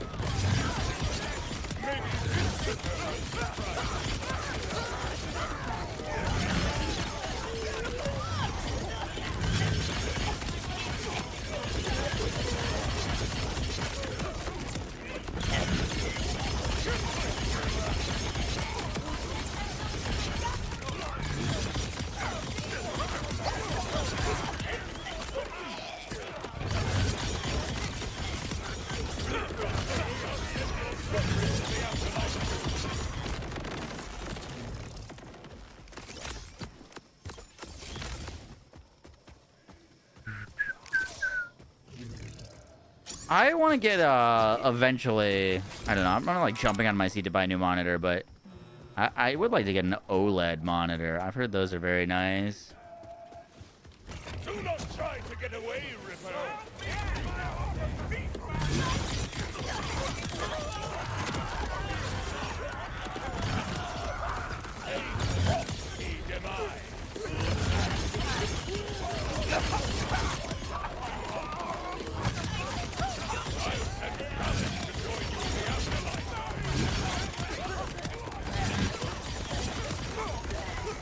For our first raid boss kill tomorrow, I mean, like, I'm not going to be trying to bring in, like, a one-shot build or anything, like, too insane. You know what I mean? Like, I'm not going to go, like, Raging Inferno. Amon. I wanna experience the fight.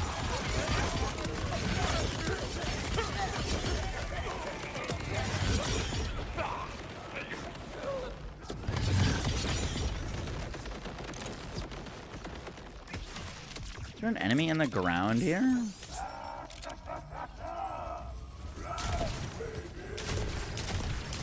It's a loot enemy, too. Oh, they're gone. Sad.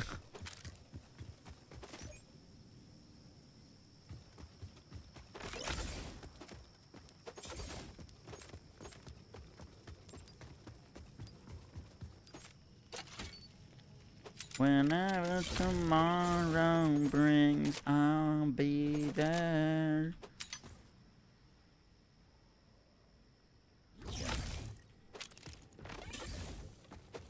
Just hope we get a big balance patch.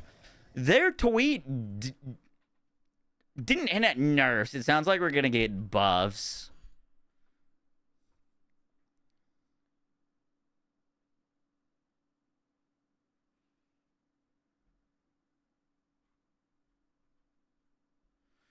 They said, hope your builds are ready, Vault Hunters. Your first free raid boss, BLOOMREAPER the Invincible, drops a major update alongside a variety of improvements across gameplay, summons, behavior, gear, and visuals. So, I'm expecting a ton of buffs. I don't know about nerfs. We'll see. Sounds like they're going to be updating the behavior of Trouble and hopefully Amon's Crucible axes, because those things are not the brightest. No.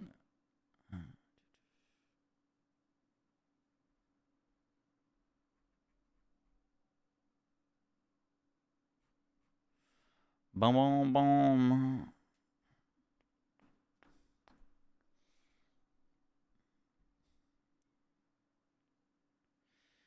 If BLOOMREAPER sucks, then what? Hey, let's not think about that, okay? If BLOOMREAPER sucks, then it's login time.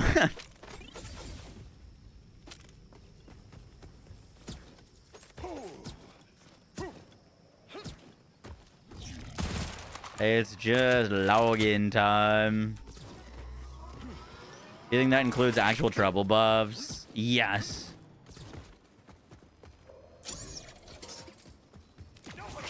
Tomorrow, Trouble will be the fastest build to clear BLOOMREAPER. Mark your calendars.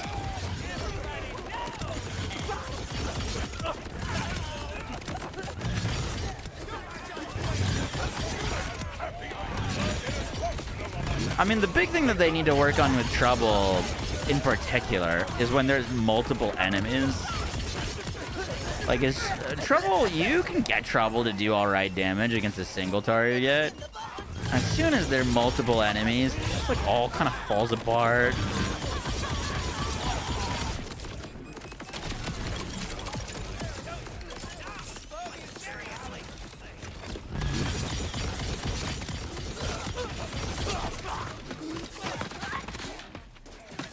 Get out of that dot, you are.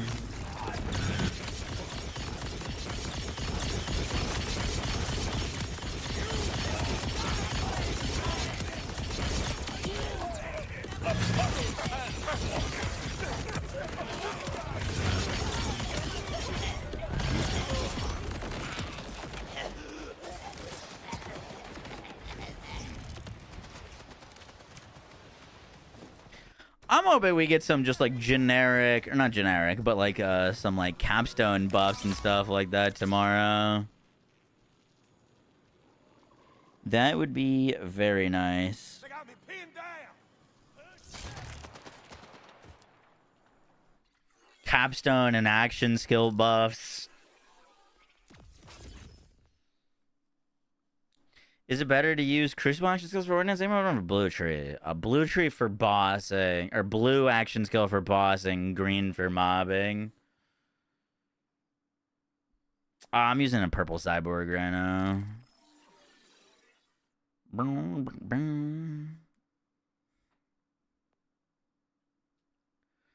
Purple cyborg. I would have preferred if this thing rolled 1 point into ballistic bulwark. Maybe we get character level increases. Those are 1000% going to be in the story pack. I think that's story pack stuff. If we were getting a level cap increase, They would have to announce that ahead of time. I don't think they could just drop that out of the blue. Can't wait for streamers to kill the Invincible in 3 seconds, then complain for another 3 months about the lack of content. Hey, you know, you gotta do what you gotta do.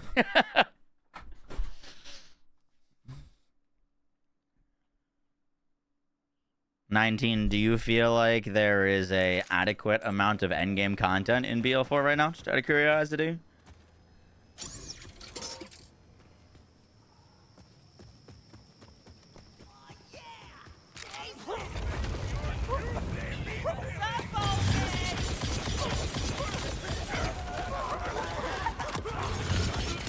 Boom.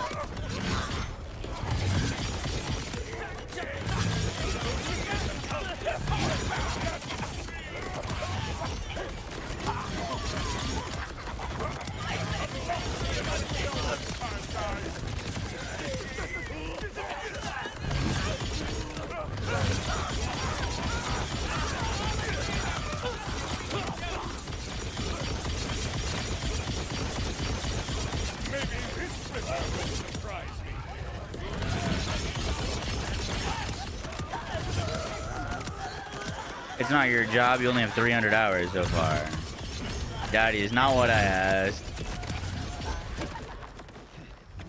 I asked, do you think that there is an adequate amount of endgame content right now?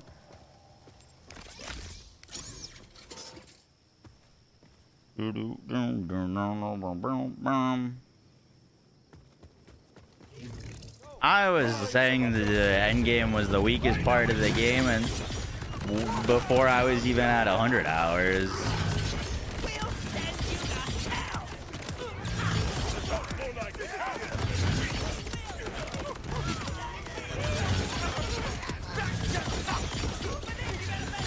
Gyre Prime hype. Wait, did Gyre Prime launch with this old piece update?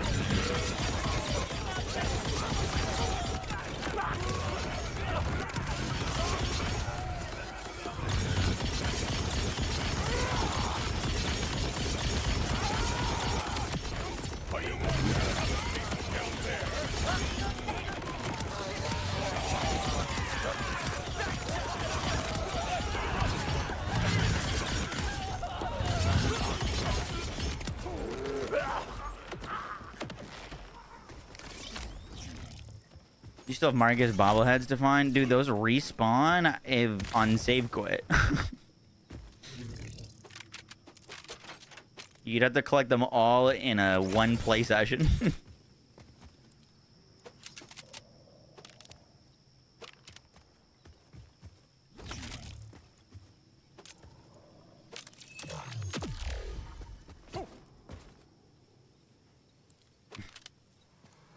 Hopefully the raid boss is 10 billion health.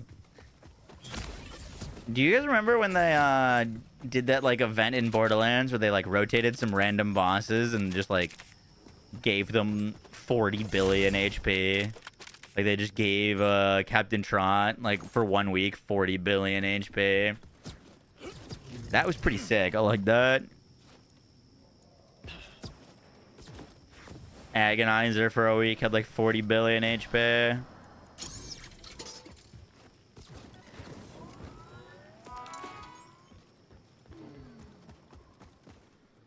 Boom, boom, boom, boom, boom, boom, boom.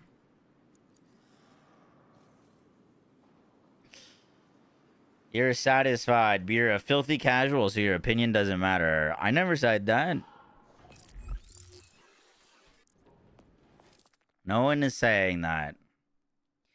Out of your, sorry to harp on you, but you brought it up, so I gotta ask. Out of your 300 hours, out of curiosity, how many times have you run the Gordello event? And, how many times have you done the wild card mission for a loot? I don't know. I don't think it's like an elitist streamer take to be like, hey, the game should have launched with a raid boss or a takedown. You know what I mean? Like,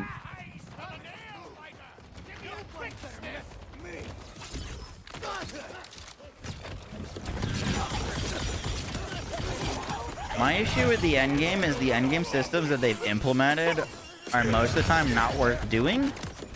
And there's a lot of content that is cool that's not being utilized. Like, at no point have I been like, wah, man, they need to add like 3 new takedowns right now, and they need to add a new raid boss, and you know what I mean? Most of my things that I've been asking for content is utilizing the content that is in the game to make it better, to make it worthwhile running in the end game.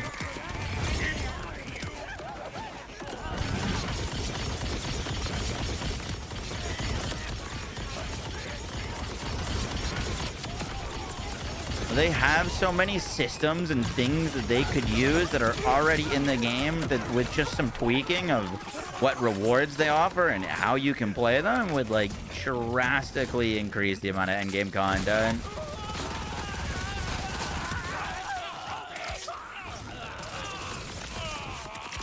Like, the weekly mission this week is for the Dark Beast. It would take you like 30 minutes to go run that weekly mission to get 1 Dark Beast. Like, you could get 1 Dark Beast in 2 minutes of farming.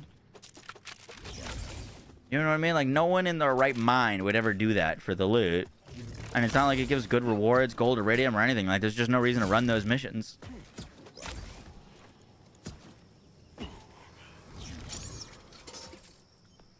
If they change the reward structure around these things, these endgame systems that they have could be useful. Hello. What? Yeah.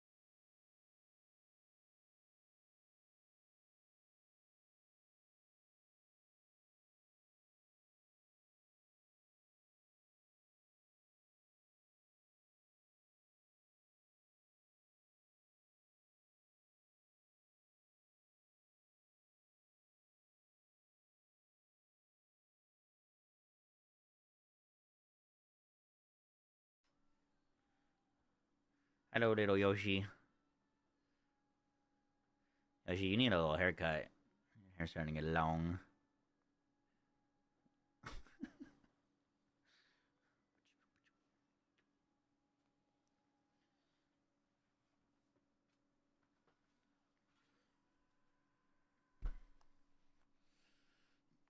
I also need a haircut, to be fair. Go get our haircut together.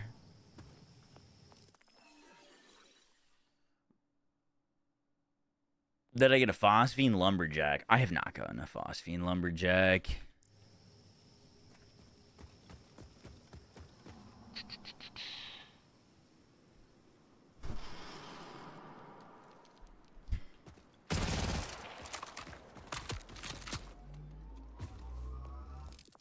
I think he got a haircut right before we went to Africa. Which wasn't like that long ago now.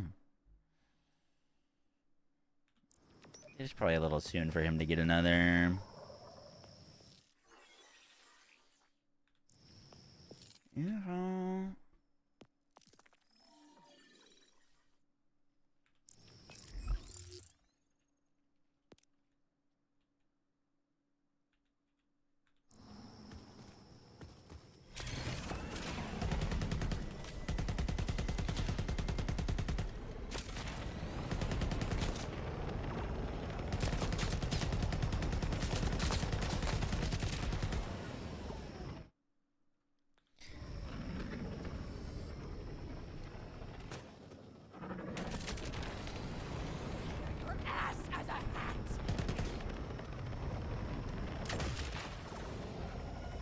If they're bringing back the face puncher, that means there's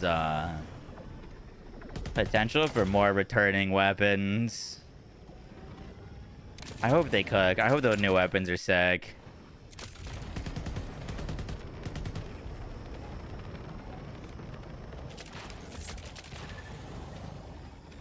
Which ability as you predict will end up taking down BLOOMREAPER the quickest, knowing what we do now? Well, we don't really know anything right now. It kind of depends on if he could be one-shot or not. Like, if he's able to be one-shot, which I hope he's not, then the quadra-dipping Inferno Amon build will hit him the hardest. There's no build that hits harder than that. Boss Breaker Amon.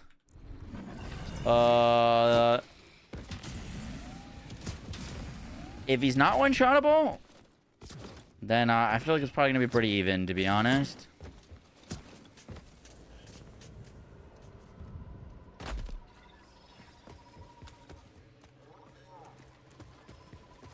It seems, from what I looked at with the gameplay, it looks like it's one arena, but shifting platforms.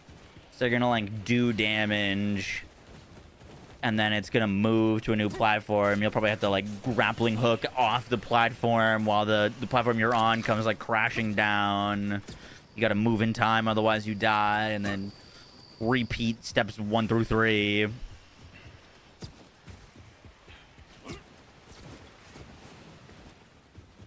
The Butcher makes a comeback. Oh, I love that gun.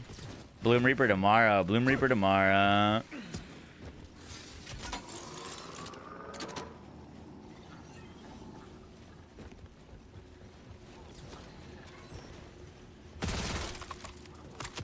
Are you serious? This place is amazing. BLOOMREAPER tomorrow.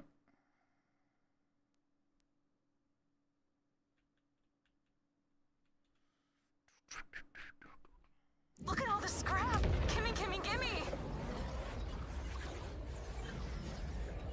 Yeah, they did say there will be a mobbing section.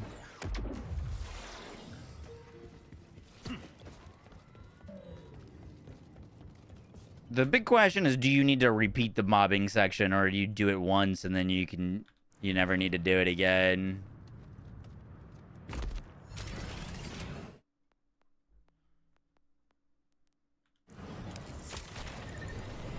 For a brief moment, I can forget the deaths of everyone I've loved. Why have so many people stopped playing Borderlands 4? Good question. Variety of reasons. One, performance issues. I know a lot of people just booted up the game, struggled with performance, and then moved on. Two, progression bugs. There's a lot of co-op progression bugs that you will lose progress if you're joining someone else. If you are playing co-op. If I lost progression in a looter shooter game, I'd be really pissed.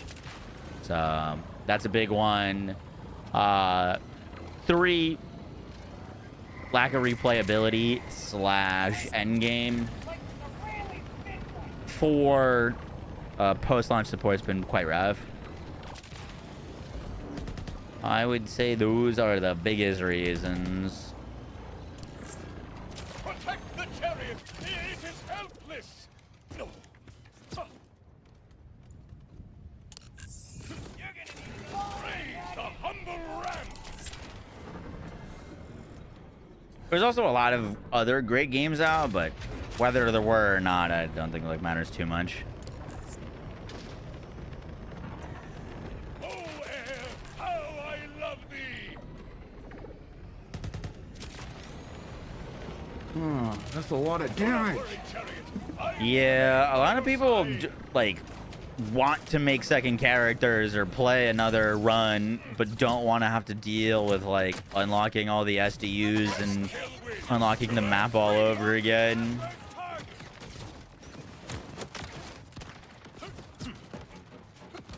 Gator, thank you for the 2 months. Appreciate that. Thank you, thank you, thank you.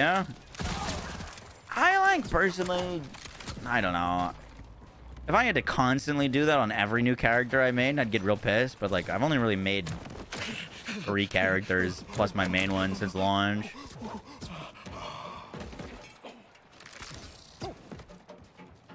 The Halloween event made me delete the game. Yup, that's honestly an underreaction. What?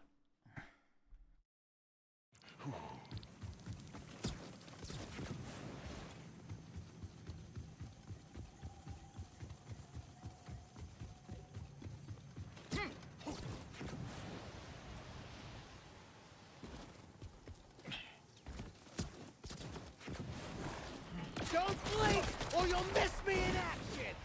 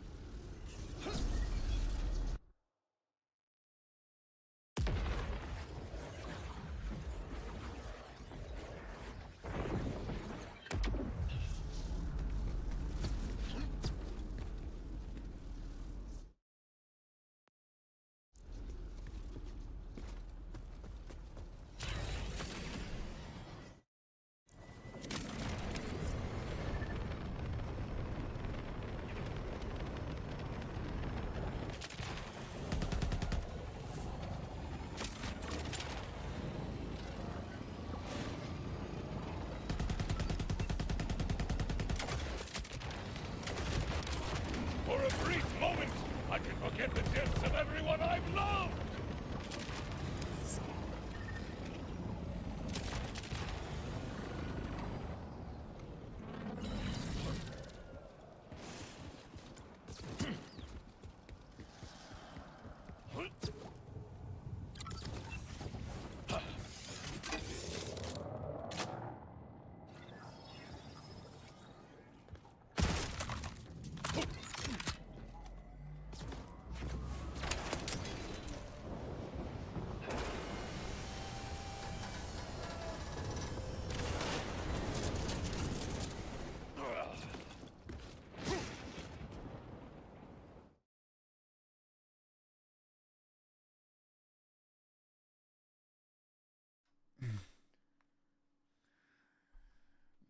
Does that give us a bank SDU? Yay!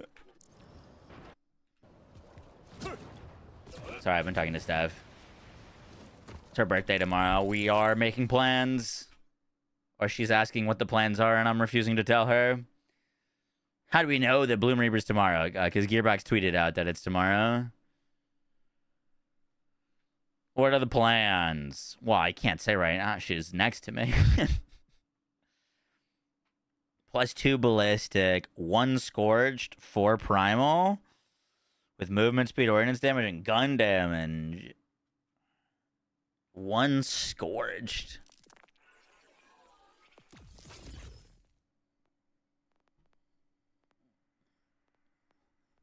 Which one is scorched?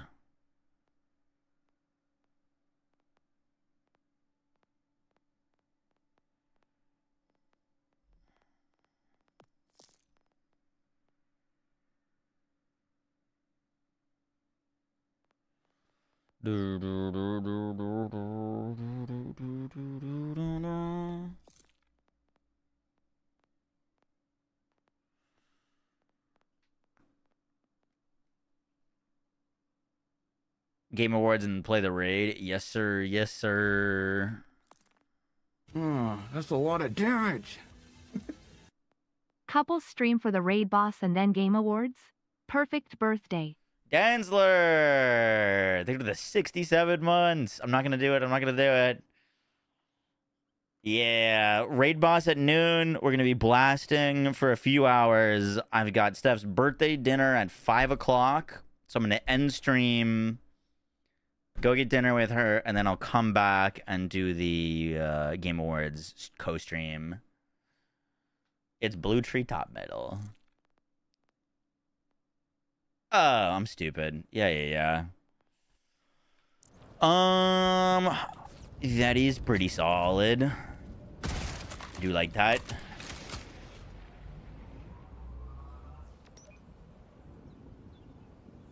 Your wife's birthday is tomorrow? Holy shit. Oh no.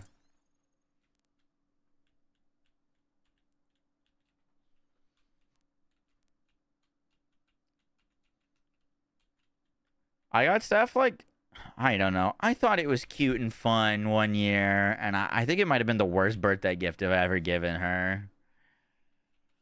I got her, preface.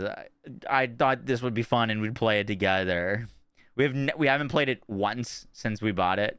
I got her Dogopoly. It was Monopoly, but everything was like puppy related, with like puppy pieces and like dog houses. I don't even think we own it anymore. She was not very happy with that one. Not a fan of the Dogopoly.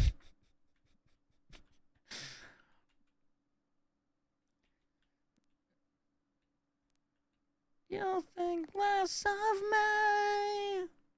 I like to think I've gotten better at giving gifts.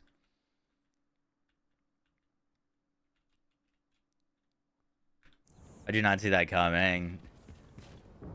She also really liked tea, or really likes tea, so I got her a tea kettle and some like tea packets. This Dogopoly in a kettle.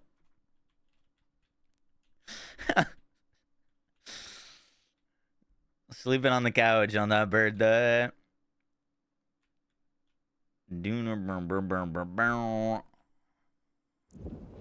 Oh shit, I think our food's here.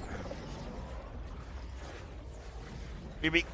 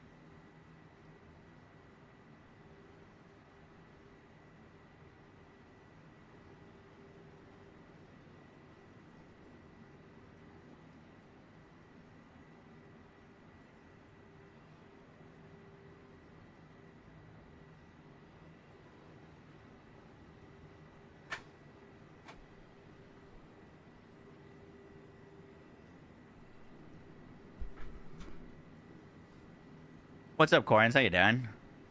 I just got food. Anything we should put on while I eat?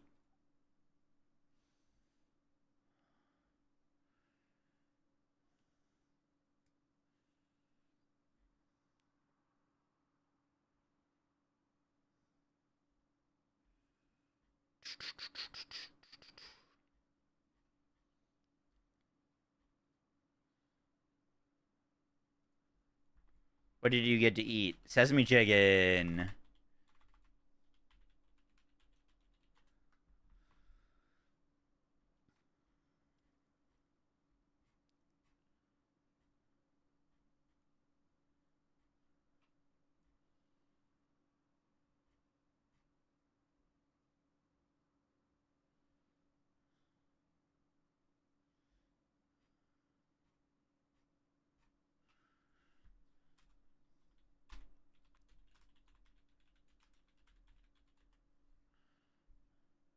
got 5 Guys coming soon.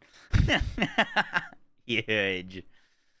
Let's put on this video by Mr. K6 real quick. Oh wait, did Frosty put out a new video? Let's watch this. Bad news for Diablo 4. These videos are hilarious. I love this guy. Raid boss waiting room. Yup. We can also watch the Ziggy D Druid video. I really haven't been playing Diablo 4 for almost the better part of a year. I think I will log in and try it in December. I will probably do a journey where I play for a couple of days and I push my character as far as I can and give it the good old Boy Scout try. I can't wait to log in December and get my ass kicked on level 1 until I get my skill points to do my capstone dungeon. Anyone who's interested in the new season, our blog and patch notes are live. The patch notes are 11,000 words. The blog is quite long as well, so you've got a lot to read and catch up on over the next little bit. Frankly, the patch notes scare me. Welcome back, you Diablo 4 super fans. Now this video may be the saddest video I've ever made, because for the first time ever, I'm finding it hard to defend this amazing game. Even though it was me who stood up against those who thought finding hundreds of Lilith statues was a really stupid idea. Or that this horse that got stuck on a blade of grass maybe wasn't the best fit for Diablo 4. And who could forget all those amazing powers? All the things that I love about this perfect game have changed entirely, or vanished completely. Yes, I mean you, Gauntlet, but this latest campfire chat? Guys, come on. You even got Rob upset. I heard this was bad. I didn't actually see what happened. Let's go over what we just learned in the Diablo 4 campfire. I'm really going to try to not dwell on the negative here. But we got some information toward the end, which is essentially just like a sucker punch to the gut. I don't know. Let's just get into it. Really? So, masterworking, we're finally changing masterworking tempering. Better than the old version, very deterministic, kind of not really a whole lot of room for, I don't know, imagination there, which is what I talked about in the interview, but it's what we have. Same problem with tempering, better than nothing, but at least the system has the opportunity to do something. The season journey, you progress now by completing the capstones. I thought removing them was a huge mistake, and I don't know why they did that. It's kind of like doing the lab in PoE 1 or Trial of Suck My Ass in PoE 2. It is 2 skill points and a treasure chest better than actually ascending? No. They dramatically buffed the Kurast Undercity. As we all know, Diablo 4 just rains down loot for you in general, so buffing things is not literally the way to go. There's a couple of things here that I think just really take the wind out of the sails here.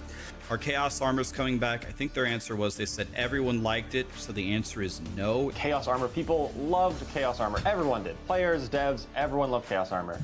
And the Chaos perks as well. They really enabled a lot of interesting... Yeah, Chaos Armor was chaos for sure. That's and cool. Yeah, it's definitely meant to be a flash in the pan and not something you'd have to, tune around for seasons and seasons to come. Where did I shit? Then they moved the date to Thursday instead of Tuesday. And a direct question was asked, why did that happen? And they just essentially said, we just are. Why the 2-day delay? Is every next season going to start Thursday instead of the standard Tuesday? Thank you. We'll let you know when the next season comes out, but for this season, we're just starting on a Thursday. It's going to be 8:30 p.m. when it starts to roll out. So stay tuned for that. Not only the different for us will be up a little bit later, but the nice thing is across the world, it'll be hitting at different times, so maybe it's a nicer time for someone in different part of the world. So there you go. On the 11th? That's like the 12th. Way too late. It's not a nicer time for anyone. It's a worse time for everybody. Is that really all they're saying on that? So now it's 8:30 p.m. Pacific time on December 11th, if I heard that right, which is like, I don't know, like 12 hours or something before PoE 2. Maybe they're just building anticipation. If it's a nothing burger, then they are fucked. Then the D4 bad. So, again, in the mindset of trying not to be negative and trying to be objective here, I guess we don't sleep and we play 10 hours of D4, beat the whole season, and then go PoE 2, I guess. If this is all for nothing and starting at the most inconvenient start time ever for everyone in the world, then season 11 is dead. Immediately dead on arrival. And here essentially was the punch to the gut. They announced, if I heard it correctly, the tower is not releasing with the season. What is a nice way of saying dick sucking? Tower and leaderboards will be enabled later in the season, so stay tuned for updates through our upcoming blogs and notes. The tower will remain locked. Wait, what? Coming back in the new year. Wait, what? With patch 252. This is actually kind of to make sure that 252. This is actually kind of just to make sure that we have. Wait. What do you say? Be enabled later in the season, so stay tuned for updates through our upcoming. Wait, these are just a few of the exciting updates coming in the season of Divine Intervention. There's no See you tower all on in Sanctuary. launch? Will be available later in the season, so it's like not going to be released on day one of the season. Dude, what? No way. They didn't seriously say that just now. Now, we did have a large amount of content for endgame planned for 040, but unfortunately we just didn't get time to finish it. I don't know. I even in my worst nightmares, I wouldn't have imagined that this is Where's the turning to? Next year. No way. There was never even a hint. So again, thank you everyone for checking it out on the PTR. If all it sounds will wrong. not be launching with the season of What the Divine fuck? Intervention. This sounds very bad. Like I didn't really expect to get disappointed by this live stream. Like I didn't even think it was on the table that they're not gonna release the leaderboard and the tower. So guys, it's confirmed. The season is delayed by 2 days, and there is no new endgame and no leaderboards coming this year. It's all next year.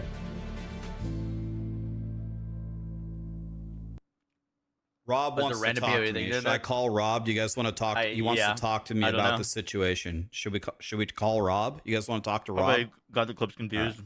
Welcome to Rex's Secret Podcast. He asks all the hard-hitting questions. All right, Rob. Tell me how you're feeling, Mr. Diablo 4. Dude, so for me, I went into this dev stream. I didn't even think it was a possibility to get less excited for the season. But I kind of am now. Like, this is just the same mistake that they did with the Gauntlet. A new challenge arrives later in Season of Construct. Oh, it's not. I see. So we're not. Fuck, I love Riker. I see. Oh, I see. Prepare for the Gauntlet launches February 13th. So we're talking in just a week here, the Gauntlet will be out. One of the big things for us for season 3 was because I would have been interested in doing the Gauntlet.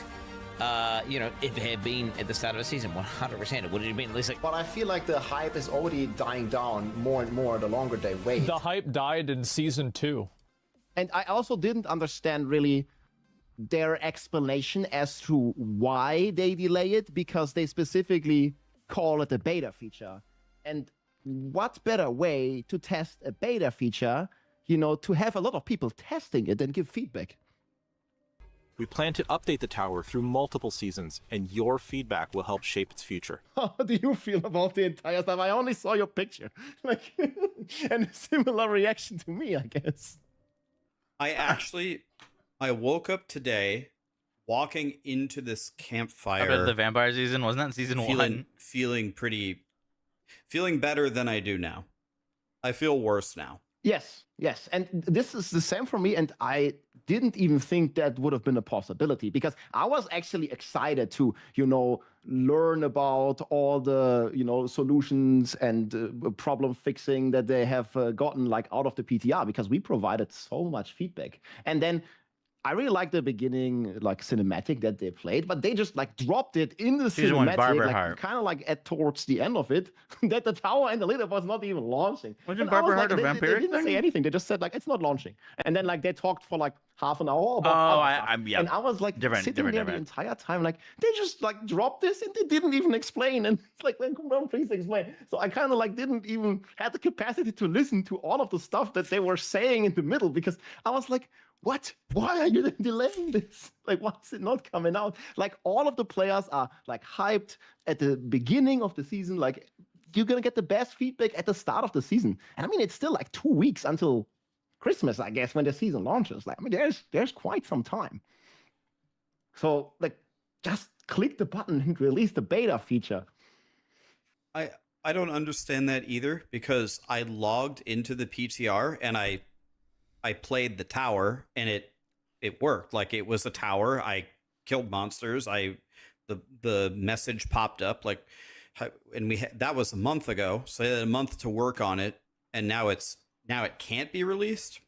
Like, if I imagine a Diablo 4 team, I imagine 100 monkeys in one small house, and there's a house fire, and all that they have to put out the house fire is gasoline. If you release it in January, the people who are still playing Diablo 4, if you have a couple of weeks to play, especially over Christmas break, literally every single person is going to have super high Paragon, God tier gear, mythic uniques. Like, the whole exciting part for me, the really exciting part is like the same as D3 seasons, is who can erupt first and who can like blast through with nothing or with kind of weak stuff. Bro, everyone's going to have everything by the time you release the tower, and you're going to miss a huge chunk of the appropriate feedback about the whole progression of the tower. It's not even going to be a thing to be tested. Yep. And it's also the perfect way to ensure that new players will not enjoy this feature at all, because they're just going to be completely filtered out, because all the sweats and tryouts, they're going to have like GG gear and like all the mythics and all the stuff. And it's completely unfair, because like, what's a casual player that might, return in January to try this leaderboard gonna do if people have just like fully stacked, fully masterworked, fully sanctified gear and mythics? Like, they're gonna have the worst experience ever. Just like they did with the Gauntlet. Like, they didn't have any chance, like, when the Gauntlet launched, because it's the same thing. Like, mid-season patch, Gauntlet launches. First of all, nobody really cared about it. And then of the few people that cared about it that are returning to the game, like, they just get filtered out and they have no chance ever reaching the top 100 even. Why release the leaderboard a month after the season has been going? Like, what's the point of like releasing leaderboards like at the end of season 3? Exactly. People are not even playing anymore. Is there a point to me doing it? The fact that you don't have the name. Fucking holy shit. If Rob's up there, like, if Rob is up there being like, they're not even playing anymore, holy shit. It's got another update, 3 times the charm. We have another official release date for the Gauntlet. Another official release date, yes. They removed the date. This? Let's F5 this. Coming soon, TM. This was the second or third. I actually have lost count, and I still have lost count on how many times they moved this.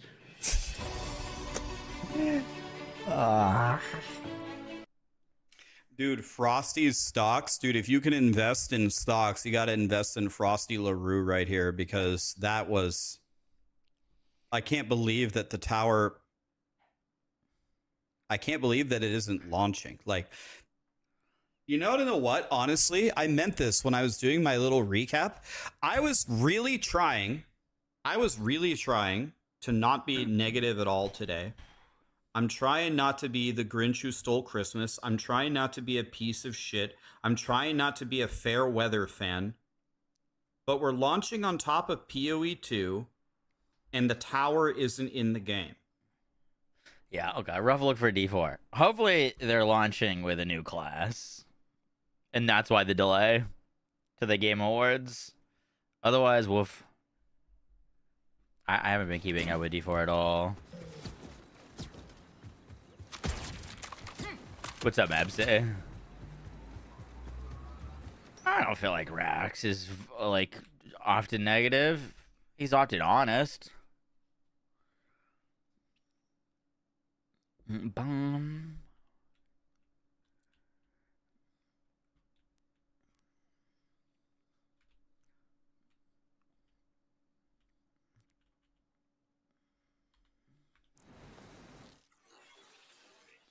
Into the night, I drink and drive. I'm gonna try the Warframe update. I would But it feels a little, I don't know. There's just so many things happening.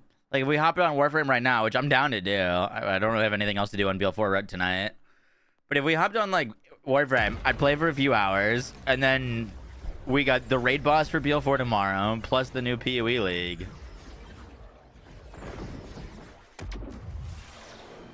You know what I mean? I thought Paladin was coming out. I think that's just a rumor. They didn't announce that. If it's anything, it's going to be a shadow drop.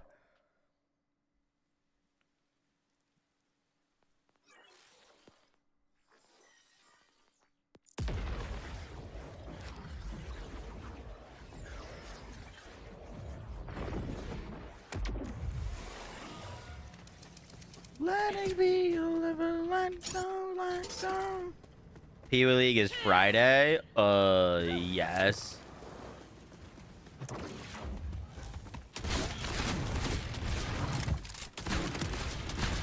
Tomorrow, Thursday. PoE League Friday. Everyone's weakness is dead.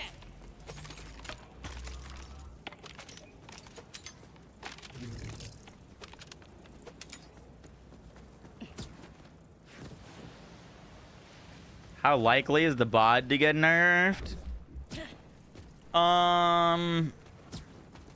I would say 15% likely to get nerfed. I think its odds of not getting nerfed are a lot higher than its odds of getting nerfed, to be honest.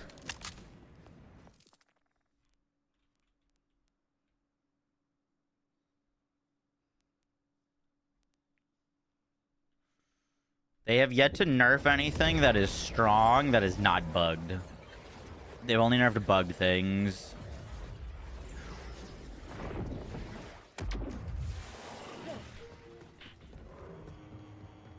You could have one weapon get buffed. What would it be? Ooh.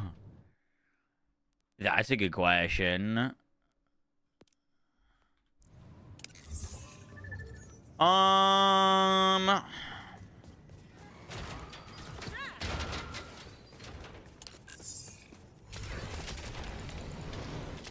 Honestly, the first thing that came to mind was the roach. That weapon's like kind of cool.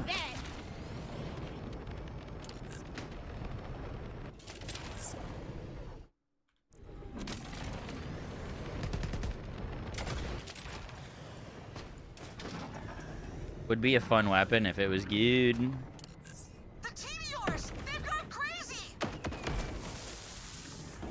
Oh, yeah! It starts with one thing. I don't know why. It doesn't even matter how hard you try.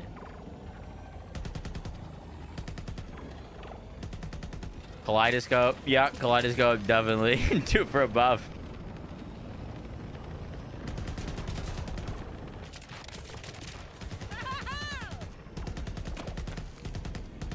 BL3 plasma coil.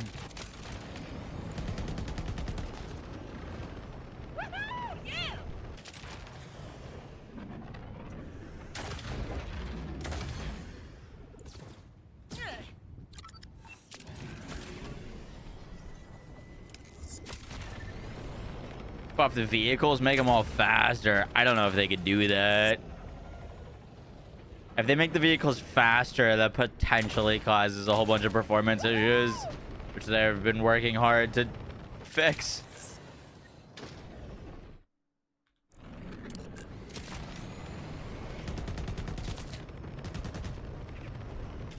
Should I keep it for Amon? Definitely. Is BLOOMREAPER confirmed for tomorrow? Yup. Gearbox tweeted it out. Confirmed dropping at noon tomorrow alongside UVH6.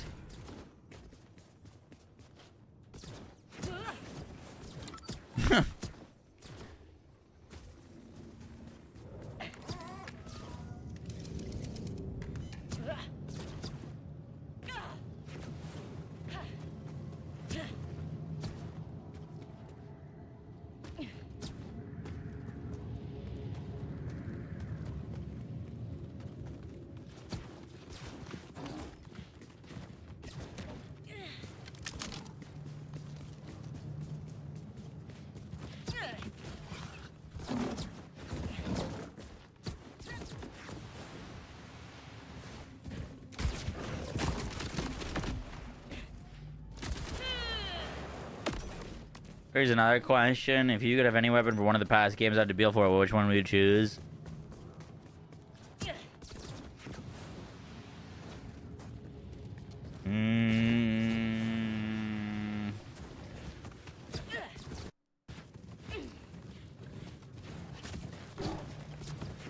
Maybe the Maggie?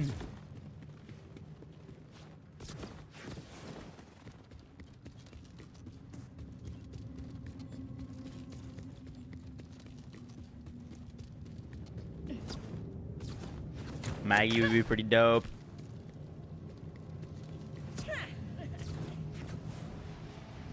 Sandhawk would be cool.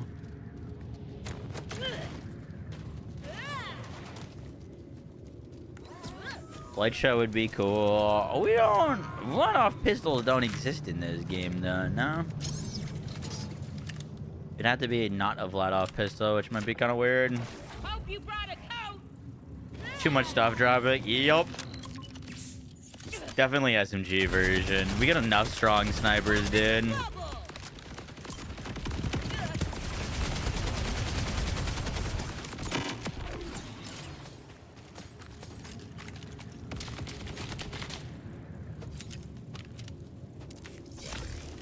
We got enough strong sniper rifles. We need some better SMGs. We need some better... I mean, pistols are getting better. They're getting up there. Queen's Rest is very good. Let me guess.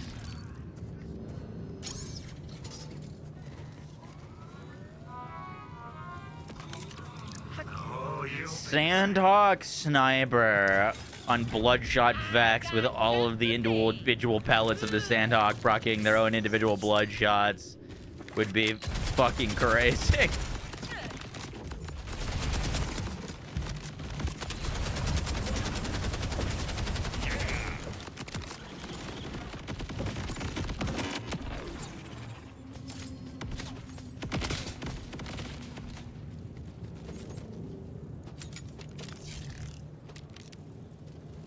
You need a Borderlands, you play Vax.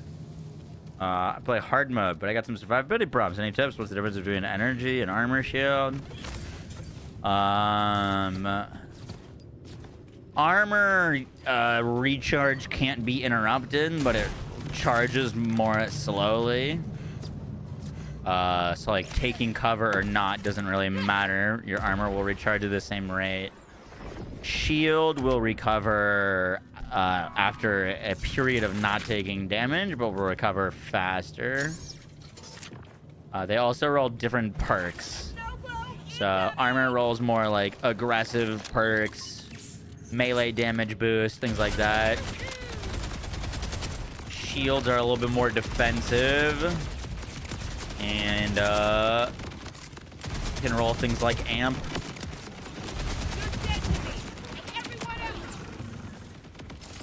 If you're having issues on Vex with survivability, try investing into lifesteal.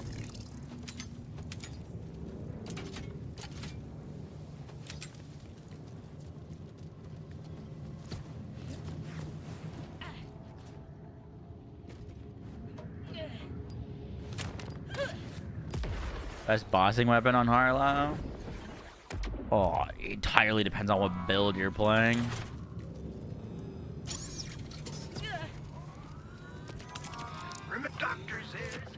I ate that food too quickly.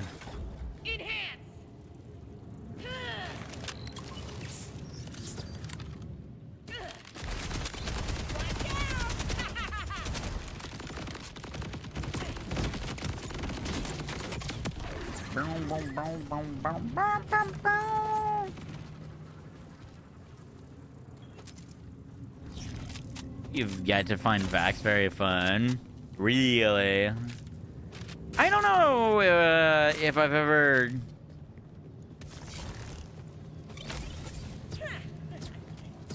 I don't know if there's ever been a Vault Hunter in the Borderlands games that I'm just like, I don't like them at all. I would never play them. Like all of them have some sort of redeeming factor or some sort of cool build or synergy that I've been interested in.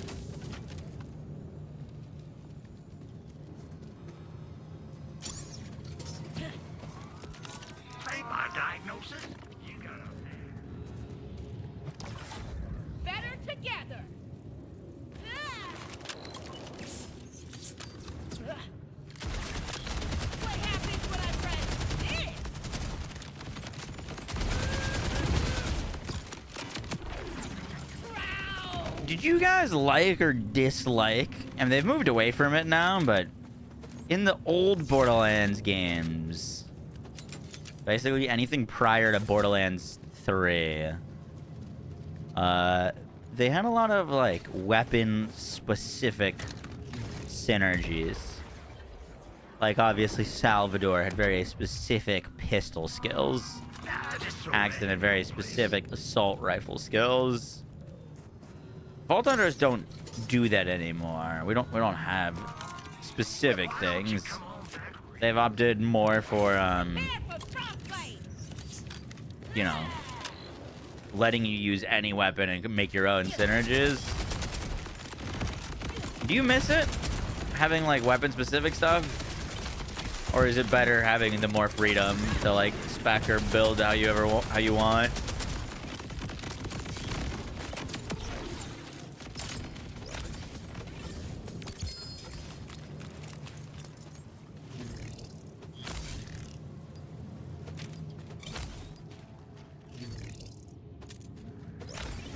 You like the freedom? I think that was very cool, but I understand why they're trying to do them like they are now. Prefer having weapon agnostic hunters. Felt bad to use the other weapon types.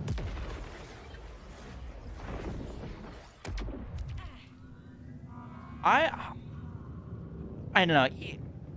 I kind of like, in a well-balanced game, I think not having specific weapon stuff would be better. Like, being able to use any weapon, or having, like, not specific weapon buffs. The one thing that weapon buffs, or, like, specific weapon synergies and stuff like that will do, for example, is, like, you know, if each Vault Hunter had very specific synergies with certain weapon types, you might not see, like, for example, every Vault Hunter running, like, sticky bod type deal. Like, it kind of forces some certain different play styles.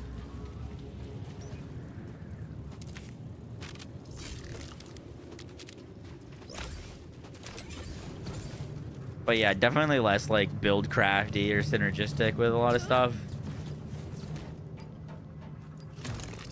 Yeah, Vex has some sniper synergies. This is Infinicrit Harlow.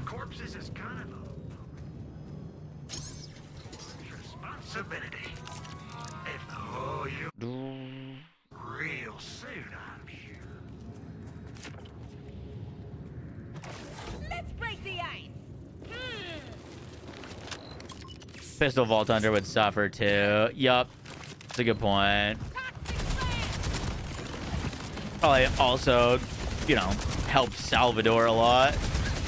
Why people thought, I mean, Salvador in itself was insane, but, like, Salvador had all the pistol skills, and pistols were, like, the strongest weapons in Borderlands 2.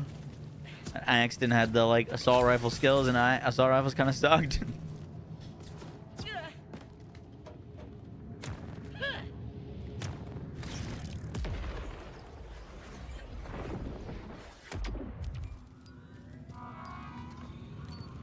I see Jolt was talking about Ranger Rava. Nope. Good, bad?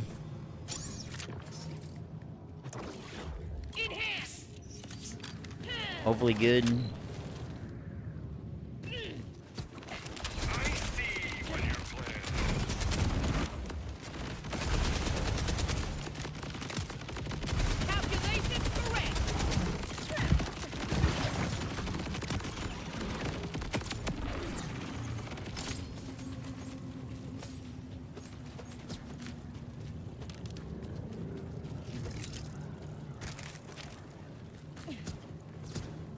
Boom, boom, boom, boom, boom, boom, boom.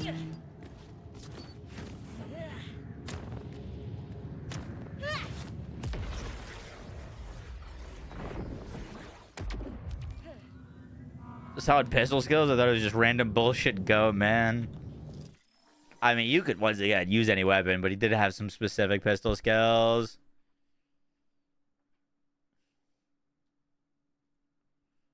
Yo, guys, what is up?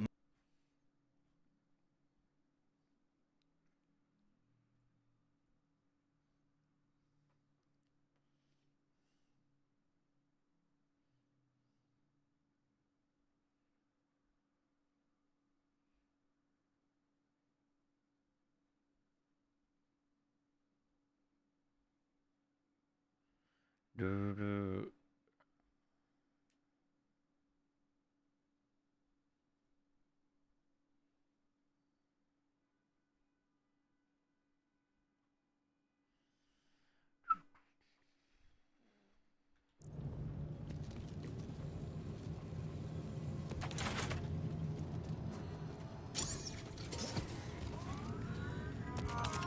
don't have a gold dataless one? I think I mean I do, but I don't think that it's got good enough passives to compete with this purple one.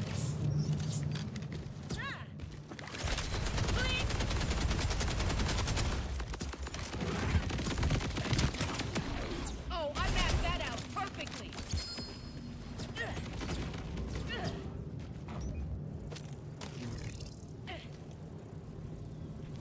By the way, on the Sparky shield, we're looking for amp.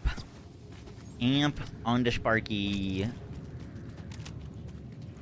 Do you think Bloom Reaper will be good or bad?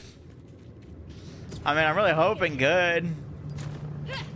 They haven't inspired a lot of confidence with the previous content updates, so we'll see. Oh, I'm sure I'll find a next Dr. Z's Core Emporium.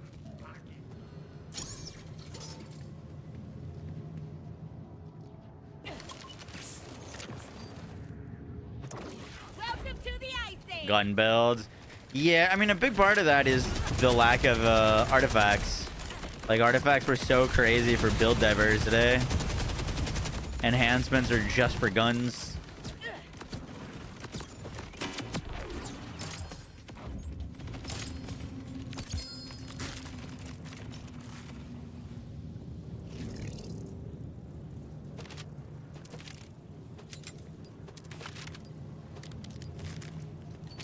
You could boost up your melee. You could do things to, like, light yourself on fire to deal more damage. You had ways to stack up corrosive damage. You had empowering your slams. You could go deathless. Like, there was just way more diversity in what artifacts brought.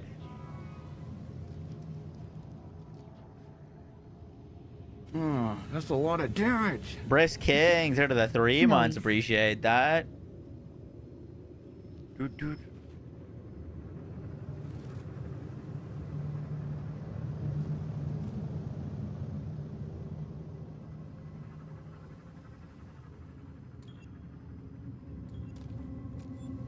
I have not gotten this shiny from Shadow Pelt. No, I've never gotten it.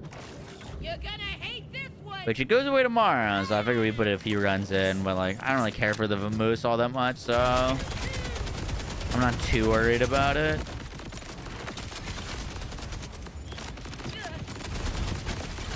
But yeah, it would be nice to get a quick little shiny before it goes away.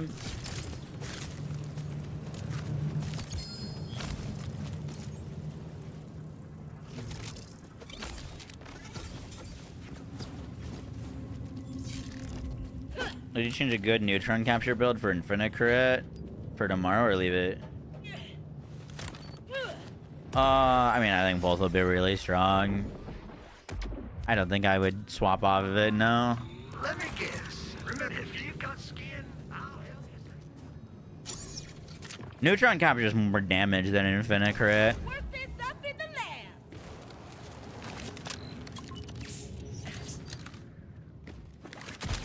Pop in the bubble.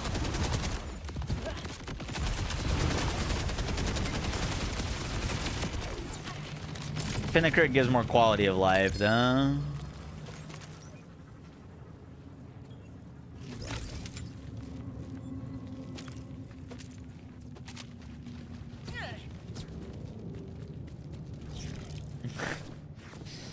Go ride his BOE. There's only so many times I could run Act 1. I'd hop on my, like, Sork. Because I got that character to endgame and haven't played any of it. Like, why don't you come on back real soon?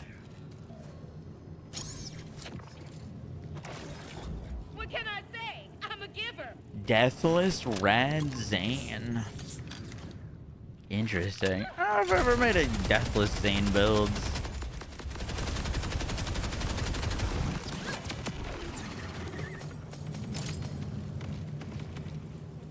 When's the raid coming out? In like tomorrow at noon. Less than 24 hours. They actually slam so hard. Cold spells? Really? Frost bombs picked up on like almost every build for the exposure, but elemental spells felt kind of bad to me.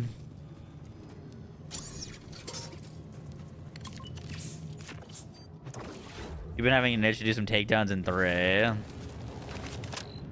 told you it was unstable.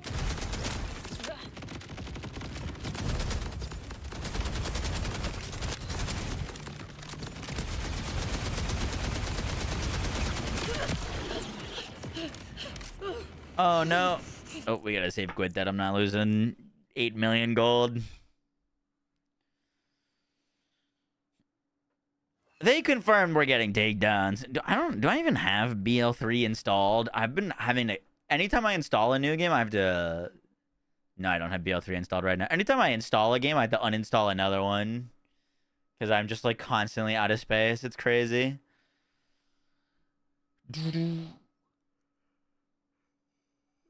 Boom.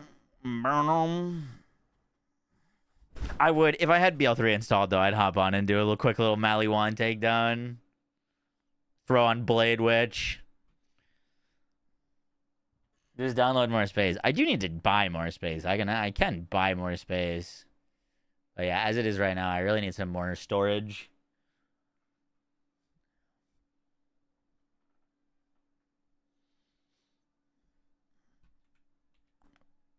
I have,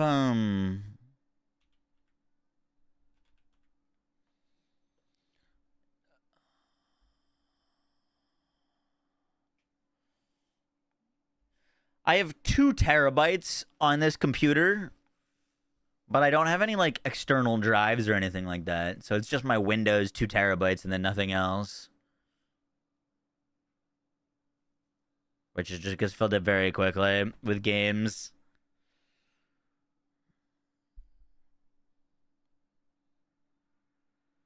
Gen 5 SSDs. Well, all the videos are on my other computer, which has a ton of storage. The computer that does all the editing, recording, and all that has like an F ton of storage. This one's just for games. It doesn't do anything other than just gaming. The gaming computer has 6 terabytes of space. So literally 3x what the gaming one does.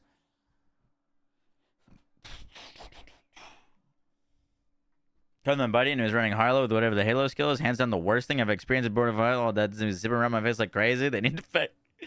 Yeah, a lot of people complain about it. It's pretty funny.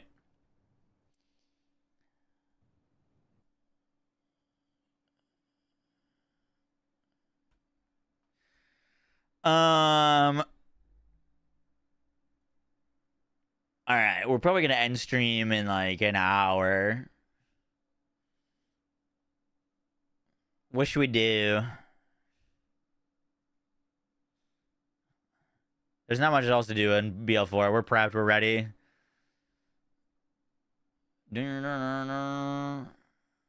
So excited to see what you do with Druid in 2 days. I'm so excited for it, J-Ray. PoE. We could do some more leveling practice in PoE. I'm just ready for Druid already, man. Do you see yourself doing a weapon inspection guide? Of like how to identify good loot? Is that what you mean? It's horrendous. Did you look down a scope? Because it's worse looking down a scope.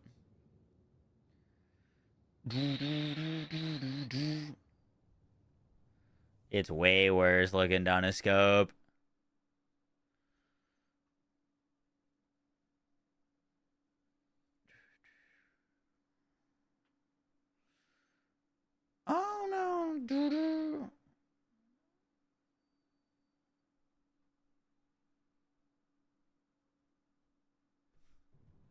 Do I have Warframe installed? Oh, we could do some TFD. I don't have some Warframe. I don't have Warframe installed right now. I'll do a quick poll. What next? PoE 2 practice. TFD.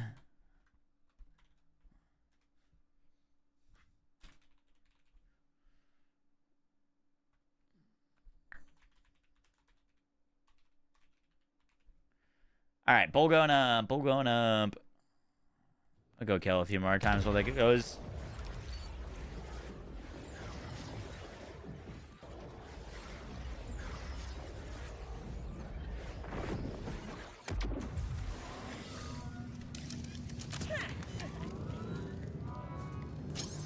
Oh shit, that was a cash purchase.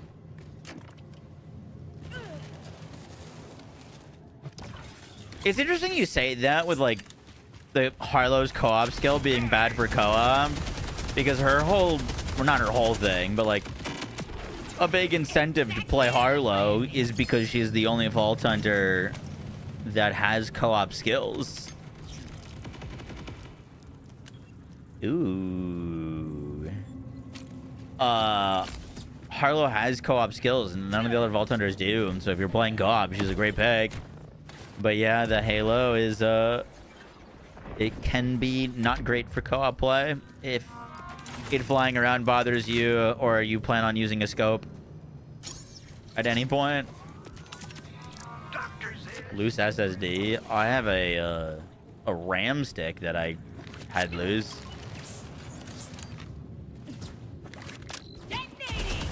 But that is now firmly installed into my computer.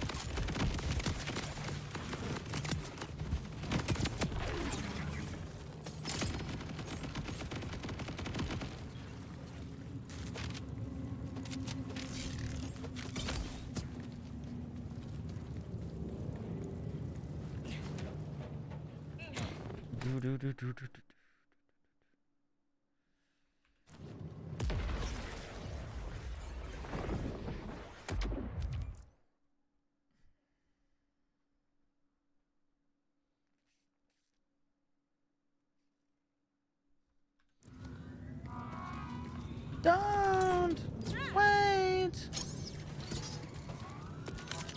I got the sale. Negate ability for teaming to use scopes. Let's see. Do I have anything with a scope on me? Yeah, it didn't. Like, look at. Just takes up so much space.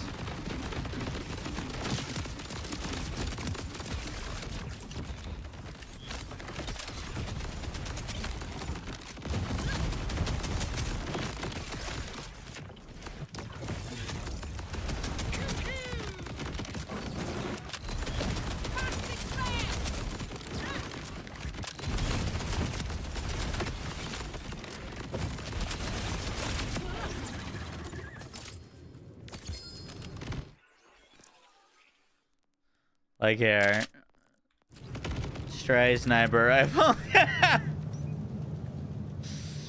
Good luck aiming that one, bud.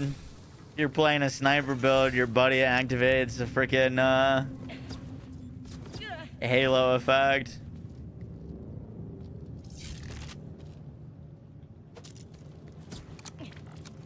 This is the same scope without that effect.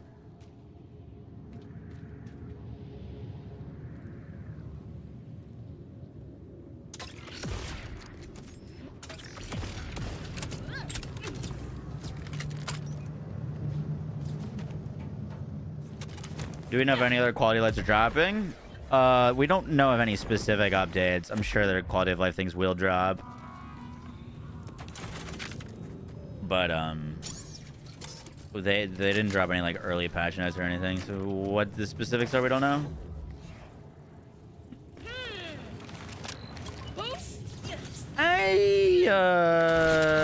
I would go Harlow personally on that. I like the Golden God shotgun for mobbing.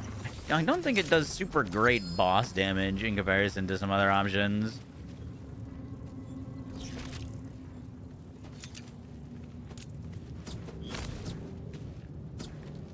What if we hate our friends? Then BL4 is perfect for you. Because there's so many co-op bugs. Yeah, I played Skyrim once and I fucking loved it. It was one of the best gaming experiences I've ever had. Never gone back to it, but I played through once. If there's ever a big lull in gaming, we should boot up on our Skyrim playthrough.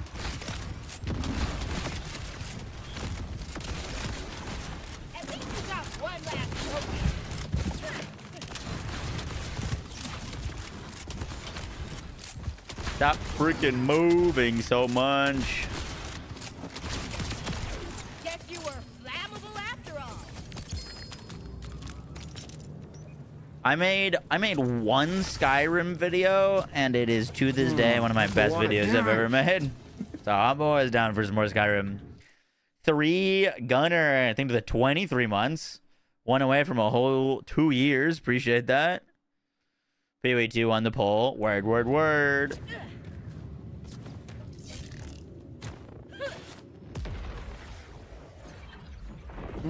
That's a lot of damage. Soul with the 60. Do you think they will add dedicated UVH6 drops with the raid boss? That is my hope.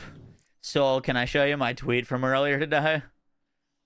If we did Skyrim, I would play a mage. I'd go a full mage build because I played full stealth archer last time, and going mage would be cool.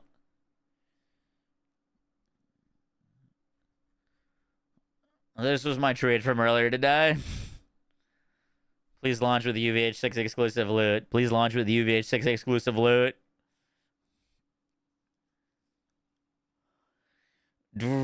I'm in the same boat. I'm in the same boat. I feel like a monster. The copium is clear. Scavenge some gear, huh? Like, what copium?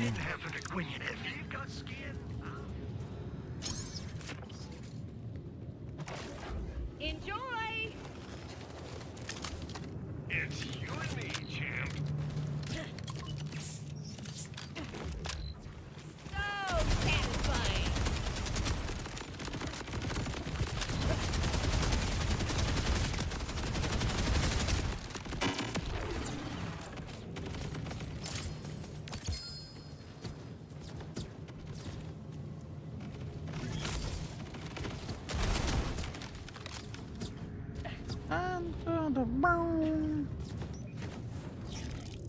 That you'd recommend for bossing?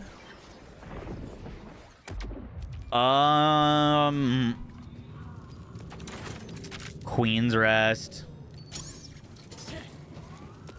If you've never used the Queen's Rest on Harlow Infinicrit, it's pretty fucking crazy.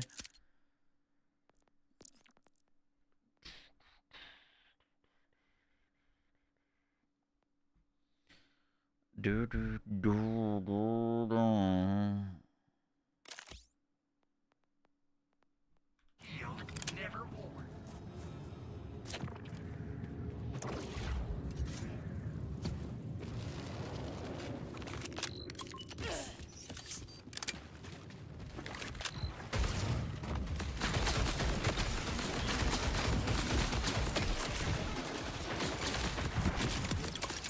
Gravity's on my side.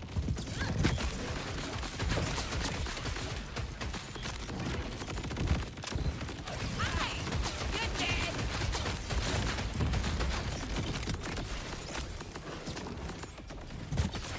Is he not dead from that? Well, that's surprising. Ready for a snowstorm.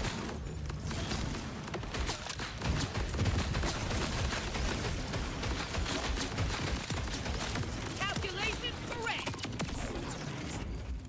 I was using a Ripper one before. That's what was doing crazy damage for us, was the Ripper one. Because you could full auto it with fire rate. Still no amp. Same as your Infinicro one. I think I made one change, and that is I'm 1 point into accretion, 4 into distribution function. Just so we can have some of our healing going to our health. Makes you feel a fair bit more tanky. It only going to our shield was not as good. Are they still paying you to play this game? I fucking wish. I've only received a payment to play this game when we specifically were doing a sponsored stream on the day of launch. Since then, nah. Looting corpses is fun if you got the crits. It is illegal to be like playing this and not disclosing if I was receiving money. Is Dark Beast good on Infinicrit like Ranger Rava? Yep. Very good. Anyone else having a problem with the Vault card challenges showing completed? Not awarding the tickets for it? I have not.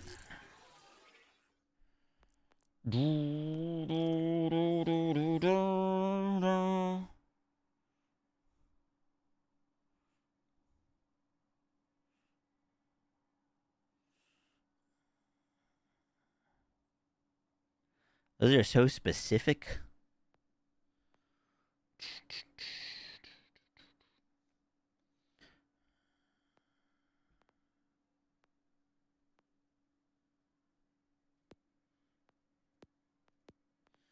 Dun, dun, dun.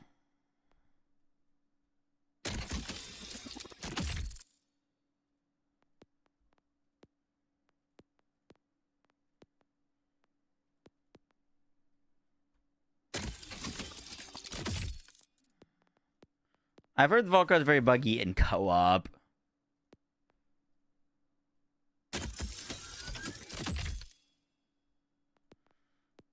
Boom, boom, boom, boom, boom, boom.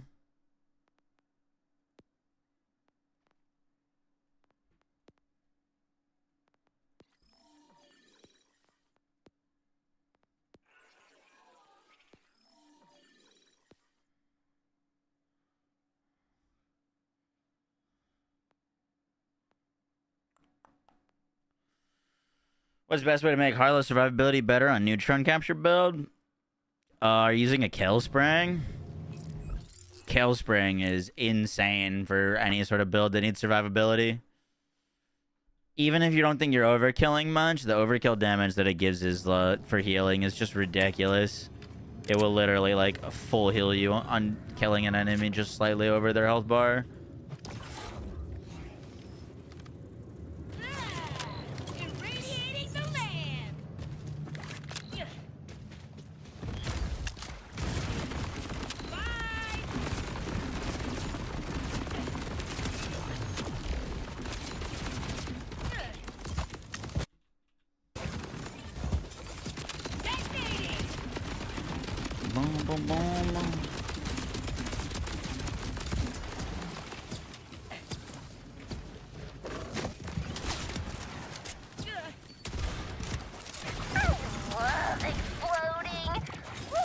Would you use a sticky Queen's Ras? Definitely sticky Queen's Ras with the Ripper part is what you're looking for. The reason you want a Ripper part is otherwise you can't really benefit from all the fire rate you have. Or at least it's a lot harder to.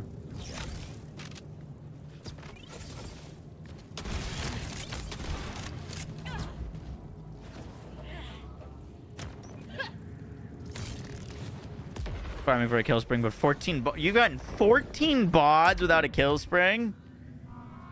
What the fuck? That's crazy. It's like a 3% drop rate for the bod and like 5 for the kill spring. You'd have to have done an insane amount of kills for 14 bods at no kill spring.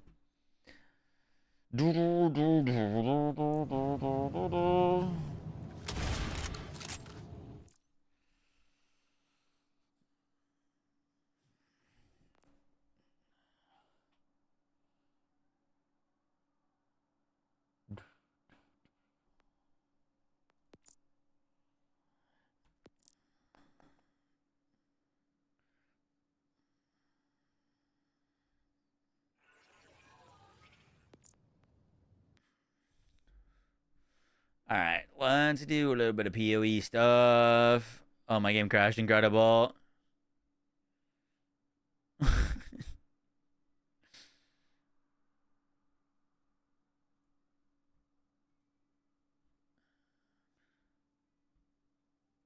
Yo, guys.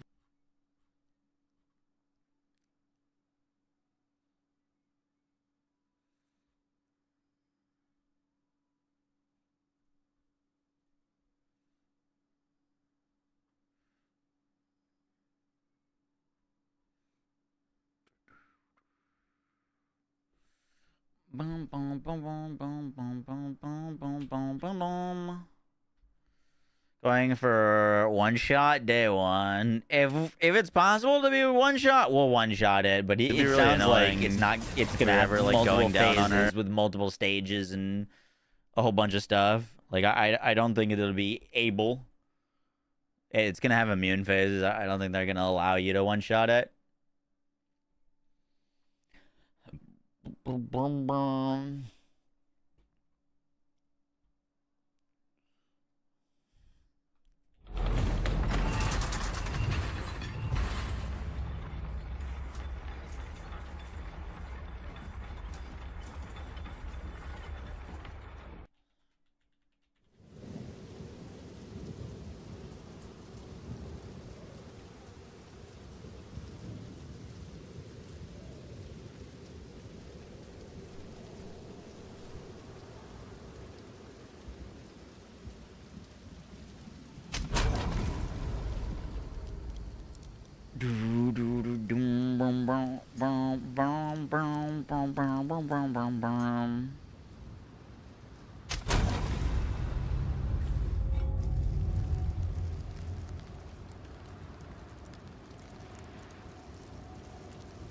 Alright, we're swapping over to some PoE 2.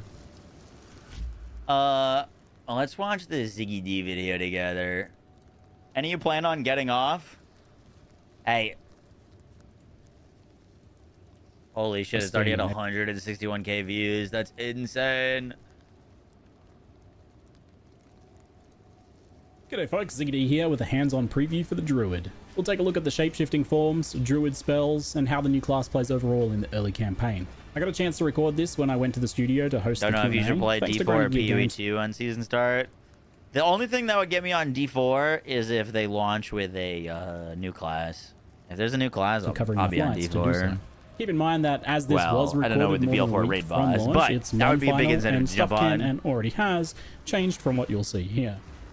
The new Druid archetype is flavored by the combination of elemental and nature magic combined with shape-shifting into various beast forms. It does the rare and challenging action RPG task of giving us the potential to play a hybrid of spells and attacks. The human form is where your spellcasting happens, and your beast forms are where your melee happens. Not natural, this. Air's gone sour. When you start on the beach, this is brought home when you immediately find a staff with lightning bolt to begin spellcasting. By the way, however, new that is quickly spell followed by looting the new melee weapon looks type, pretty a cool. talisman. Be Talismans curious if you function could make just a like whole any build other melee around weapon it. in terms of where your damage comes from. They scale just like a mace would, for example, with increased physical damage and attack speed. There's probably going to be some Unique crazy new talismans, they give you the spellcaster ability builds to with select a new shape druid spells spells. UI element. Werewolf and bear form is what you have initially, with Wyvern unlocking a little bit later on. This choice doesn't lock you into a form, but rather it just grants you the basic attack of the chosen form. Whenever you use one of these talisman attacks or any other shapeshift ability, you'll automatically shapeshift into that form.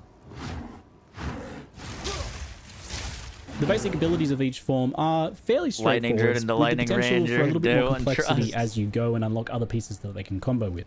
The Bear's Maul grants rage on hit, while the Werewolf's form, for example, creates exploding chunks of ice on attacking frozen enemies. So they're designed to support or reward the other shapeshift skills that you unlock later on. Feels familiar somehow.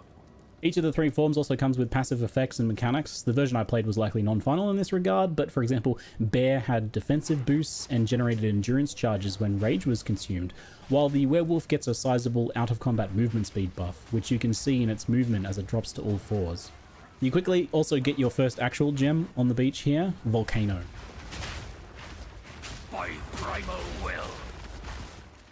This is a spell that causes an explosion and spits fire projectiles for a long duration. There's a running theme with a lot of the druid spells that they provide some sort of ongoing benefit and that they often synergize with things that you can do while shapeshift. I'm very excited for Druid. I am kind of curious on why they went for like the whole like you're a spellcaster plus you want to play like a melee build, and all of the forms are all attacks. Like it's all attacks in bear form, it's all attacks in wyvern form, it's all attacks in druid form or in werewolf form. But then they're trying to encourage you to use spells that idea of as hybrid well. spells and melee shapeshifting, because after all, if it was something I don't know, it was kind of a like weird direction to fireball, go. for example, I would have preferred then if you it have was to make just a clear like decision between whether you use a fireball or one sending of the melee. shapeshifted attacks.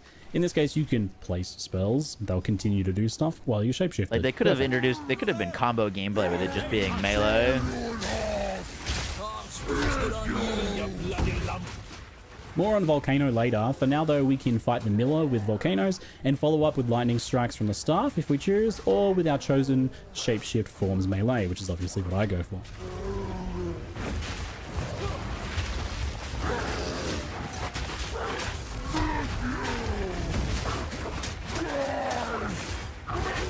Is there a WoW druid that's like hybrid like that? I don't know why wyverns is a tag. Yeah, it's a little confusing. Wyvern looks like it should be spells. Like your fire breath is a melee The first attack. Uncut Gem expands your options with the Entangle spell, Lunar Assault for Wolf, and Furious Slam for Bear. I'll test all of them as we go, don't worry, but I decided to kick off with focusing on the Bear's Slam.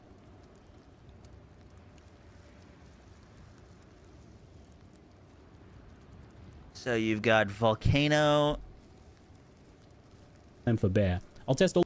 The new skills are Furious Slam, Lunar Assault, Entangle, Volcano, Shockwave Totem, Rolling Magma, Pounce, Wing Blast, Fury of the Mountain, Devour, Arctic Howl, Thunderstorm, Ferocious Roar, Spell Totems, Cross Slash, Oil Barrage, Thrashing Vines, Tornado, Rampage, Flame Breath, Lunar Blessing, and Walking Calamity.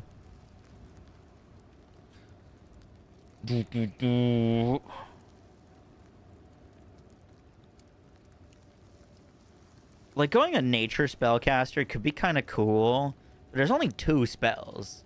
So like if those 2 spells are bad, you know what I mean? Like what do you do? As we go, don't worry, but I decided to kick off with focusing on the Bear's Slam combination first. The Bear's basic attack Maul generates Rage on hit, and Furious Slam spends Rage to empower itself with a more powerful explosion that leaves behind jagged ground.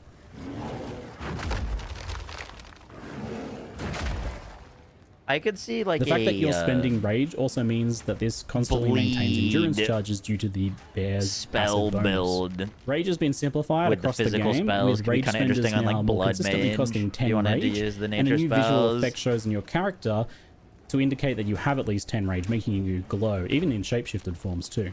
So this means that whenever you're glowing, you know that you can use a Rage spender. I find the Devourer first up, so we get the first test of our metal a little bit with early. that. Are there other like physical? Oh yeah, there's like the bow and shrapnel and stuff are physical spells. And here we get to see a bit of the potential power of the Bear styles combos. Dude, I will say, like, on paper right now, I do think that the bear form looks the strongest. But I don't know. I'm just not as interested in it. Another sword.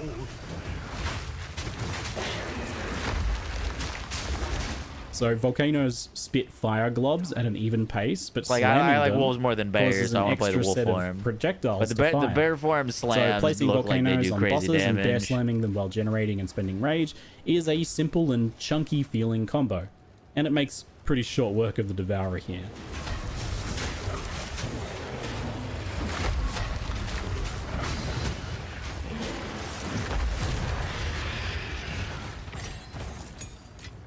You've gorged on the good folk of Clairfell long enough. His true wolf self, he gets it. With the first support gem, I grabbed Fist of War to empower the Furious Slam, which... With the first support gem, I grabbed... Actions with support skills are ancestrally booted and boosted no more than once every 6 seconds. Every few seconds. That's pretty cool. Fist of War to empower the Furious Slam, which plays very smoothly. It's perfect pairing with this, as you naturally tend to space out the slams anyway as you move around or as you generate rage with Maul.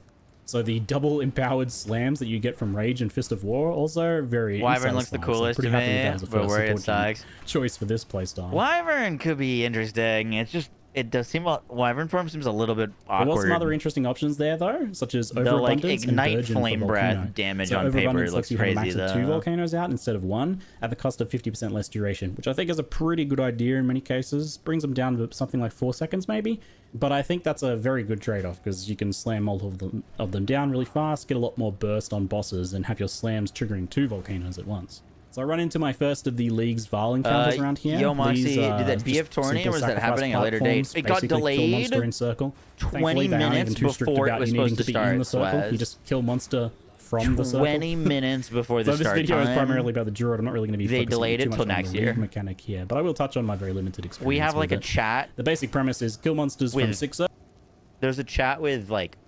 200 content creators in there. Dude, you should have seen the chat when they delayed it till next year, 20 minutes before the tournament start. circles, and then you go raid a room and temple people for were loot and a bunch of pissed. crafting options to improve your gear as you level.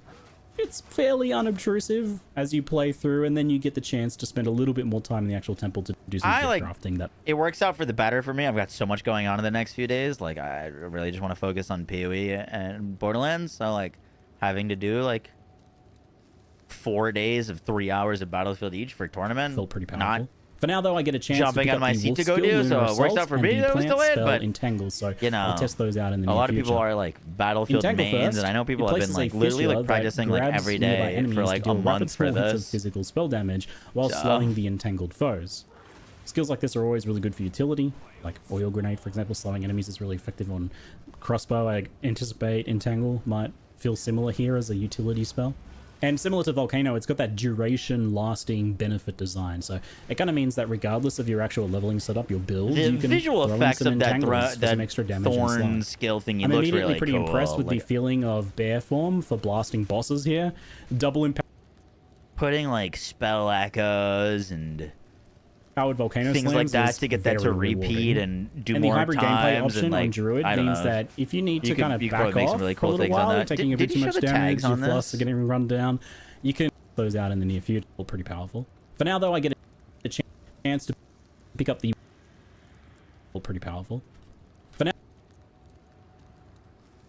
It's an AoE physical duration plant skill. now though, I get a chance to pick up the spend a little bit more time in the actual temple to do some gear crafting. That felt pretty powerful. For now, The limit of 4 fissures. although I get a chance to pick up the wolf skill, Lunar Assault, and the plant spell Entangle, so I'll test those out in the near future. Entangle first, it places a fissure that grabs nearby enemies to deal rapid small hits of physical spell damage while slowing the entangled foes.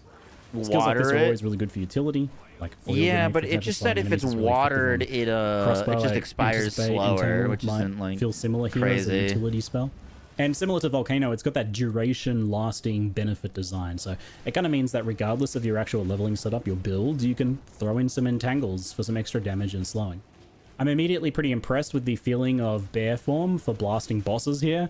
Double empowered volcano slams is very rewarding. And the hybrid gameplay option on Druid means that if you need to kind of back off for a little while, you're taking a bit too much damage, your flusts are getting run down, you can give yourself some distance and throw down some volcanoes, entangles, and later on other spells while you're recovering. I'll take the opportunity before we test some wolf form here to comment on the overall feeling of shapeshifting, and it is, thankfully, seamless. GGG have done a really good job here of leveraging the weapon swap system, especially after they kind of changed it to not have delays and things Dude, like that. that's like some grenade They've done it in a way that levels of requires early 0 thought on the damage. player's behalf, which I think is really important. We've dumped a bunch of new players on the Druid here, and then you had to like teach them a bunch Also, of complicated weapon swap mechanics and setup. Am for I the UI. crazy? Or like...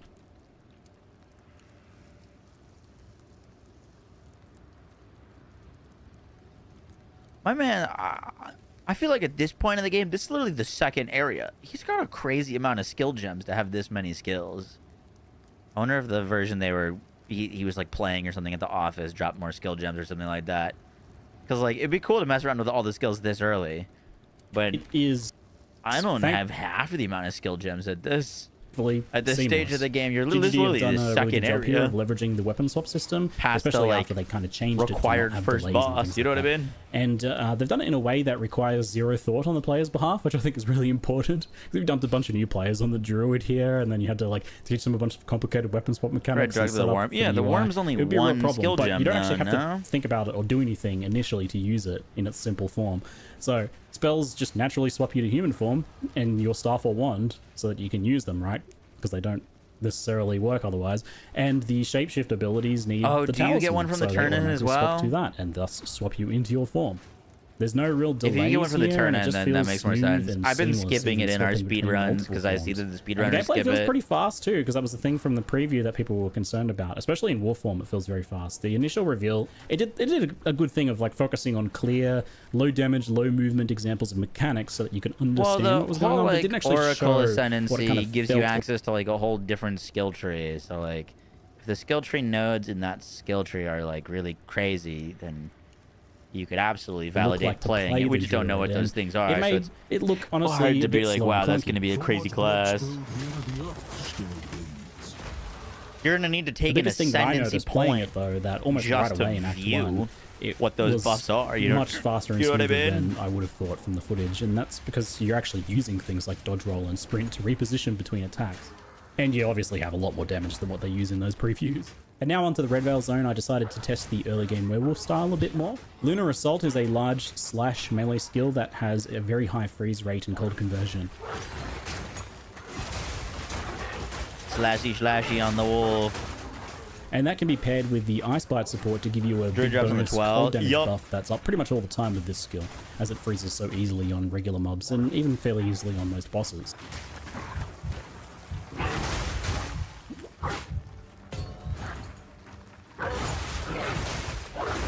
As a quick aside, I can confirm that you can be knocked down while sprinting in animal form, and I can confirm that it's just as hilarious as it normally is. Though this only happened like 2 or 3 times in the entirety of my playtime. I'm not sure if I'm just getting better at using it, or if the shapeshift forms are naturally more resistant to heavy stuns maybe. Either way, it only happened a few times. Anyway, the werewolf doesn't have any immediate synergy with the volcano stuff, but there's no reason to not just use them anyway. Like, you slap them down and then go into melee and tear them apart and you're getting the bonus damage, right? And it's all scaling kind of just as well as each other at this point in the game. The early combination for Wolf is using the Shred attack on enemies frozen by Lunar Assault. Shred's that basic attack for the werewolf. It's a rapid combination strike with the final hit in 5, I believe, hitting twice. Each hit from Shred on a frozen target chips off a chunk of ice, which... Dude, look at the burst damage once he freezes on the wolf form, by the way. This is what convinced me that it'd be okay to start wolf form. Then explodes after a decently long delay. The typical approach for rares and bosses is to use Lunar Assault a couple times to freeze them, followed by 1 to 2 full combinations like of Shred. 30% of his health bar, exploding for some pretty wild burst damage. 30 to 40% of his health bar in that little combo. The icicles do fly backwards behind the target, but on bosses, most of them tend to hit, especially those bigger ones. There's a lot more you can do with the icicles later on, and more combo pieces for the wolf form. It's only just this kind of basic bit here, but it feels fast and satisfying, and that freeze potency is very high right off the bat. So it's a pretty good. And as early you said, game there's for a the bunch of werewolf, I combos felt. you can do with those ice Honestly, shards. for the first half of Act 1, I would say both Werewolf and Bear felt like very valid approaches with support from the spells. I don't know that I would go pure spells unless you maybe worked in something from one of the other elemental trees as well. There's no reason you can't mix and match those if you're using a staff anyway. Volcano and Entangle are like fairly good on their own, but you want something else on top of that as like a burst skill. Look, dude, look at this damage. You love the ice shatter effect. Get the fuck out of here, Chadley. Staff skills, those are okay, but you could use a third gem maybe to pick up a spell from the elemental tree. Dude, look at this burst damage on this enemy. This enemy took me a while to kill the other to day. round it out with a bit more immediate damage if you're going for more of a pure spellcaster, for example. Since those pure druid literally skills like are pitched at 40% of its HP on effects leap that, and then gone. Keep going as you're doing something else, so you want something else to do. So after Red Veil, the next tier of gems gives access to Shockwave Totem, Rolling Magma for the Wyvern form, it's actually a Wyvern skill, and Pounce for Wolf, and Wing Blast for Wyvern as well. So Wyvern so gets is 2 Rolling Magma an attack? Dude, that's so weird. I don't know. Maybe it's not weird if you've never played PoE 1, but it's certainly weird to see if you've played PoE 1.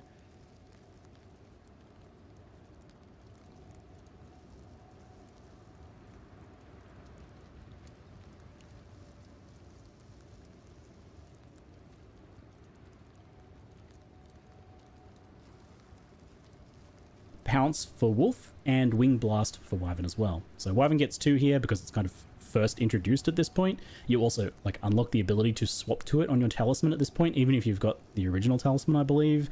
I suspect maybe it's based on character level. That would make sense. It's also only so this Wyvern expands your build form, options in quite a few ways, about 4 different directions right away.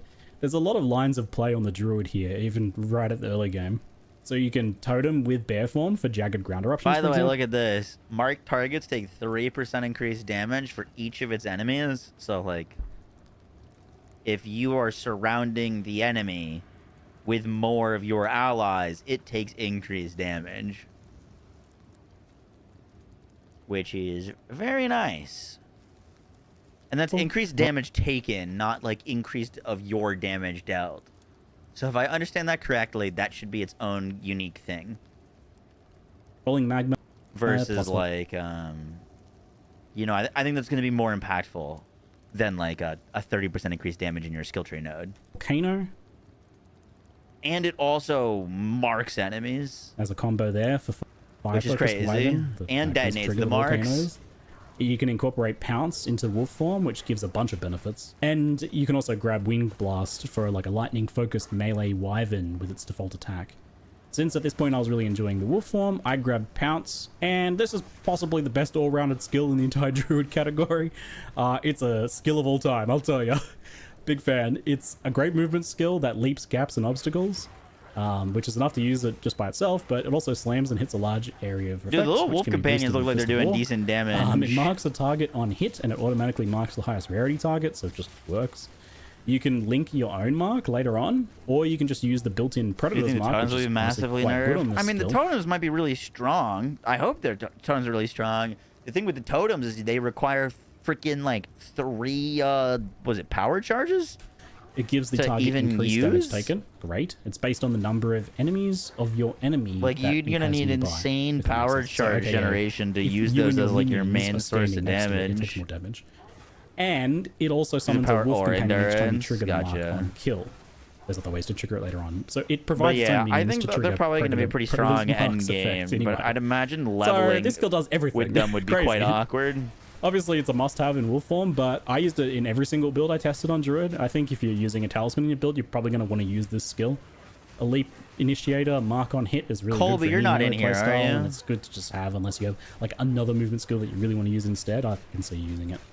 It's important here, I think, that I drive home just how you aren't locked to a form as well. Like, you may know that, but it's easy to just not really think about it. Your talisman choice is only the selection for which basic attack you have. It doesn't lock you into a form. You don't choose a form like most games like this.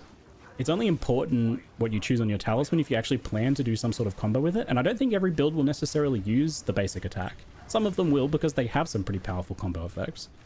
But for example, the bear forms one just generated rage, and there's other ways to do that. Rage support gem on another skill, for example, so I can absolutely see not using the bear's basic attack for too long. And you'd only use the werewolf one if you were planning on doing some sort of like icicle-based build, right? So you're absolutely free to leap in as a wolf and then proceed to bear slam everything, for example. And it took me a while to really fully take that in and incorporate that into my gameplay. I still catch myself thinking of each shapeshift form as this like own separate thing, even though I know it's not. But try and like remind yourself to take Druid a bit more holistically, right? It's if there's like a skill or passive bonus from one of the forms that you want to enable some combo or synergy with your build, then use it. Nothing stops you, right? The devs have his weapon for here, if I'm not mistaken. I mean, he hasn't shown it in a while, but I think it was literally just like added fire damage, and that was it. Particular like. Ooh, increased the mobilization build up. Dude, here's my one concern: is like I'm not convinced to go Druid for the wolf build in particular.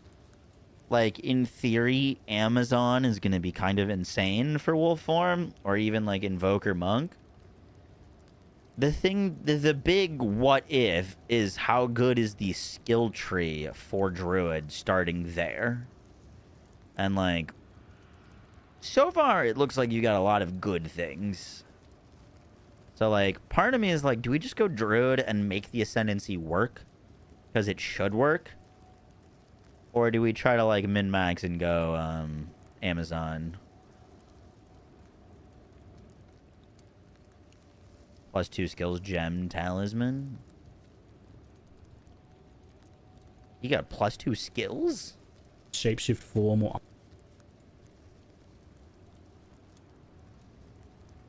He showed the skill tree elsewhere, but, like, there were some good nodes.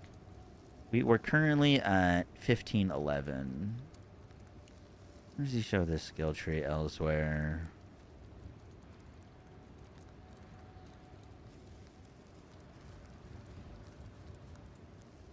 I wish he shows more of the skill tree. He might do it in another video.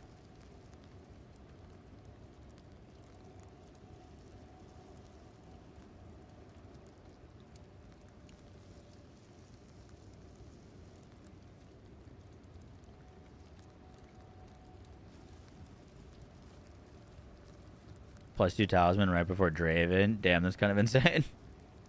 I think he showed it earlier and I didn't catch it because I remember him hovering one of those purple nodes.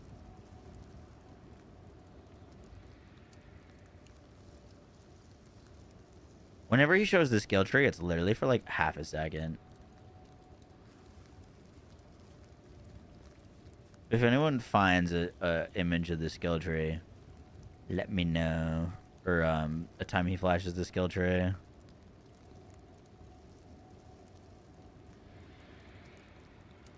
I'm pretty sure I remember seeing what those purple nodes were that he took early.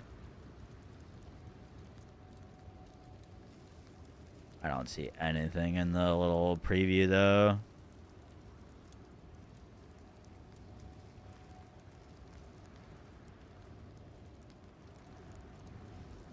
Archetype, like for example, bears more generating rage. And Wolf Shaman viable? I think Wolf Shaman would be definitely viable, yeah. Obvious starting points, but there's plenty of room for cross synergies between forms and potentially even other weapon types too. Like I don't see why you couldn't like generate rage on a bear and then consume it in wyvern form for the big flame breath or something, or even alternate between bear slams and human form mace slams. I'm sure there's a build there. So Wolf form, which already felt really good with its high movement speed and attack speed, definitely got faster and more furious with Pounce. Overall, this playstyle is a fairly straightforward melee attacker with some room for some pretty good skill expression, I think, in how well you position and freeze and then swap to shred enemies so that you kind of choose which direction the icicles fly off. I think if you are pretty good at it, you can perform, you know, get a little bit of extra juice out of it. But if you just want to Lunar Assault, freeze everything, and just kill them with that, like a freeze cleave build, then you absolutely can, I think. It's not as high single target right away as the full bear form combo, unless you get like really nice shotgunning off the icicles on a large boss, for example. But freeze locks down many bosses, and I felt like I was just dismantling any bigger targets, you know. It's like by the time they go to do their first real attack, Elemental Bear Slam Druid is going to be the strongest. Wolfpack Minion well, Oracle might have to be really strong. Over before they began. I don't... He's got a +2. He's got a added fizz +2 to all melee skills. Talisman on right now. I don't know if there's going to be much support for scaling the actual damage of the wolves. Like, you can summon them, but I don't know if you can actually socket support gems into them. I did dip my toes into the wyvern form next. There's a Wolfpack Spirit Gem. Because, like, he's getting the wolves from Pounce, but he doesn't have, like, a Spirit Gem or anything yet for them. I don't think... I've been rocking AFK Rafa to farm a bunch. But I think I'ma have to go to Ranger Rafa for all the vile enemies some of coming those skills. I think that's a good idea. Ranger Rafa's great for vials. Magma and Volcano as a kind of ranged wyvern. Magma Orb bounces also trigger Volcano's projectile pulse. So it's 1640. Duration is usually a popular choice. Herald Device, Briar Patch, Savage Fury, Wolfpack. I didn't even see this. Bark Skin, Overwhelming Presence, Feral Invocation. Eternal Rage and Trinity. Oh, I didn't even notice these. Yo, you think Feral Invocation is a way to like cast on crit, but with like your forms? Because like, isn't Elemental Invocation casting abilities based off of elemental stuff? Feral Invocation might be like a cast on transform type deal.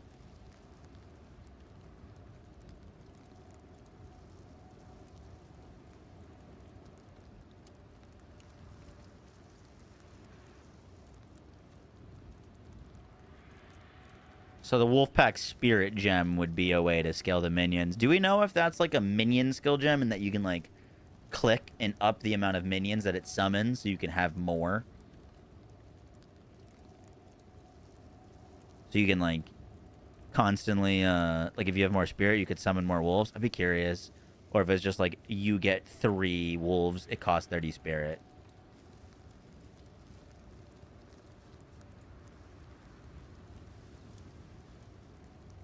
PoE 2 doesn't have... PoE 2 DB doesn't have anything, does it?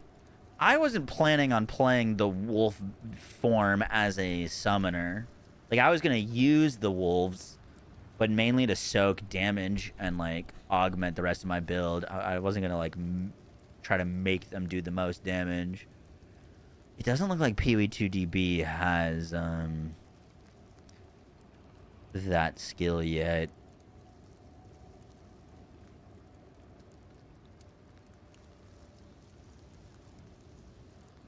Bark skin would be similar to PoE 1 skill.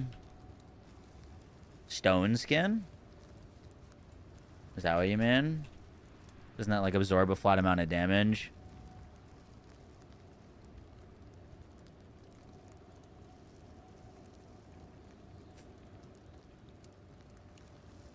%50 more armor from equipped body armor. Isn't stone skin a PoE 1 thing, or am I thinking of something else? Iron skin. It gives you like basically an additional hit points. I might be thinking of something else.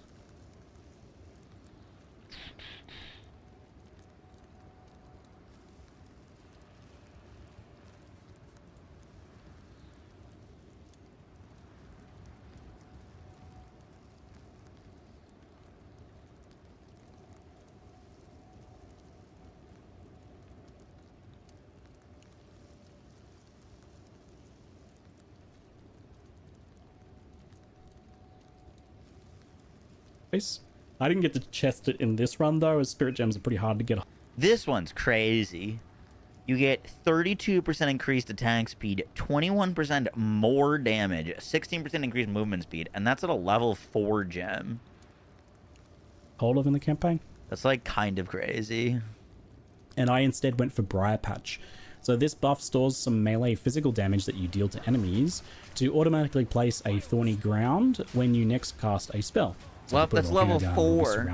It's going to give it insane buffs at a higher level. It'll be Thorny Ground as well. It's got a built-in delay, but it's super easy to charge up with. My plan for League Start right now is create a Druid and look at the skill tree for like 30 minutes. And if the skill tree on Druid side looks really good for Wolf form, I'm just going to play like a Shaman Wolf. And if it's not interesting or there's not great nodes, I'll go Amazon. Like a single pounce on enemies, for example. It's pretty low impact overall, though I was thinking that there's probably some good utility supports that can go on there later, especially for plant druid styles. Between Thorny Ground, Volcano, Entangle, and Totem at this point, we have a lot of persistent effects we can dump out before engaging in melee, and they all scale fine together at this point in the game, right? Like, so there's no real reason to just not go ham and use everything. It's just like throw everything in the kitchen sink at the boss and then go in and bear slam them. You know, you got time often while most bosses are doing some sort of monologue to like pre-place like 4 Entangles, 2 Volcanoes, a Totem, and automatically place down the other Thorny Ground. So you're absolutely going to go that route. The other notable spirit gem choice that I passed up earlier was Herald of Ice, and I wasn't able to get my hands on one for the rest of the 3-act session, which is something I wanted to note because it's a bit of a shame because I played it and loved a lot of the wolf form, but I never really felt like I got the full picture of what it plays like to clear as an ice wolf. Because it feels pretty good, but it was missing a bit of AoE clear. That's the thing it probably struggled with the most. The update out? No, not yet. And not having Herald of Ice was like obviously the missing piece of that puzzle. So just keep that in mind as you watch that wolf gameplay in the future. And just mentally add some of your own ice explosions to that. If the wolf form or the wolf pack you can summon based off of spirit and continually grab more, this might actually be a much better ascendancy node than I was thinking. I talked about this, but this shaman node here, this you can pick up on your first thing. You gain 40 spirit for each available charm slot. You pick up a 2 charm belt super early on, and like that's 80 spirit at the gate. You know, that could be like 4 additional wolves or something like that if you rush that early. You know what I mean?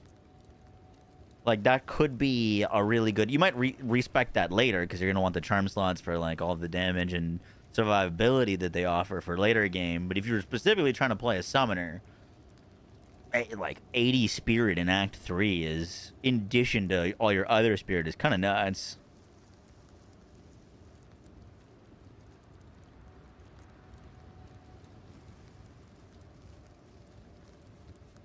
This benefit of additional bonded modifiers, we just don't know how strong that is yet.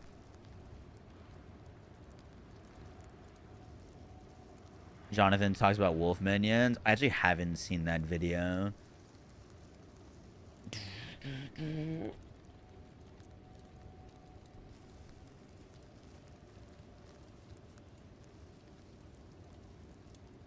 Hey Exiles, welcome to yet another episode of the Still Sane podcast. I am here with the game director on Path of Exile 2, Jonathan Rogers, to talk all things 0.4, Fate of the Val, the last of the Druids. There's a lot packed into this update. Do you think Druid's going to be meta, Jonathan? Do you think it's going to be like busted? People are going to find some crazy interactions? I think that it's very likely, just because of the fact that it's had so much attention. Like, I mean, so right now, the thing that we're kind of doing this week a lot is like testing in-game viability of like as many things as we can do. So we're trying to make sure that like, okay, so for example, right, like we were looking at like, okay, the like minion stuff with all the wolves, it's just not really kind of working in an in-game context. And like now we're like, okay, let's try to add some support to the tree to make it happen, right? So now, for example, we just added a keystone, which is that you can use a scepter with a talisman in order to get spirit as an animal. But then the keystone downside is that you got minus 50% spirit. So you kind of have to like, you know, like you still like, so you know, like you can't quite necessarily get as many minions as a minion character would have. Jesus. But it dude, there's always so many downsides with any node. Kind of like lets you do a you know, it makes the, from a spirit perspective, possible to do like minion stuff as a druid, as an animal, to get the kind of like pack leader wolf build working. And the other thing we did was we said, okay, there's a notable that will make it so that your rage bonuses apply to your minions, so that you can get you know, like actually get the damage to a good place, you know, with your wolves and that kind of stuff, right? So we're like okay, we're just being very careful to look at the individual builds that someone might want to try. Benefit on the vid we watched? What do you mean the third benefit? The tree, for that the kind of additional stuff. So benefits really will give a third passive on those items. Oh yeah. I'd have to go look back at the examples for what sort of just make things sure that there's were. the options there for someone, and that might be a unique. So when does this drop on Friday? Fresh start for everyone, Walter. Just try to make sure there's something there that can make each build that we want to do work. And so that's kind of, you know, it just making sure there's that in-game scaling. That's exciting. I think I heard Gazzy from across the Atlantic, like howling when you said those two keystones. Right. About the druids and minions, there's just wolves, right? It's the wolf pack. Does it require spirit to reserve? In terms of the ones, in terms of the ones that come with you. So you have you've actually got a so there's 2 ways to get wolves. You've got the what's it called, the reservation gem, the spirit gem, that gives you a pack, and that gives you up to 6 wolves that respawn like a normal minion. And then you've got the mark, where when you kill monsters, it summons a wolf. And with that one, you can get like another, I don't know, 10, 15, like a bunch more. Geez. So you can have like a pretty sizable pack if you're going for that. But yeah, it's just a question of making sure That's the a lot stats of of wolves. them can actually get to like reasonable levels compared to other minion builds. To make sure that's viable. Okay. Do you see more animal companions coming in the distant future once the game is shipped? We could potentially do more of that stuff. I mean, like, there's still plenty of other minion things going on, kind of adjacent, right? So you've got any kind of int minion stuff going on. Obviously, it's not. The thing is, the one from the mark, I don't think you can support with support gems. I mean, you could support the mark skill with support gems, but I don't know if that would affect the wolves or like. The druid, you know what I mean? It's the thing that spawns the wolves is a pounce. That's a leap attack, that also functions as a mark. So I'd have to look at the tags on this thing. Are they like insane? Real quick.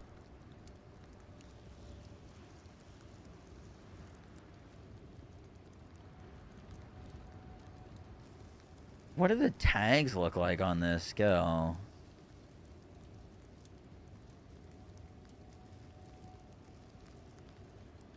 The magnets trigger the volcanoes.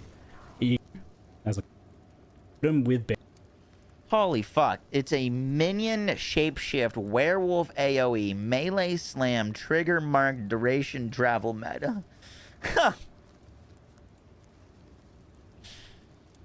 What the fuck? Okay, so you can support these wolves with tags. Because it's literally everything. Dude, they threw the kitchen sink at this skill. Would they be allies in your presence? Yes. Holy shit. So you could support this with like everything. It's got a meta skill tag too? I'd be so curious of how that works. I'd imagine the UI is gonna let you socket in a bunch of skills, but only certain skills would support the specific parts of it. Like if you put like meat shield support, obviously that's not gonna do anything for the mark, but it should affect the minions. That's pretty sick, actually. I like that. Airform for jagged ground eruptions, for example. Rolling magma plus volcano as a combo there for fire focused wyvern. The magmas trigger the volcanoes. You can incorporate Pounce into wolf form, which gives a bunch of benefits. And you can also grab Wing Blast for like a lightning-focused melee wyvern with its default attack. Since at this point I was really enjoying the wolf form, I grabbed Pounce, and this is possibly the best all-rounded skill in the entire druid category. It's a skill of all time, I'll tell you. Yeah, that's crazy. As I have with this temple.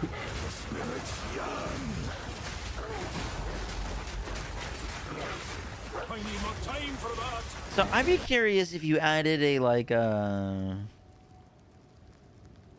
I'd be curious if you added a tag that's like you deal more damage or whatever, like more melee damage, if it would apply to the minions and the pounce. Because right, it's two parts. The pounce itself does damage, but then there's also the wolves it summons from it. So you could potentially like double dip, potentially. But like I think the minion support gems are usually pretty specific. So after my quick 5-minute temple gearing session, I quickly returned to the cemetery to absolutely embarrass Draven in wolf form. And then I do much the same on Lachlan too, which is often a decent difficulty spike for a lot of builds.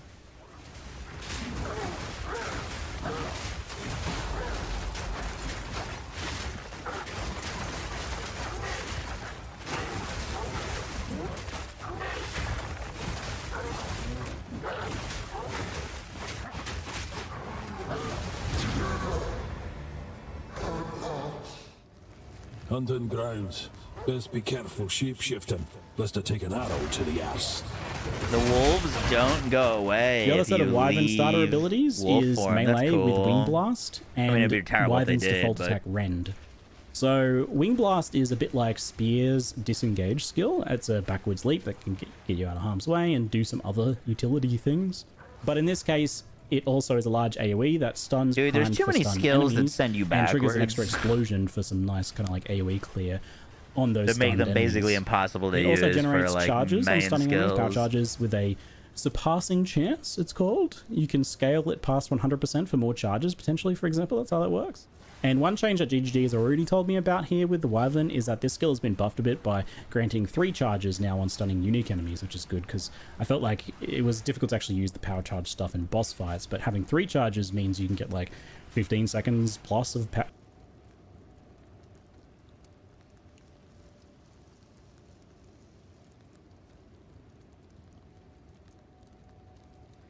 Banners? Yeah, I mean, I didn't realize that you could support the wolves. They kind of seemed like a secondary thing.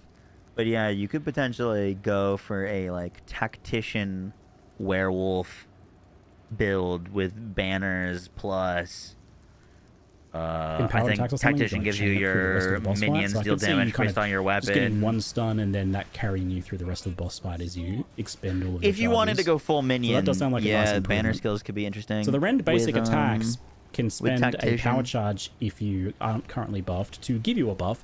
With empowered lightning attacks, it gives that skill a much bigger AoE and adds lightning damage. And it does a few other things with a few other skills too. It actually turns it from like a very basic little melee attack into like a pretty hefty, big cleaving skill that does quite a lot of damage.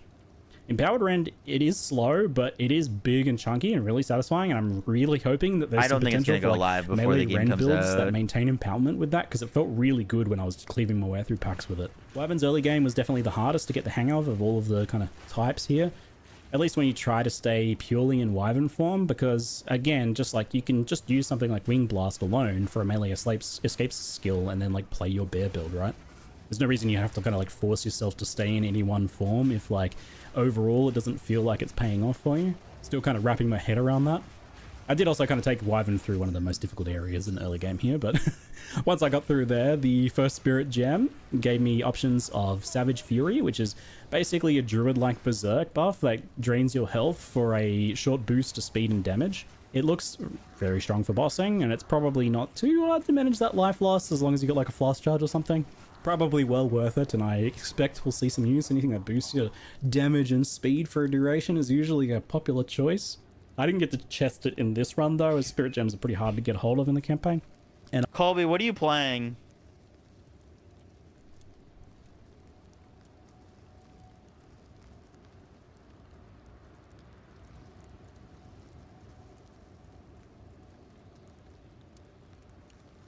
Yo.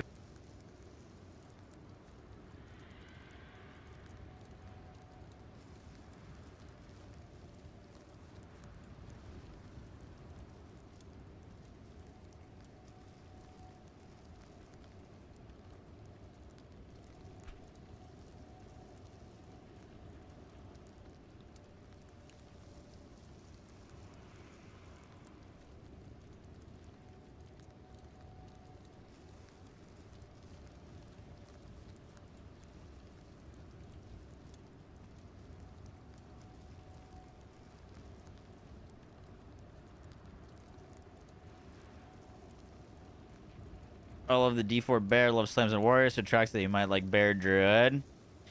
Are you gonna play it on Druid? Or are you gonna do like I instead went for Briar Patch. Titan. So this buff stores some melee physical damage that you deal to enemies to automatically place a Thorny Ground when you next cast a spell. So if you put a volcano down, it'll be surrounded by Thorny Ground. Colby, if you want to tag team some cast, build like, a lightning videos strike again, or if something, you go Bear Thorny and I Ground as go well. Wolf, that'd be It's fucking got a built-in perfect. delay, but it's super easy to charge up with just like a single pounce on enemies, for example. It's pretty low impact overall, though I was thinking that there's probably some good utility supports that can go on there later, especially for plant druid styles. Between Thorny Ground, Volcano, Entangle, and Totem at this point, we have a lot of persistent. Probably Druid, but I guess I need to look over the trees again to see if something else makes sense. People are talking about Titan Druid or Titan Bear.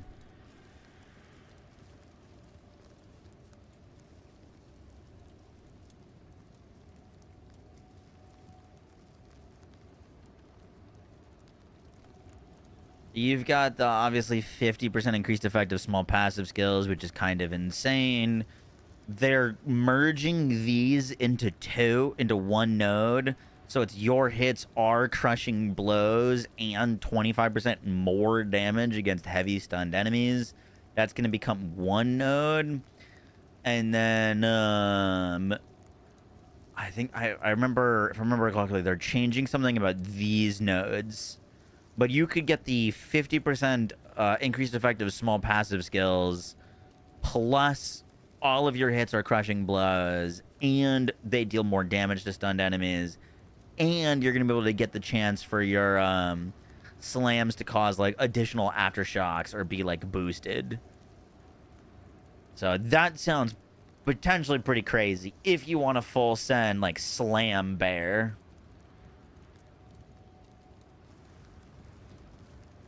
Just odd that there isn't a Druid Ascendancy that focus on transformations. Yup. So that to me sounds like it'd be really good with bear. It depends on how much you want to incorporate spells. Instant effects we can dump out before engaging in melee, and they all scale fine together at this point in the game, right? Like, so there's no real reason. The reason to, well, I mean, so there's two things that the bear is going to be doing. It's going to be doing these slams, but it's also got you know, like you could make it call like the apocalypse storms down, right? I think the apocalypse storm skill or bear apocalypse, whatever it's called, is an attack skill though, so you wouldn't even scale it with walking calamity. Yeah, you trigger a meteor every 0.05 seconds. This seems sick, but this is also a melee skill. It's not a spell, it's a melee thing. So you could just go full melee, and like this would apply to it. Persona, I think with the 31 months, appreciate that. Thank you, thank you, thank you.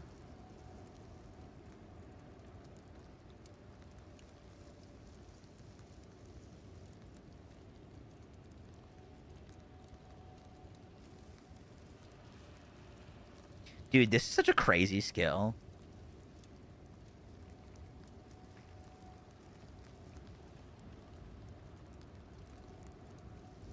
Whenever you have max glory, roar to the heavens to bring them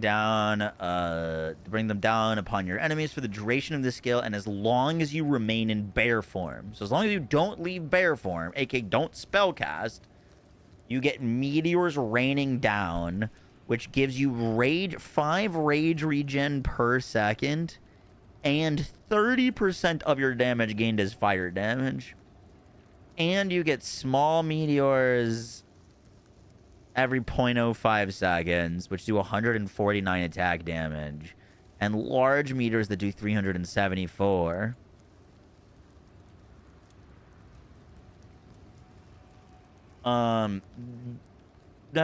That's fucking, I don't know. That's a crazy skill. That seems like an insane skill. Well, it sounds like it goes forever, no? Like, that's what I'm missing here. Oh, okay, so it's 10 seconds plus it turns off if you're in bear form. I missed that. I was thinking you could just fucking have that forever. I mean, yeah, you could build duration as long as you have good rage generation, which I think you're not going to have any issues with rage gen. Should be pretty good with that. I haven't used a glory skill. Does every skill have like the same amount of max glory, or is it possible that like walking calamity requires more glory than something else to trigger? The glory is a bottleneck here. Gotcha. If you could have that up permanently, that'd be insane. I'm sure people are going to basically achieve that.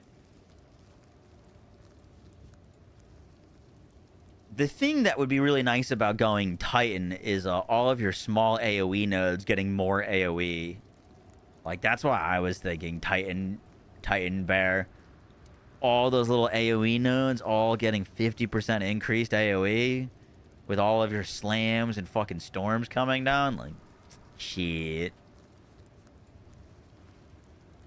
Reason to just not go ham and use everything. It's just like throw everything in the kitchen sink at the boss and then go in and bear slam them. You know, you got time often while most bosses are doing some sort of monologue to like pre-place like 4 entangles, 2 volcanoes, a totem, and automatically place down the other thorny ground. So you're absolutely going to go that route.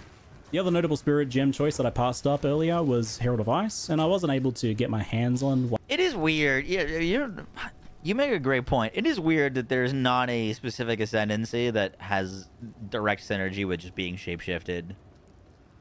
I guess it's part of like the whole like you can play the character on any ascendancy, but it is a bit weird that I don't know. It'd be nice to have something that's like, oh, you pick the druid ascendancy, you get 30% more damage while you're shapeshifted, or like something like that. But yeah, I understand what they're doing. They're not trying to lock it down. Session, which is something I wanted to note because I guess the weirder thing is that all all of the shape-shifting abilities are all melee attacks, and the two ascendancies that are coming with it seem more spell-focused. I guess that's a better way to put it, is they could be not shape-shifting form-specific, but they could be melee-specific.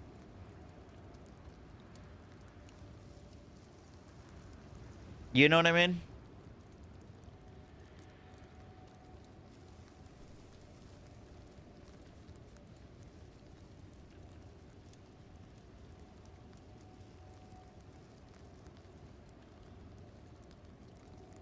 I really haven't looked like too much at this Oracle Ascendancy. I just remember looking at it and like nothing really screaming to me that was super exciting. Yeah, more spell stuff, spell totem. This Lesser Harm's obviously a very good node.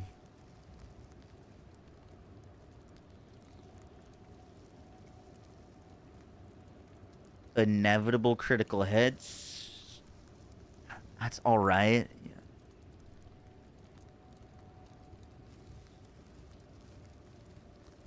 This is the Walk the Pass, which gives you additional skill tree.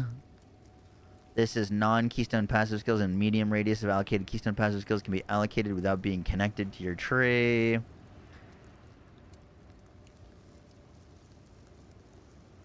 I mean, that's nice, but like also niche.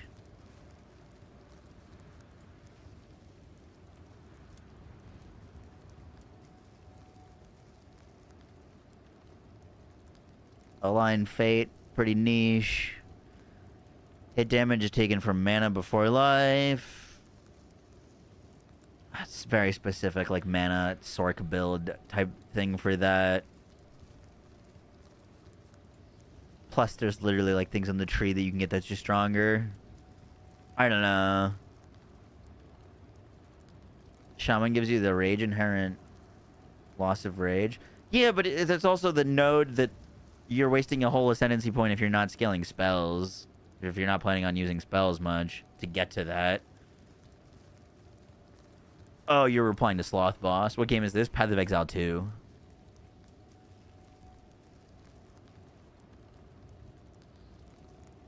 Yeah, nothing here is screaming that it'd be great for Wolf.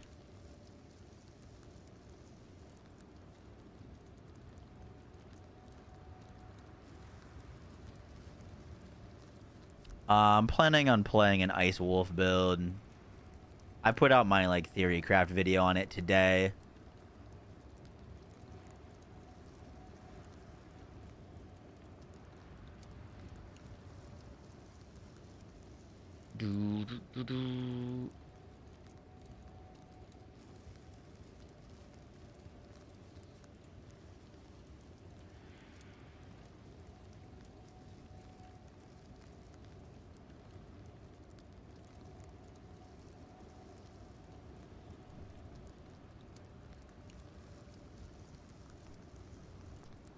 And loved a lot of the wolf form, but I never really felt like I got the full picture of what it plays like.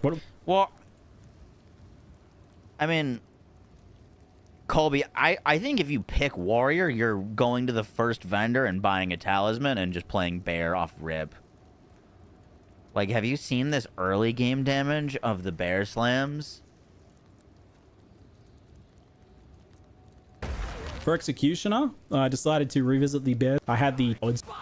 Dude, look at this. Look. You're not playing Titan. You're gonna level as bear. More bonus combo damage. Look at this damage. You have much to answer for.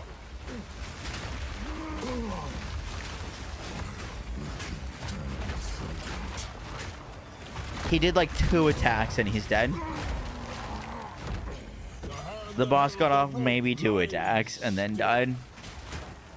And yeah, their form is You pretty amazing. you were grabbing it. If you click Titan or Warrior, you're grabbing immediately bear form. You're playing Amazon and might level as bear. I mean, that damage is ridiculous.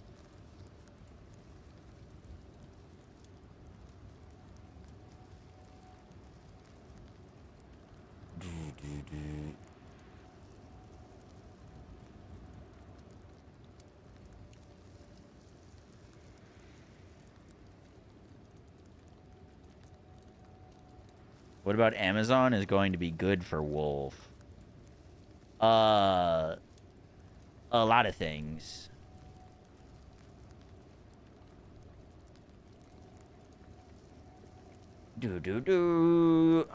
If you click Amazon, you get critical strikes, which is your chance to hit with attacks can exceed 100%. You gain additional critical chance equal to 25%. This is unupdated. This is 15% now. Of excess chance to hit with attacks, which means, you know, if you're playing melee and spec any sort of accuracy stuff, all of that additional chance to hit turns into crit chance, which is nuts.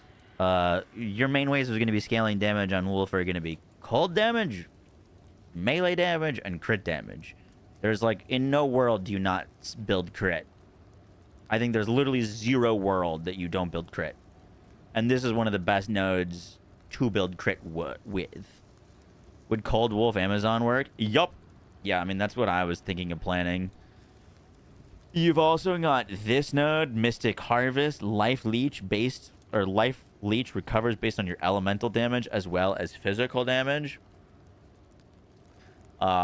This is fucking sick because it gives you a lot of survivability. We're gonna be doing all elemental damage. It's gonna mean we're most likely, if we're playing Amazon, going in evasion, energy shield build. Energy shield has a recharge delay. If you're constantly recovering it, it'll never delay. It works way better as a functional defense, and you can use that with the unique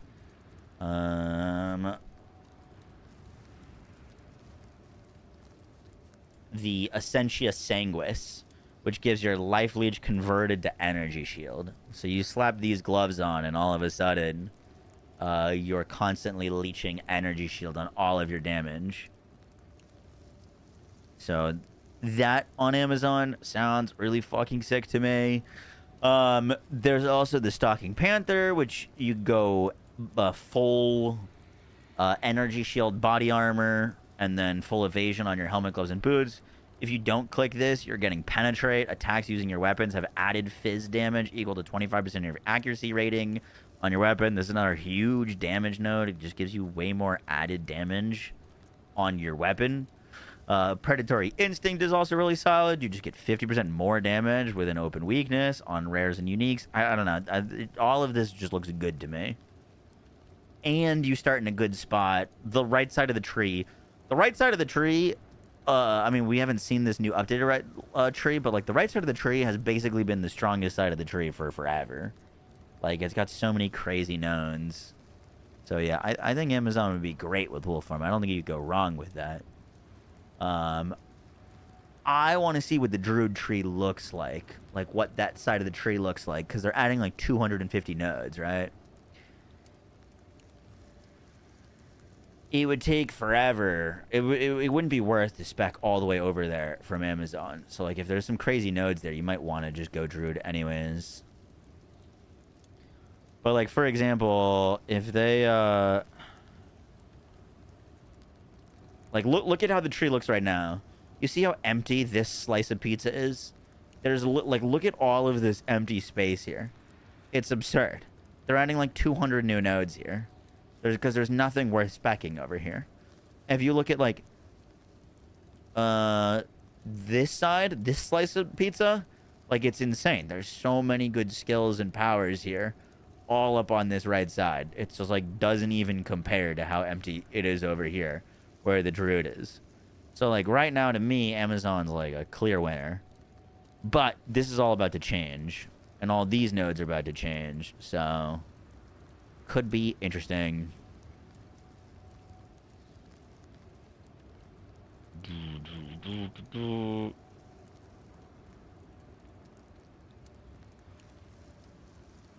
Pathfinder can jump to here or here. You wouldn't be able to jump to here. Still way closer. But like there's, for example, there's no way that you start Amazon and decide that you're gonna go over here. You know what I mean? Like look at that. Right? So if these nodes over here are crazy, it would be a really good reason to start Druid. Which I think there will be. But if there's like specific things that are specific to wolf form, that's what I'm going to be looking for. If it's like melee damage and area damage and things like that, I don't really care, right? Because I can get those on the right side of the tree. But if there's like wolf form specific buffs and they're higher percentages and better values than like not specific things, then that would be a reason to go that way.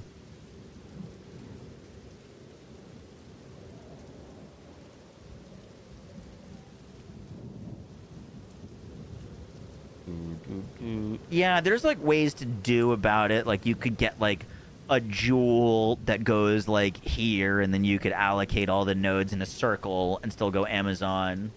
You know what I mean? Like that's potentially going to be a thing. That is a thing that you can do, is you put like one of those, I forget the name of the jewel, but you put like a jewel here, and then all of a sudden all notables in like a large radius you can just click on. Like there's ways to get around it if there is something specifically that we'd want. But yeah, my plan is to click Druid on launch, look at the skill tree, and then decide if we're going to go Amazon or not.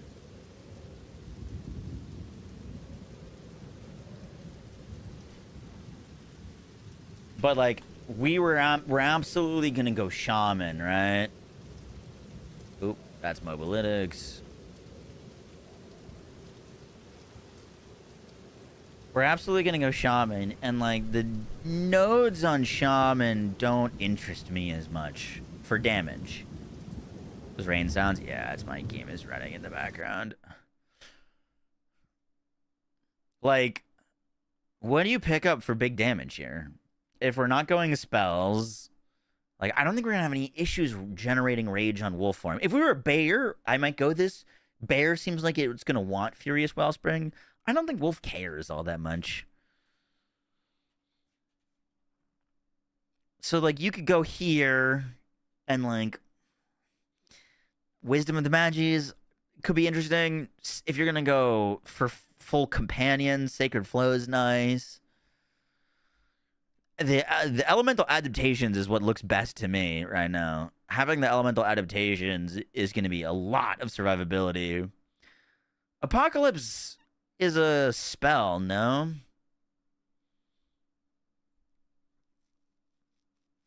Like, I'm going to want my damage coming from my wolf form, not... Like, if we go Apocalypse, I think you go full Spellcaster. Or go Apocalypse plus, like, Wellspring.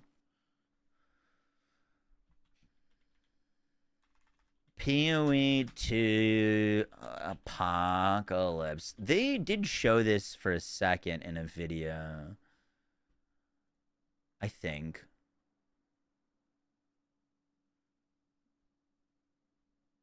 No, it doesn't look like there's any info on this.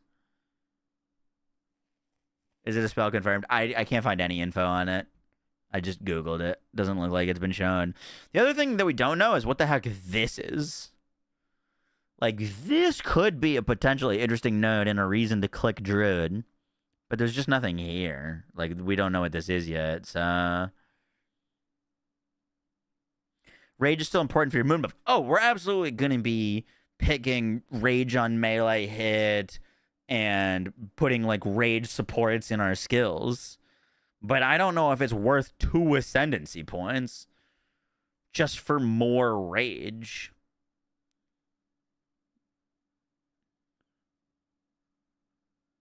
You know what I mean?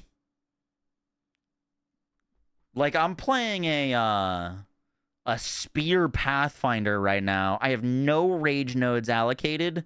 I just am using the rage support, and I have 100% uptime on 30 max rage. Like, it's not an issue.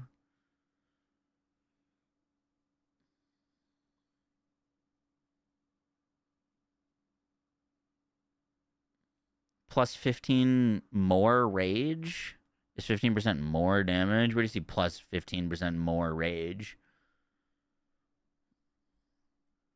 You mean like the plus 4 max rage? Small notables? Oh, you get plus 4, plus 7.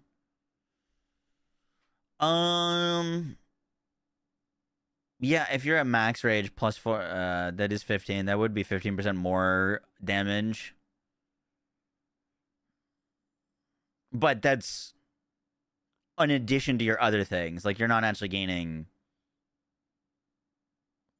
You know what I mean? If you're already gaining a bunch of more damage, you get a little bit more. It's not quite equivalent, but yes, those are good nodes. It adds plus 15 max rage, but it's not 50% more damage. You already have like 60 rage already. Yes, exactly what Guffy said. That is Apocalypse, Ethan. Could also go cast on crit as well to double dip with the rage nodes. Yeah, I mean, that's what I was saying in the video I posted today, is like, you could go like cast on crit and weave in some spells. Like Comet would be a cool one with the wolf form. Thematic, it does cold damage, it hits hard. You could use it to justify playing this. You know what I mean? But that's kind of my issue, is like, I'm trying to work around things to justify going shaman. Versus like having my build naturally fit into shaman, if that makes sense. Drop a hair tutorial. I use hair gel and then I put it in after I shower. It's not shiny for wolf. Yeah. Like, I would be more interested in starting druid just because it might be really close to a lot of cool notables for or like keystones and stuff like that for the wolf form. Invoker Wolf would definitely be safe. I think Amazon beats out Invoker for, like, endgame scaling. Personally.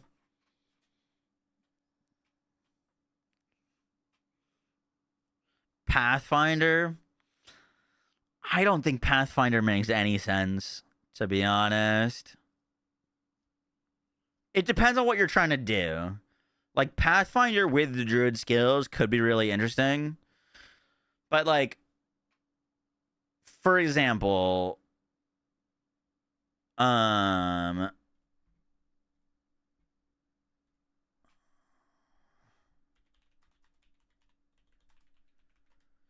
if you go Pathfinder lets you start from the warrior start and the mage start, right? So you don't even actually get to start at the druid side. The druid's over here. So already your whole benefit of starting over to grab these nodes, you still got to waste a bunch of skill points to get over there, right? So like 1, off the bat, not great.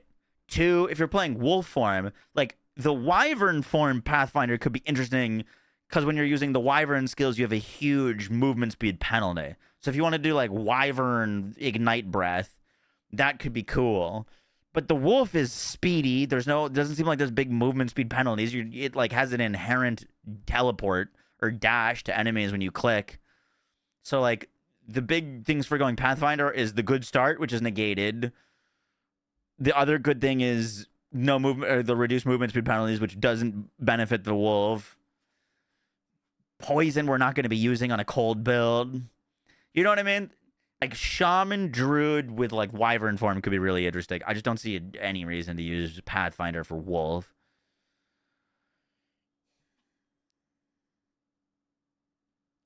To use a scepter with a talisman. Yeah. Yeah. The thing with the shaman is, like, I don't know, at least in my opinion, it seems like they have a really well thought out plan and idea for how the bare form synergizes with spells. And they show it in every showcase. Even the one in like 2023, they put down the volcano, you slam the volcano, it sends out more fissures. You can get more volcanoes and more fissures, so you're doing spell and melee damage at the same time. Not once in any of the showcases have they showed like a damaging spell with the wolf farm. Like, I don't know if there's any baked in synergies. You could probably make synergies work, like a cast on crit comet.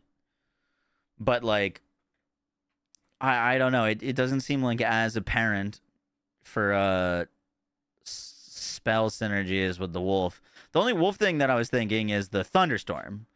The thunderstorm causes the drizzle that makes enemies more susceptible to freeze. But I think that's like a utility spell.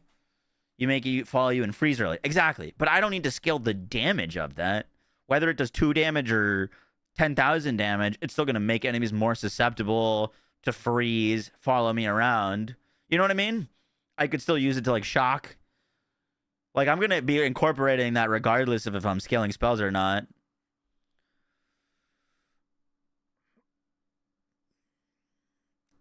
If that makes sense.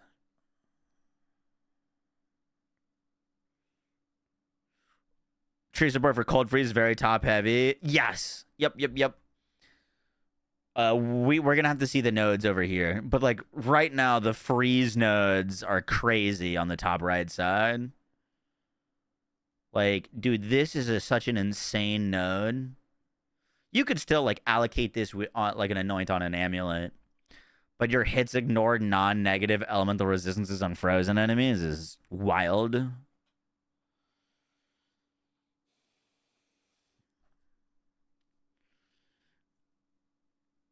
Crazy note. It is far, even for Amazon. I don't think I put it in my Amazon spec.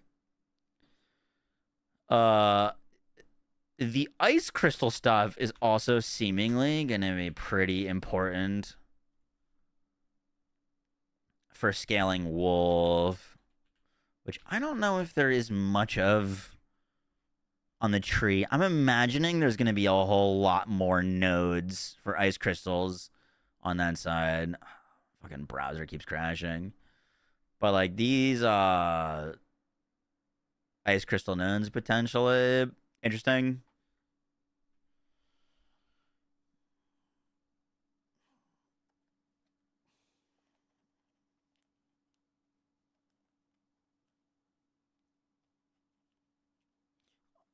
The other thing that you could potentially do, this would go a weird direction, but is, what was it called? Crown of Eyes or something?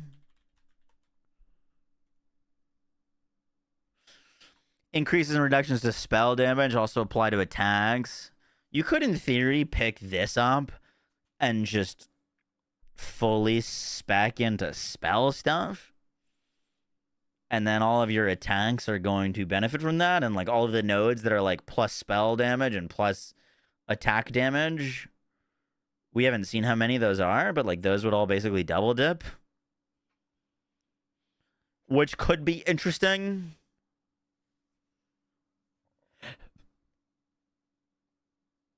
And then you just click all of everything that it applies to spells.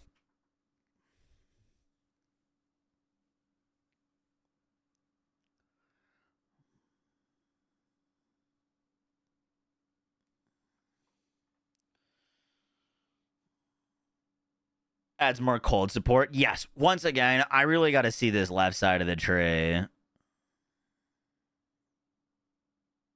The new Druid Ascendancy. No, I actually don't think that would work.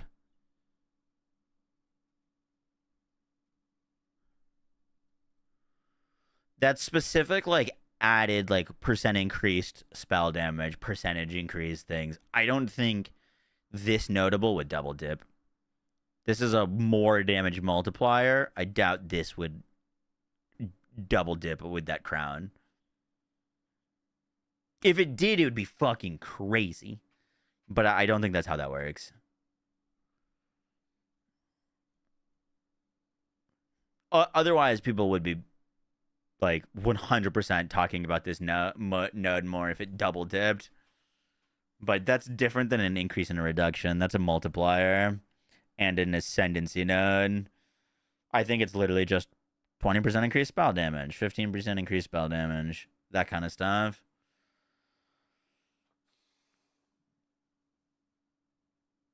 My plan for helmet is Starkanjas. God, can my Google Chrome not crash for 2 seconds?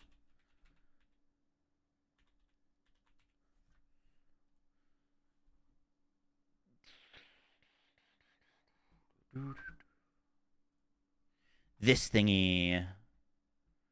I think this is going to be fucking sick. Starkanja's head. Increased evasion. Whoopsies. W amount of evasion on a helmet. Increased crit chance. Fuck. I gotta stop clicking on this. Tons of increased dex. 150% increased global evasion rating when you're on low life. And then 15% of the damage from hits is taken from your damageable companion's life before you. Like, log the fuck in, dude. We're only going to be taking 85% damage from our heads, which means we get a ton of survivability from this. We get a bunch of damage. We get good evasion. And you can pair it with the... oh my god, dude. I have this issue right now. I don't know if you guys are seeing this, but my Google Chrome just crashes every maybe 30 seconds unless I have a game open. If I have a game open, it like won't crash as much.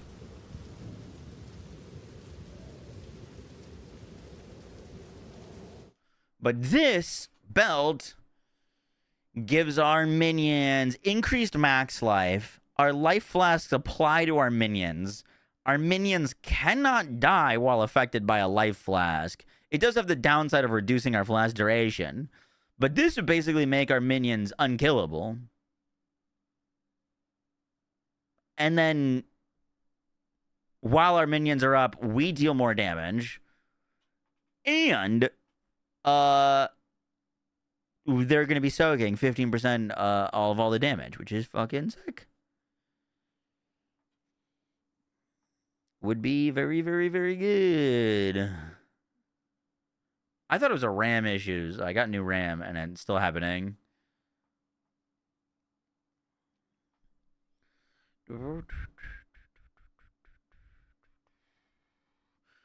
So far.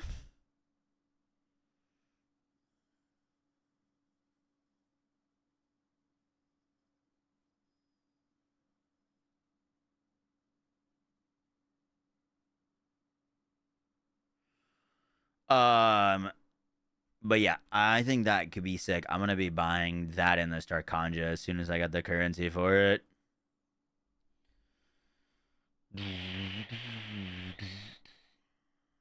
Should be pretty fucking sick.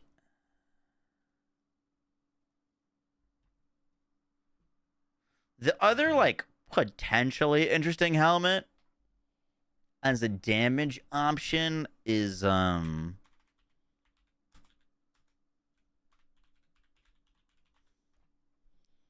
this. Increased evasion rating, increased max mana, fire res, cold res, gain 1% of cold damage as extra fire damage per 1% chill magnitude on an enemy. Chill magnitude goes to 50% at max by default.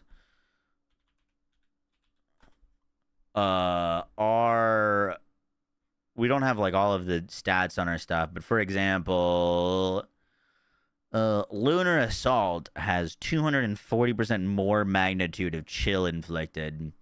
Like, this just freezes shit. It just freezes things. So we Lunar Assault freeze, which should be, you know, or chill / freeze, big chill, and then we get a bunch of extra fire damage against that enemy for free.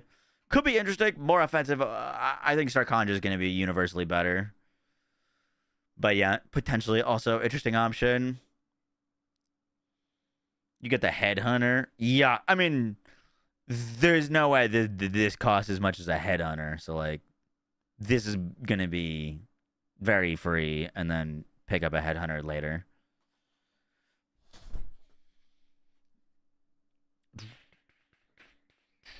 Also, you can weapon swap points for minion scaling on left side of the tree. The companion nodes are gonna suck. Now on right side. If you're going right side, you're not going a full. You're not gonna be able to scale your minions as much. Definitely not.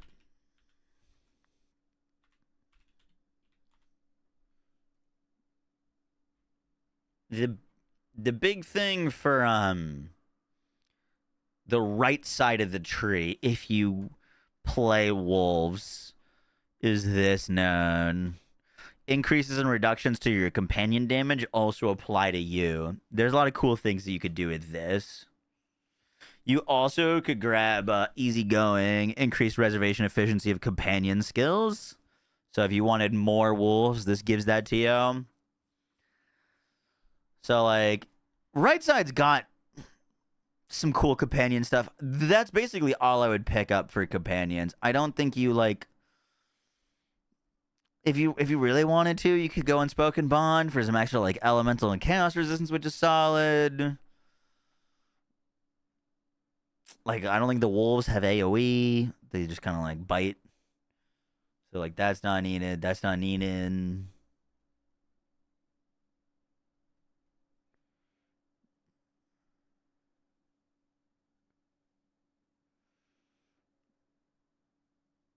You could technically go Trusted Kinship. Oh, shit, you're right. Wolves are minions, not companions.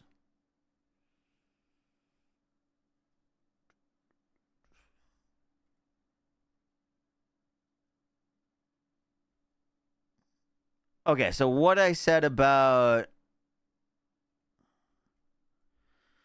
Umbilicus and Starkanja apply. The increases and reductions would not work. You're right. Oh, fuck. No, this is companions. You're right. They are different.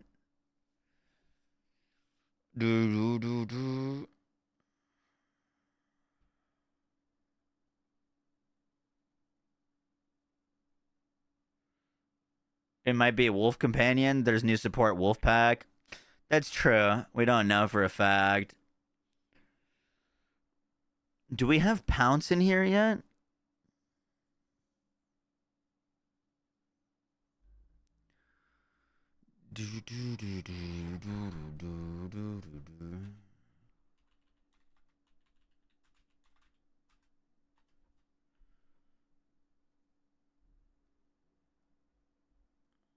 What did Pounce do?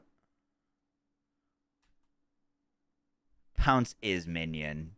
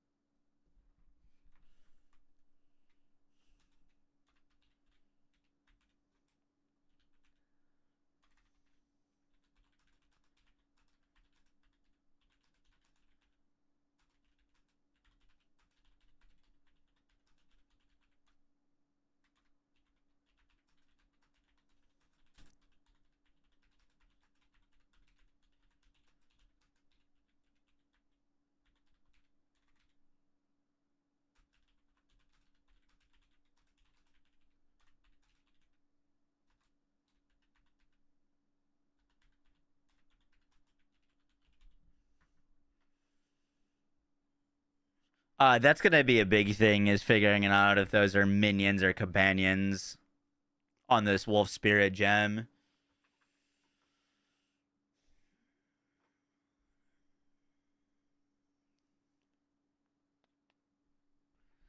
Good catch, good catch. I didn't catch that. I've never played a minion build, so I forgot that there is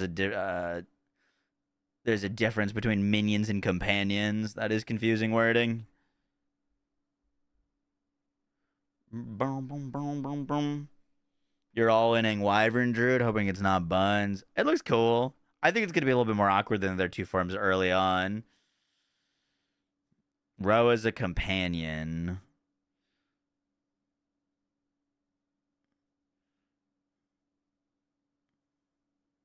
So what makes something a companion versus a minion? Can you... There's that summon companion gem that Amazon got, right? That like allows you to tame a random enemy. Companions are persistent.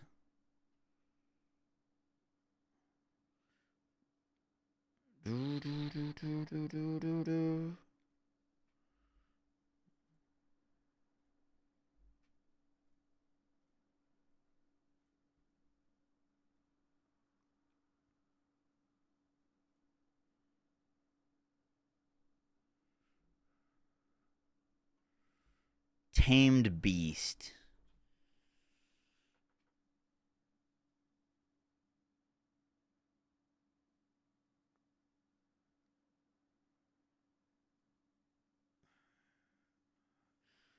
So can companions not die?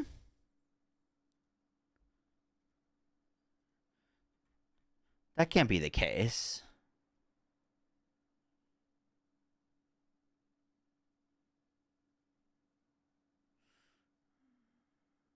Are all companions minions, but not all are all companions minions, but not all minions are companions?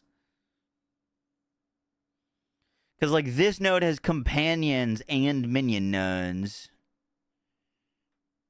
Minions revive 30% faster if all your minions are companions. Companions are minions. Not all minions are companions. I think the wolves are companions. Companions are minions. Not all minions are companions. Okay, that makes sense.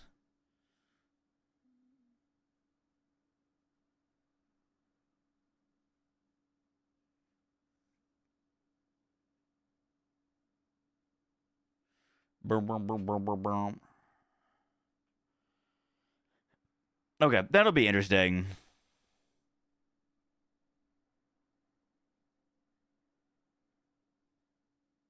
They don't have the companion tag. Yep, makes sense.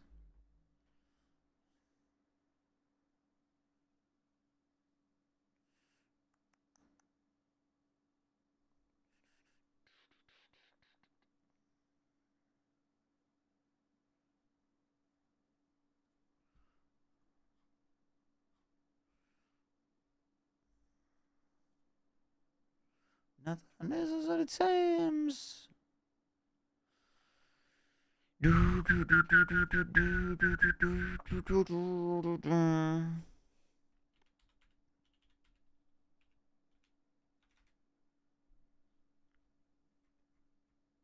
Yeah, it's literally just that node there for minion stuff.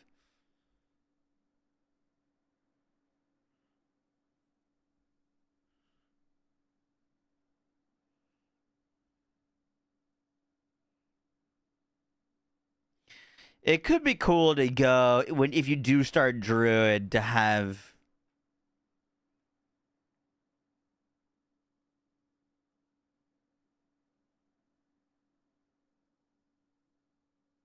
I actually don't know.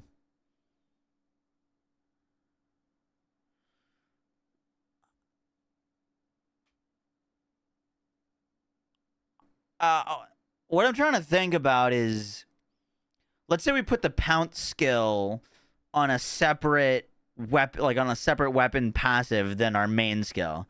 So our main weapon is all cold damage, attack speed, all those things that affect us. And then we have a weapon swap second passive tree for minions. Would the minions snapshot? They would, right? Like if you summon them with the weapon that has all the increases to minion damage and then go back to attacking, they should snapshot on that. For at least for the life that they have summoned. They're based on the weapon they're assigned to. Yeah. So that should work. What game is this? We're currently theory crafting for Path of Exile 2. I don't think I updated my title on YouTube though.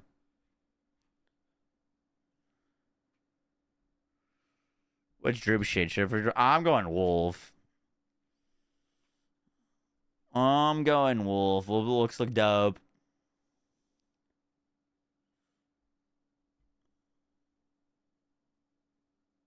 It's a crazy tree. It is insane. One of the craziest skill trees. I mean, it's got to be the craziest skill tree in any game ever. The only thing that tops PoE 2's skill tree is PoE 1's skill tree.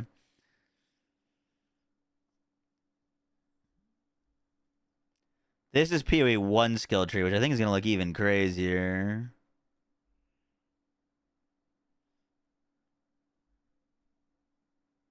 Somehow PoE 2 skill tree looks a little bit more crazy. I think partly because of Scion being in the middle and this big, massive gap.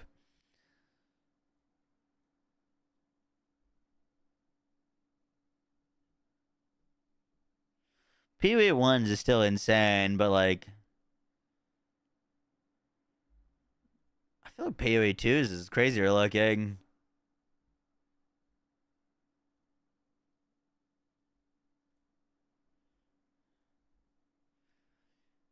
It just looks more, I guess, disorganized. Like, PoE 2's is a nice kind of, like, flow and organization. PoE 2 just looks like random constellation.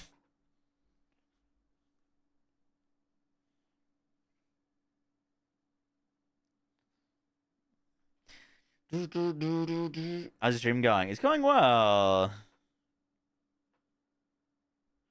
Witch Hunter Wolf could be insane for that very reason. What, for the additional weapon passive nodes?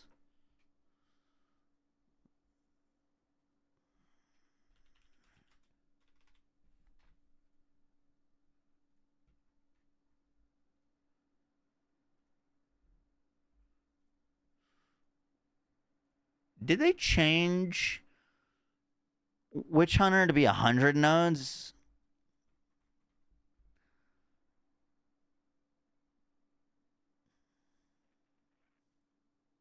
They did. I was making that video today and I saw a node that was at 20. I guess it hadn't been updated. Which 20 wasn't all that impressive. 100's very different.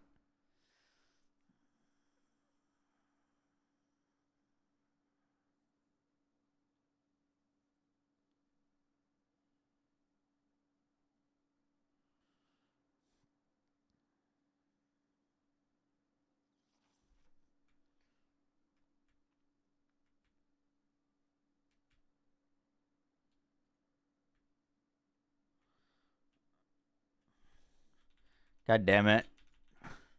What does Decimating Strike do?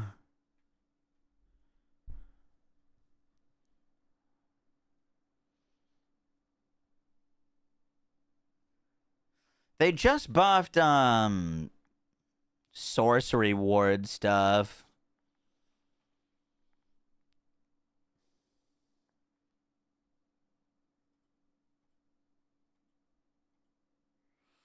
You could go Weapon Master.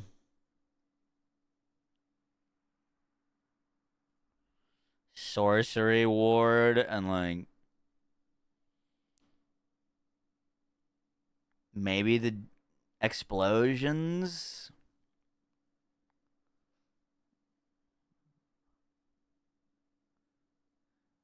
Oh, it's on the first hit thing. Yeah, I don't know if that would be huge for Wolf. It's a bunch of like little attacks. Explode doesn't work for minions. Oh, true. She'd probably just go Witchbane. Weapon Master, Witchbane. Plus Sorcery Ward. Could be interesting.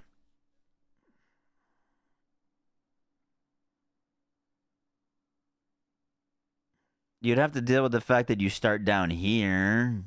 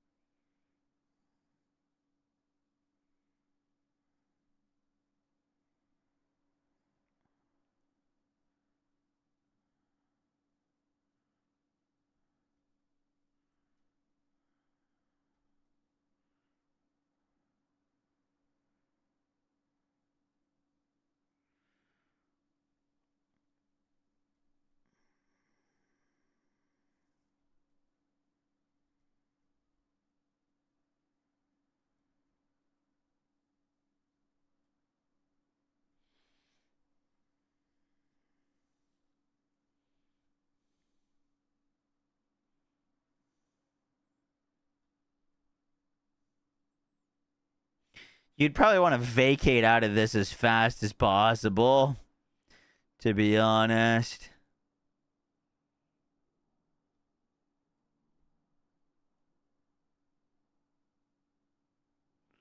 I don't like any of these nodes for a werewolf. The only big one is Overwhelm. Overwhelm's pretty sick.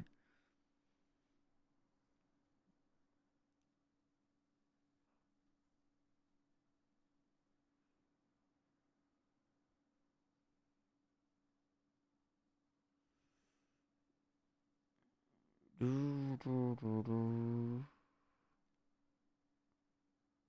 want a link at Amazon CI Wolf? Sure.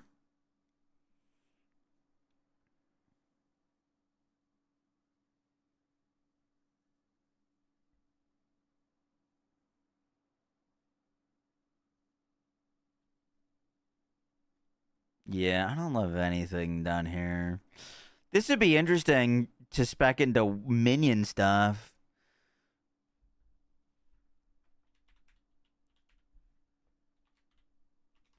The only downside is there's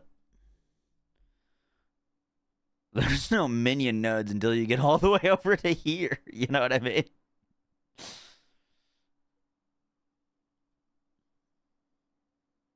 Which is a little rough.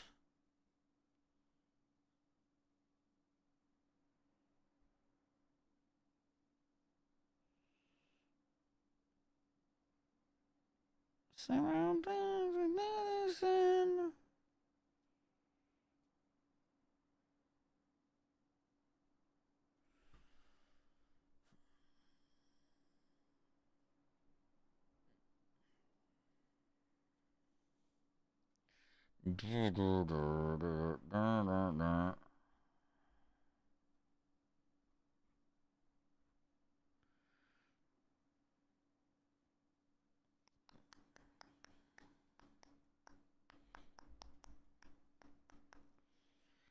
I used to be.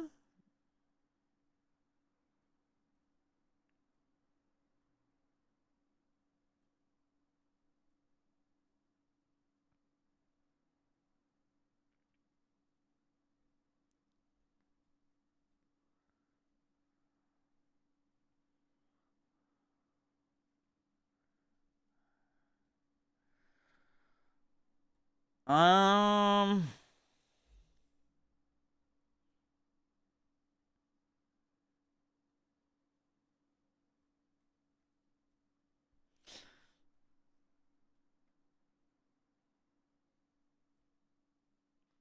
I like it. My only concern is how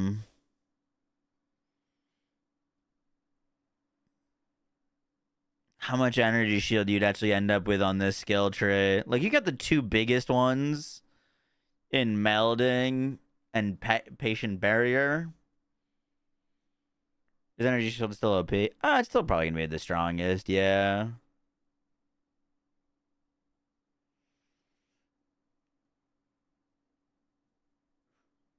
With those that's a lot of with those gloves, it could be really interesting. What's Happy Hump this? Day. Life recovery from blast also applies to energy shield. Yo.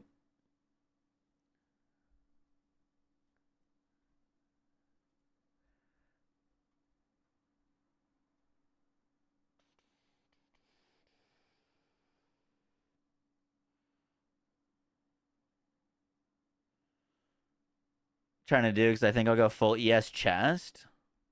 The thing is, it doesn't really make sense to go ES chest with Stalking Panther. You'd want to go energy shield. This is the issue that I ran into. Is you'd want to, if you go this, you'd want to go energy shield body armor and evasion helmet. But you've spec'd into wanting to use a evasion helmet, not an energy shield helmet. Or sorry, you spec'd into doing an energy shield helmet, not an evasion one, which with this node you'd want to use an evasion one. And then with this you'd want to use a full energy shield body armor. But you've got Spectral Ward, which wants you to put on an evasion body armor.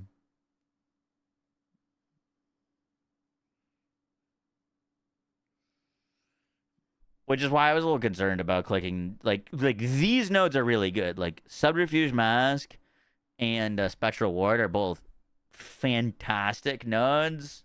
But I don't know if you click Stalking Panther with them.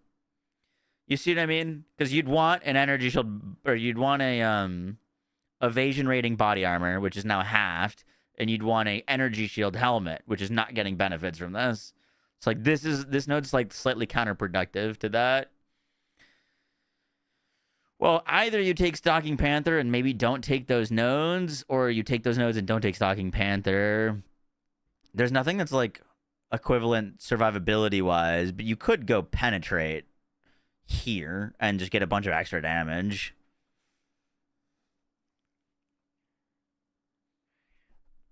This would give you a bunch of extra damage. But yeah, there's kind of this like conflict of interest with Stalking Panther and like two of the best like this would still be more survivability. Like if you click Stalking Panther, you still get more survivability from this node than anything else here. But it is a little bit backwards to go, because this is like literally putting you in the complete opposite direction.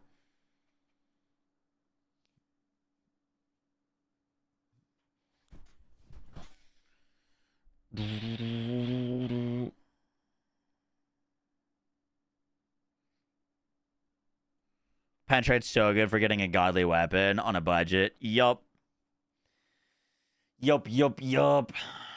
Especially because probably a lot of people are going to be going for talismans, but not a lot of people are probably going to be playing Amazon Druid.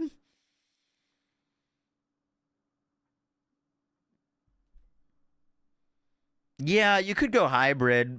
You kind of get half benefits from both then. But yeah, you could make it work.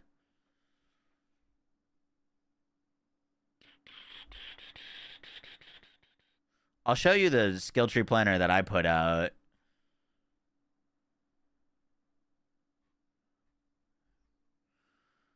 I don't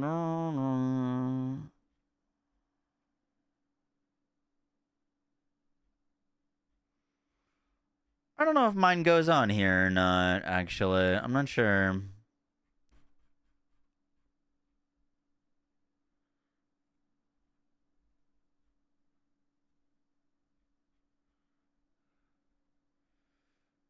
Doesn't look like it. What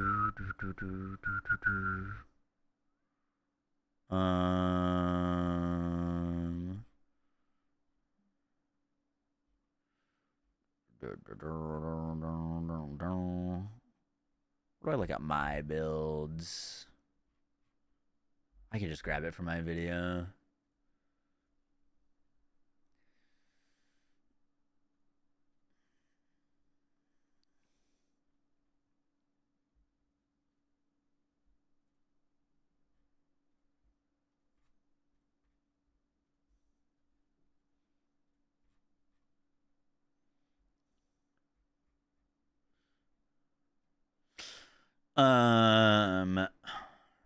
I really like, well, obviously grabbing a lot of accuracy for the critical strike. So I grabbed a bunch of the like accuracy nodes, increased accuracy, crit chance accuracy. I went and grabbed the extra melee strike range, which I think would be huge quality of life. This cluster here is kind of fucking crazy. 10% chance to daze on hit, increased damage against dazed enemies, plus 40% chance to crit dazed enemies, plus another 10% chance to daze on hit. All of that seems very, very nice. And then I'm going to go blind as well.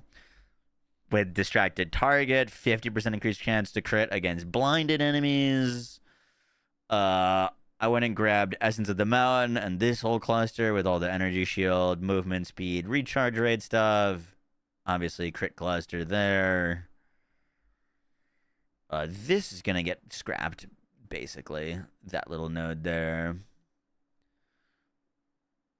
Grab some extra deflection stuff. More skill speed. We got 12 pen there, 15 pen there, another 15 pen there. I grabbed those instead of going all the way up to this just for now because it was very far away. But we could potentially save those points and grab that.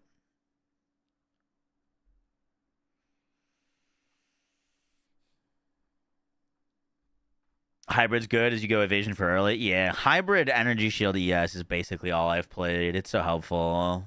Plus, you can get ghost stands and all those good spirit gems for it. What do you need to do for Dex while leveling? What do you mean?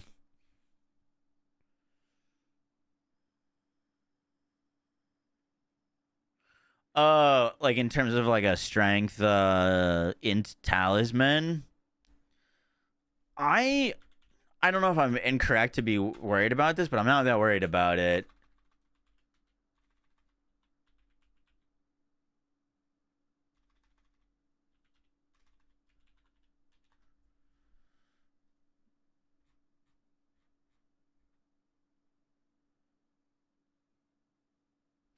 So they showed this on the website. I could be wrong, but like this is literally on the website. This is a requires level 61 talisman, and it only requires 34 strength and 25 int.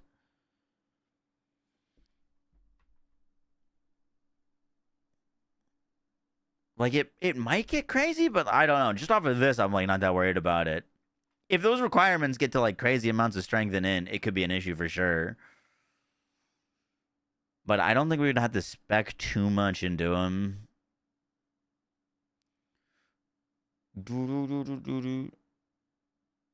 Definitely a possible issue, though. Skill requirements, that's fair.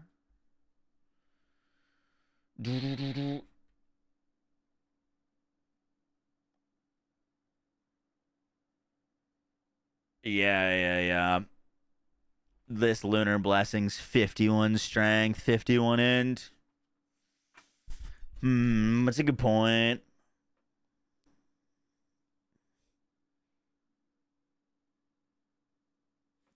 There's not a ton of support for, like, armor here.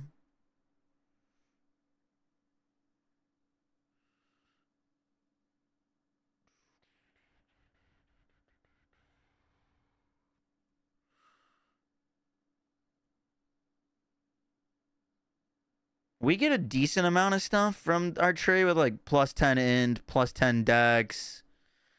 This gives plus 10 int. This gives plus 10 strength. But yeah, that would definitely be tricky to juggle. That would be a little tricky to juggle.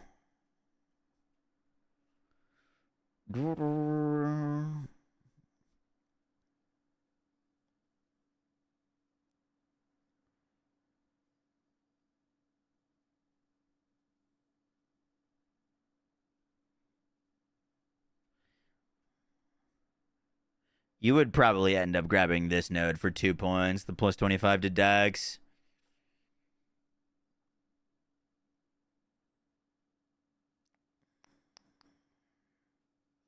Dex breach rings can fix that. Yeah, no. I wouldn't be worried about it late game.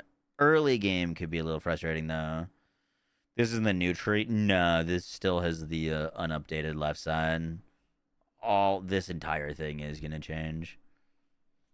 I'd be curious if there's going to be some interesting new armor energy shield defensive nodes, right? Because, like, armor energy shield is just not, like, that's basically a you throw away currently. Like, I don't know any build that goes armor energy shield hybrid. I guess, probably doesn't hurt with how bad armor was at launch.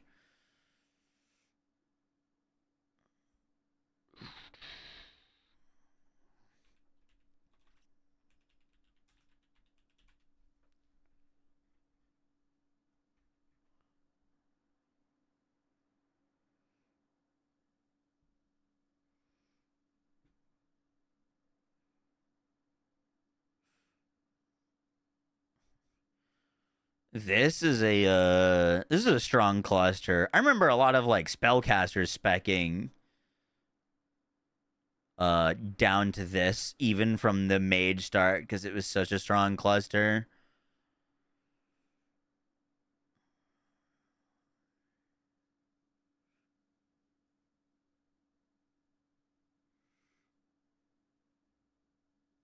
Yeah. That one's very insane.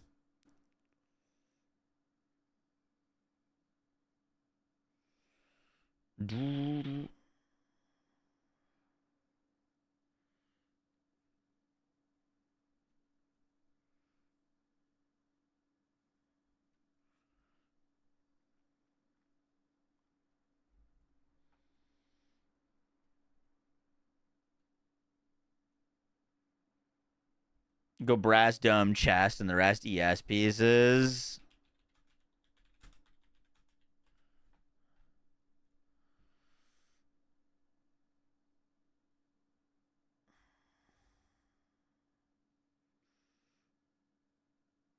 That is a lot of armor.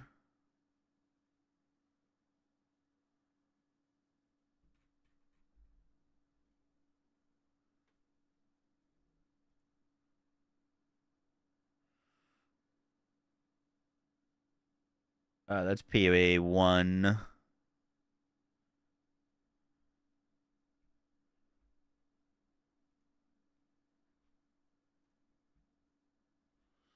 PoE 1, PoE 1.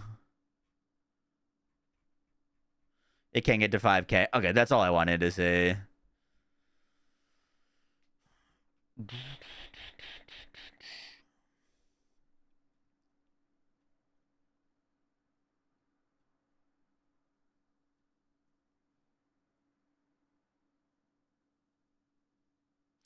The big thing that we're going to need to absolutely make sure of is that we're tanky, because we're going to be playing a melee build. You know what I mean? I'm not playing no squishy melee build.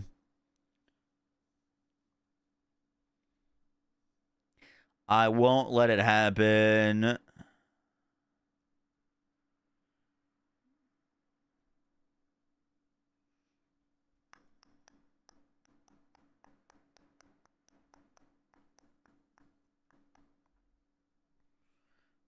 Dun, dun, dun.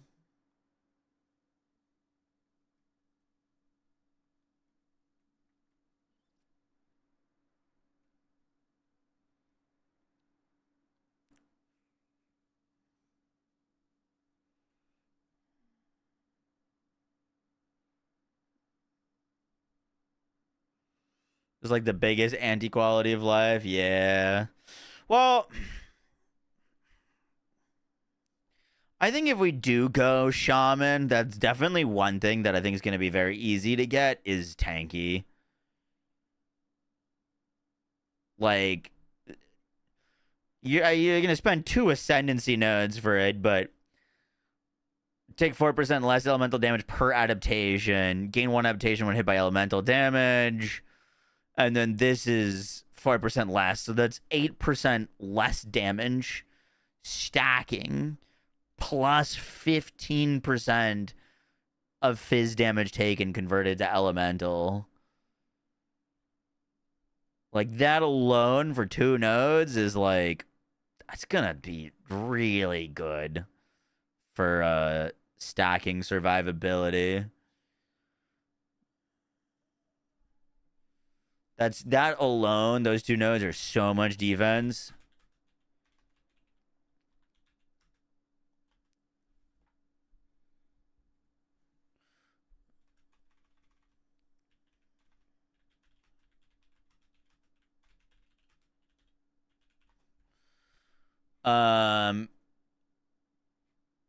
People have been talking about that node with the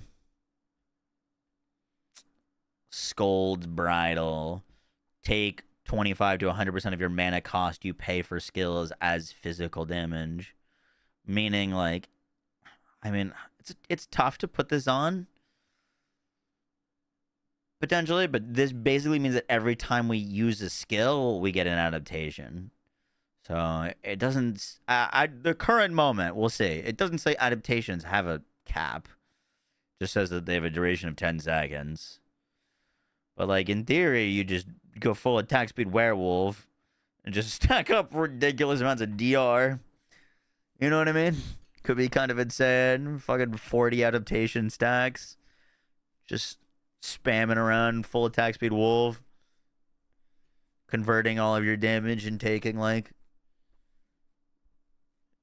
I don't know, 120% less damage.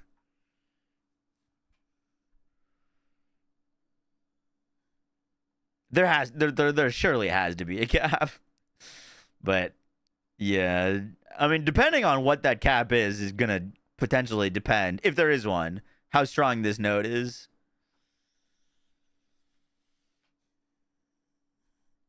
If there's a low cap, it would be potentially not great for 2 ascendancy points.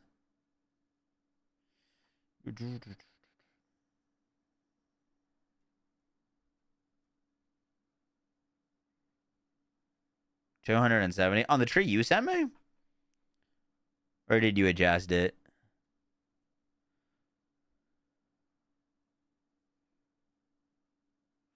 On the molecule.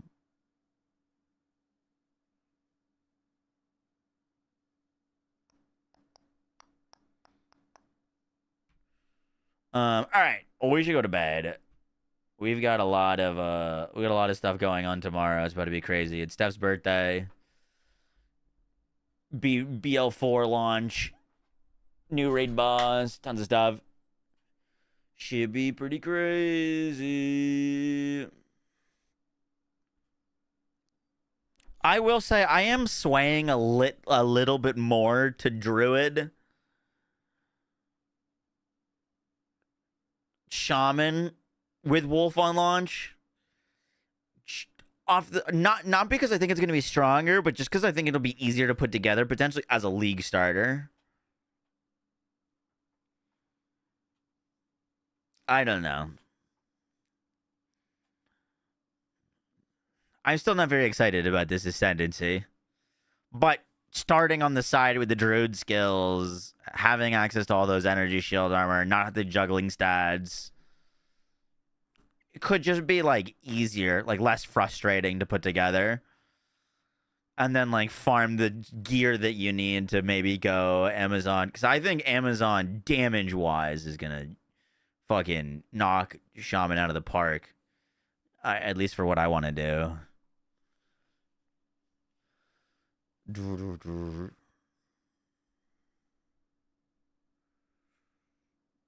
I'll save you Amazon gear. Yeah.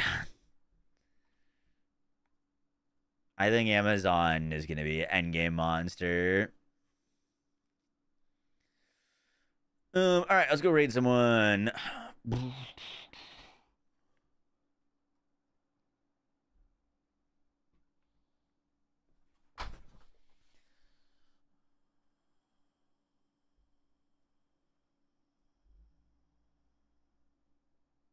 When is the Druid patch? 2 days.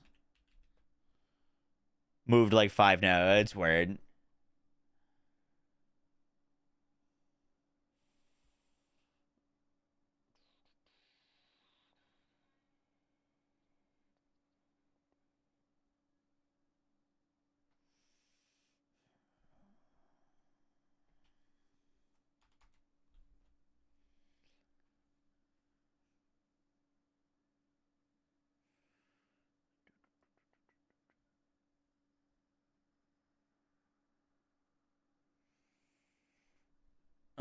We're gonna raid Mr. Connor.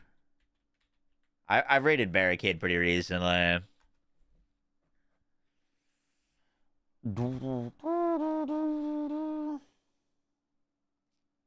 Get in there, get in there. All right, guys, catch you tomorrow. Go show one man left some love.